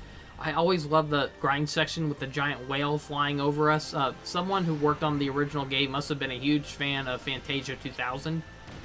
If we finish Steam Gust Forge without touching a golem, we unlock Magma Flows. It's a fun volcano level. Not much to say about it. It's got a fun design and a pretty memorable tune. If we stay in the lead for 60 seconds in Mount Amber Falls, we get Beanstalk Park, a Jack and the Beanstalk themed level with a giant raceway in the sky, surrounded by beanstalks, revolving around a giant beanstalk Ferris wheel. It's a fun and whimsical fairy tale themed track. In Airtopia Ruins, if we drive through 4 rings in one race without reversing, we get Machine Passage. I used to hate this level in the original, with its many walls and invisible barriers, making it too easy to bump into things. Otherwise, I didn't find the track that hard this time around. It's a crazy race through a bunch of narrow factory hallways and rooms, including propeller blades that we gotta try to avoid, and other crazy obstacles. It's a lot better than I remember. Finishing 3 laps in under a minute in Fantasy Meadows unlocks Checkered Knights, hands down the best racetrack from the original game. It's the longest track with the best layout and the best piece of music I've ever heard in a racing game. The music to this level is so good, it matches the level in its entirety. It doesn't matter what place you're in. The music just invokes so many emotions, from whimsy, triumph, chaos, and silliness. The music complements everything from its many swerves, sharp turns, the epic grind over a city, the ramp slides, the big speed boost that blasts us into the air through a path of spinning panels, the castle walls towards the end. This is just a fun roller coaster ride throughout, and still one of my favorite levels. Finally, in Galactic Nova, if we defeat 5 enemies and finish 1 lap, we get the final level, Nebula Belt, and man, this track is a huge disappointment. It was disappointing in the original game, and it still is. What an anticlimactic final track. I mean, this is basically the game's equivalent to Mario Kart's Rainbow Road, but it's just a long and slow race through a mostly straight track with very few turns. There's no enemies, no drastic changes in elevation, barely any ramps. The only unique thing this track has is that there are these copy ability panels, where driving over them gives us a random copy ability, similar to the item blocks from Mario Kart. This map might be more fun to play with online competitive play due to how unpredictable the nature of this track is with the copy abilities, but this level can easily be broken if you have the Formula Star, which is the fastest star in the game. The Formula Star's only drawback is that it has terrible turning. And so this is a level that has barely any turns. So as long as you have Formula Star, you're practically guaranteed to win this one every time. Other vehicles don't stand a chance. I don't know. I still find this level very disappointing after all these years later, especially for a final battle. On to Top Ride mode. Top Ride mode was admittedly my least favorite mode in the original game. It was still fun, but I just found no reason to go back to it compared to City Trial or Air Ride.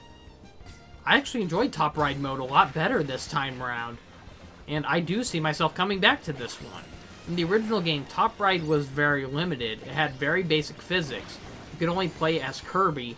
You only had 2 base vehicles to choose from. In the sequel, the mode was revamped to include every playable character and every vehicle, really adding to the gameplay. Sadly, none of the original tracks return. I really hope we do get future DLC that brings back the original tracks, along with the original City Trial map, along with maybe bringing in some more playable characters like Adeline and Ribbon from Kirby 64, Kirby's other animal friends like Kine and Koo, and characters from Kirby and the Forgotten Land like Elfilin, Woofy, and Clawroline. In this mode, we play races with an overhead view. It has very different controls. Instead of steering left or right, we can steer in 8 different directions. We have the option to just tilt the joystick in the direction we want to head, or we can have a trickier challenge by moving the joystick clockwise or counterclockwise to turn right or left respectively.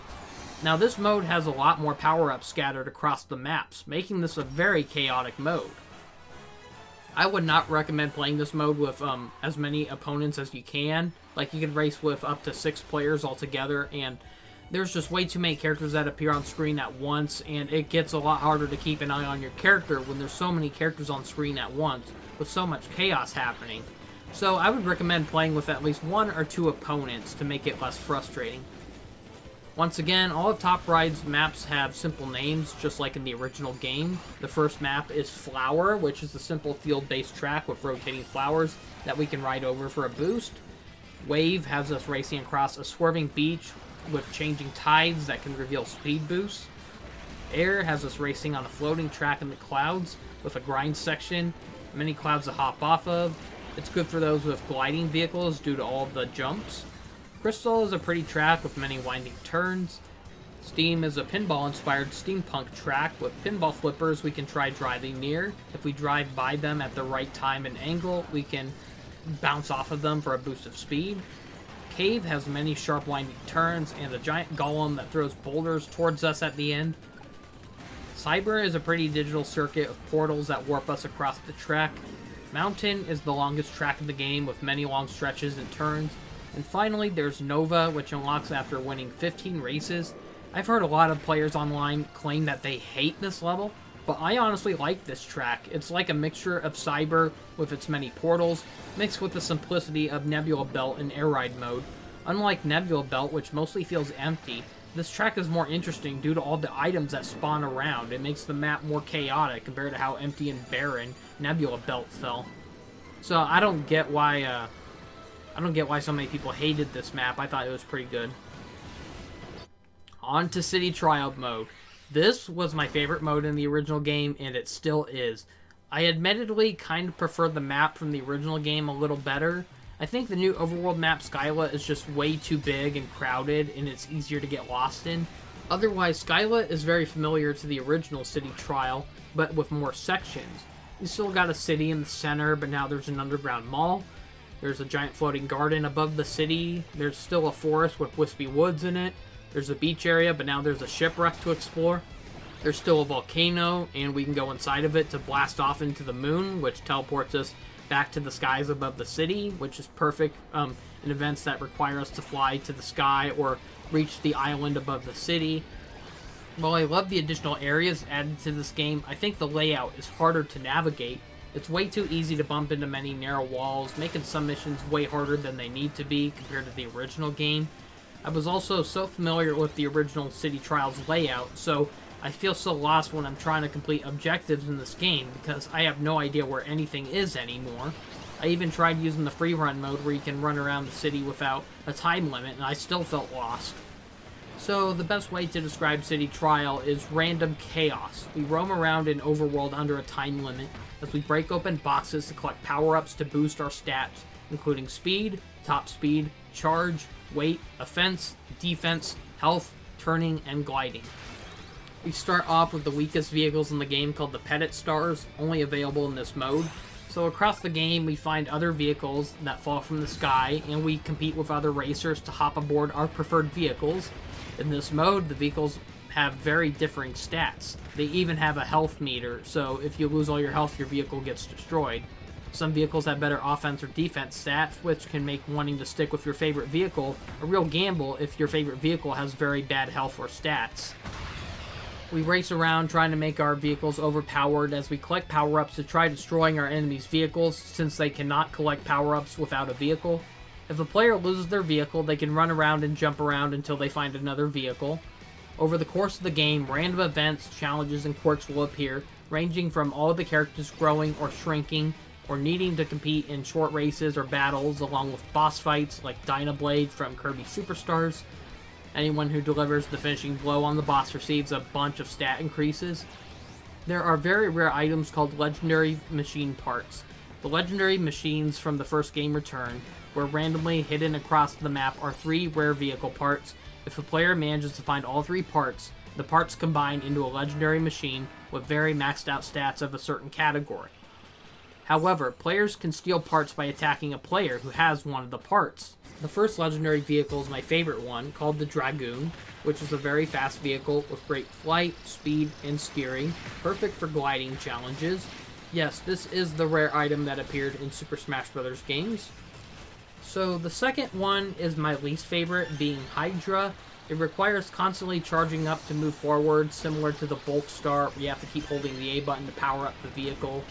So, once it's powered, it moves incredibly fast, and it gives devastating blows to enemies, but if you get hit, you drastically lose a lot of speed. Its steering is terrible, and it cannot glide very well, so this vehicle is mostly good for drag races or some of the battle minigames, but good luck trying to get stuff done with how lousy the other stats are. There's even a third brand new legendary machine in this game, and it can only be unlocked after beating the true ending in road trip mode, called Gigantus. It is a massive war fortress that takes up most of the stage. We're able to run over enemies and fire massive shots at our opponents.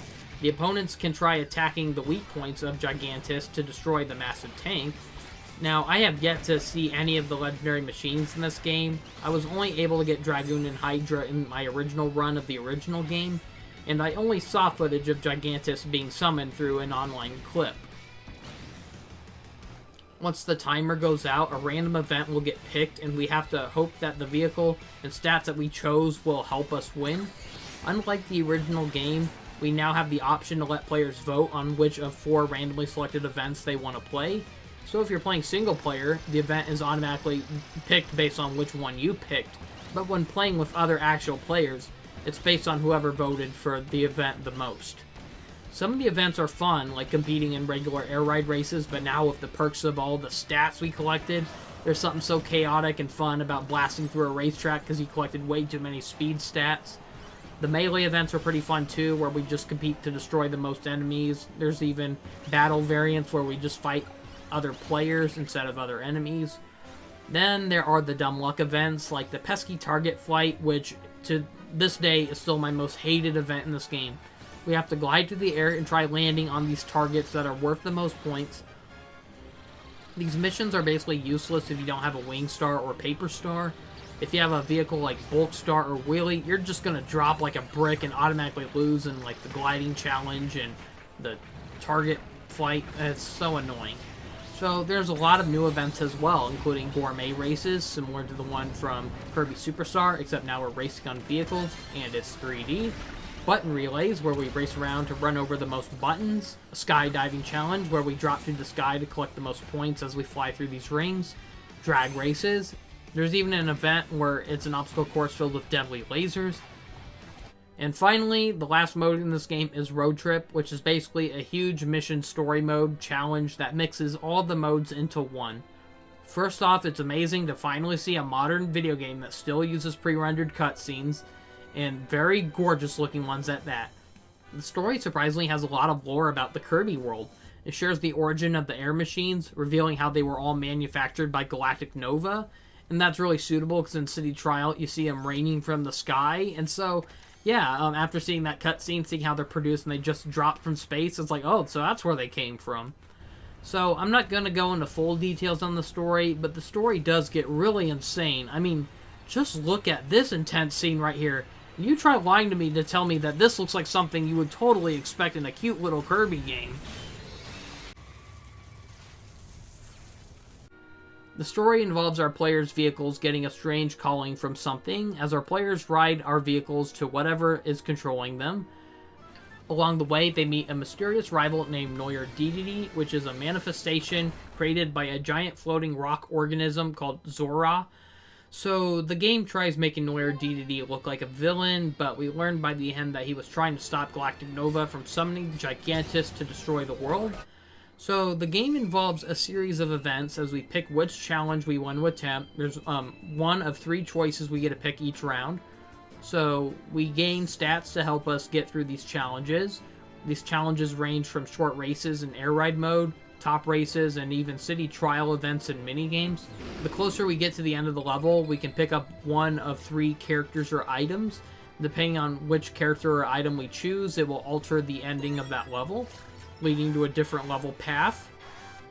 So these level paths are very similar to Shadow the Hedgehog, but less frustrating to go through. So across the mode, we find rival challenges where we have to compete with a tougher opponent in specific events. Once we reach the end of a level, we encounter a boss or enemy blocking our path. We get these charming little cutscenes where, depending on who or what we picked along the way, it will alter how we defeat that enemy, leading to a different level based on the item we picked. And it's a fun way to replay this mode and try to see the different alternate paths and attack methods. Across the game, we collect coins that we can spend at Waddle Dee's traveling shop wagon. We can get stat upgrades, items, and even new vehicles. Along the journey, we will come across different vehicles. Now, it's important to collect as many as you can. Do not miss an opportunity to get one you don't have yet, even if they're vehicles that you do not like.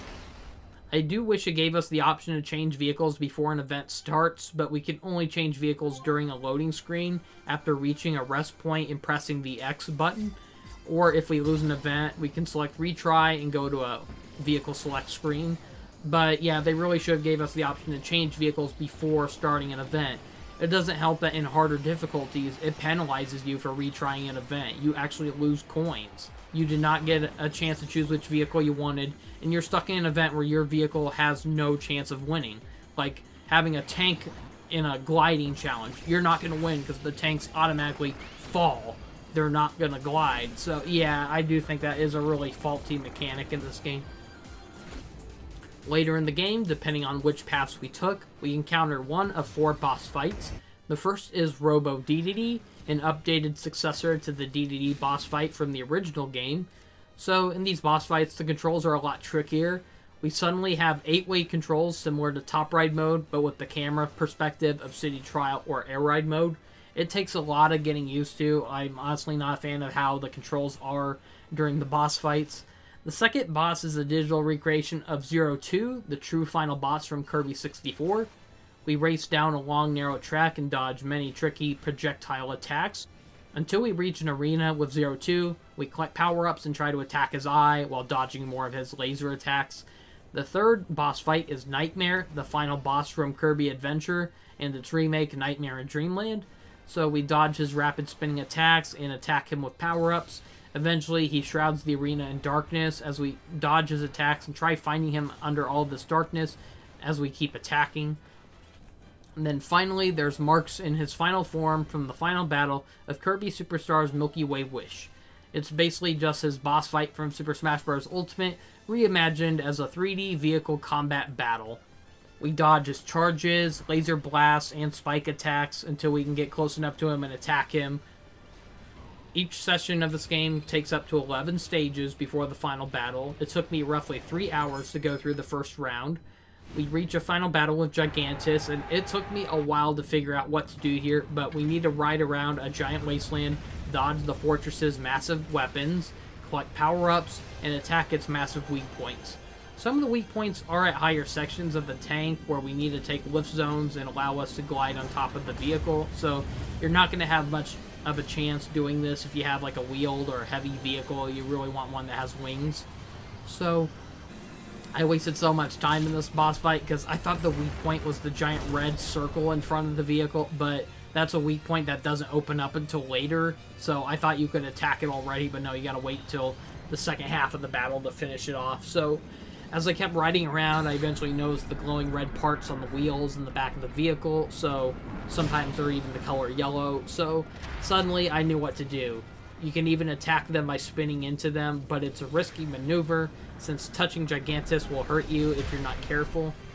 After the boss fight, Gigantus is about to unleash a devastating blow that will destroy the planet. We race Noir DDD to be the first one to finish Gigantus off. And for some stupid reason, I thought this was a battle race at first, so I thought I had to destroy Noir DDD, but I ended up losing because I wasn't focusing on winning a race, so it led to a bad ending where Noir DDD reaches Gigantus. He tries stopping him, but he fails, and the world gets destroyed by a laser.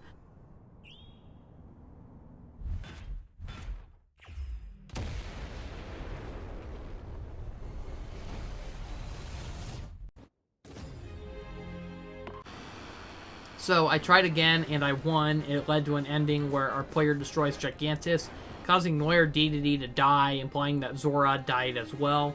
And overall, it's a really epic finale, and just to think that this isn't even the real finale. So after that, we get a new game plus mode where we can play the game again, and we can carry over all the coins we have left over from the last game, while also having it remind us of which paths we've already taken and which ones we need to take if we want to get the remaining vehicles. So it really urges us to try taking different paths this time for different results. Once we've acquired all of the vehicles and reached the final battle again, something different occurs. Sadly, I accidentally skipped the cutscene upon reaching Gigantus because I was expecting the same exact cutscene as before and I wasn't in the mood of rewatching it again. But as soon as I skipped it, I realized something different happened. So luckily I was able to see the cutscene in its proper form after I replayed the game again on hard mode. So once getting all of the vehicles, a cutscene is supposed to occur where once we reach Gigantus, it fires a blast at us and it destroys our vehicle. Suddenly, Noir DDD appears to help us take down Gigantus as the two legendary machines appear. During my normal playthrough, I picked Dragoon as Noir DDD picked Hydra. Honestly, I recommend Dragoon for it makes the final battle a lot easier. During my hard mode replay, I tried Hydra out and it made everything harder with its worse steering and gliding. But yeah, it's just the original final battle against Gigantus, but now we have the legendary machines to help us, and it was a little bit easier this time, even on hard mode, mainly because I actually remembered where the weak points were this time, so I did get better around the more I played this boss fight compared to how I struggled the first time. I mean, I didn't die during my first playthrough, I just wasted so much time because I had no idea what to do. So after defeating Gigantus, the battle still isn't over, as Galactic Nova prepares a final attack up in space. Suddenly, a mysterious wild cat appears and it urges us to hop on its back, and honestly, I have no idea what this cat thing is. It just came out of nowhere. I don't remember any build up to it in the game, but it's still cool though, because throughout the game you're riding machines and now we're riding an actual living mystical creature. So we steer this giant cat as it uses its claws to attack enemies along the way. Its controls are a bit tricky, and it can only jump if we wiggle the joystick left or right, similar to the Hop Star, and that was very uncomfortable. So as we race up a roadway to Nova, we encounter a boss gauntlet as we're forced to refight tougher versions of the boss matches in this game. So we ride the Wildcat, we reach Nova, we attack his machine parts by running or jumping at them until we reach his heart-shaped core in an arena. And so we have to dodge its many laser and projectile attacks until we can get close enough and slash at the core until he explodes. Now, I could not figure out how to properly dodge the lasers, since running around at normal speeds just wasn't fast enough to outrun these lasers. I tried charging up to gain enough speed to dodge them, but that didn't work, it just slowed me down. So, trying to jump over them didn't work either. So after 3 tries, I finally defeated it, and I got the epic ending of Nova self-destructing as our hero rides back to Popstar. It leads to an epilogue where all the air machines return Zora's stolen core that Galactic Nova took from him. So they restore the core, give it back to him, and Zora flies back into space. It's overall a fun and epic story mode with a lot of replayability, but it is heavily flawed. It does not bother showing you how many mileage coins you have earned during this mode. So before I played this mode, I only had like 700 mileage coins, but after I did 3 full playthroughs of the game, I suddenly noticed I had 100,000 mileage coins. I wish the game bothered showing you how much mileage you can earn in this mode, because at first I was thinking you weren't even earning mileage in this. I was playing like this mode for so many hours, and I was thinking like, God, that's a shame if you're not getting any mileage from how many hours you put into this, and apparently you do get mileage from this. It just doesn't bother showing you a counter in this mode, which is real ridiculous. So the boss fight controls were pretty bad, and I cannot figure out how to dodge the lasers during the final battle, but it was still a fun and epic finale. And overall, Kirby Air Riders is nearly one of the best Nintendo games ever released. It's nothing but fun and chaotic gameplay throughout. My biggest complaints of the game are its controls can be lousy at times, especially with its spinning and jumping. It doesn't allow us to assign commands to extra buttons, which I really wish was an option. The unlock requirements for most everything is ridiculous, and it is not fair at all for casual or young gamers. I wish they would just let us unlock everything based on how long we played the game, or how much we progressed through the story mode, or even just let us buy everything in the mileage shop. Otherwise, the rest of the game is just too much fun to fully hate on. This game may have flaws, but they're not enough to ruin the game for me. It's just so chaotic and unpredictable. It's got so many hours of endless replayability. It has an incredible customization feature. I give Kirby Air Riders a 9 out of 10. It's a must-have for Nintendo fans and Switch 2 owners. That's all I have to show for now. Thank you for watching. See you next time, and have a great day.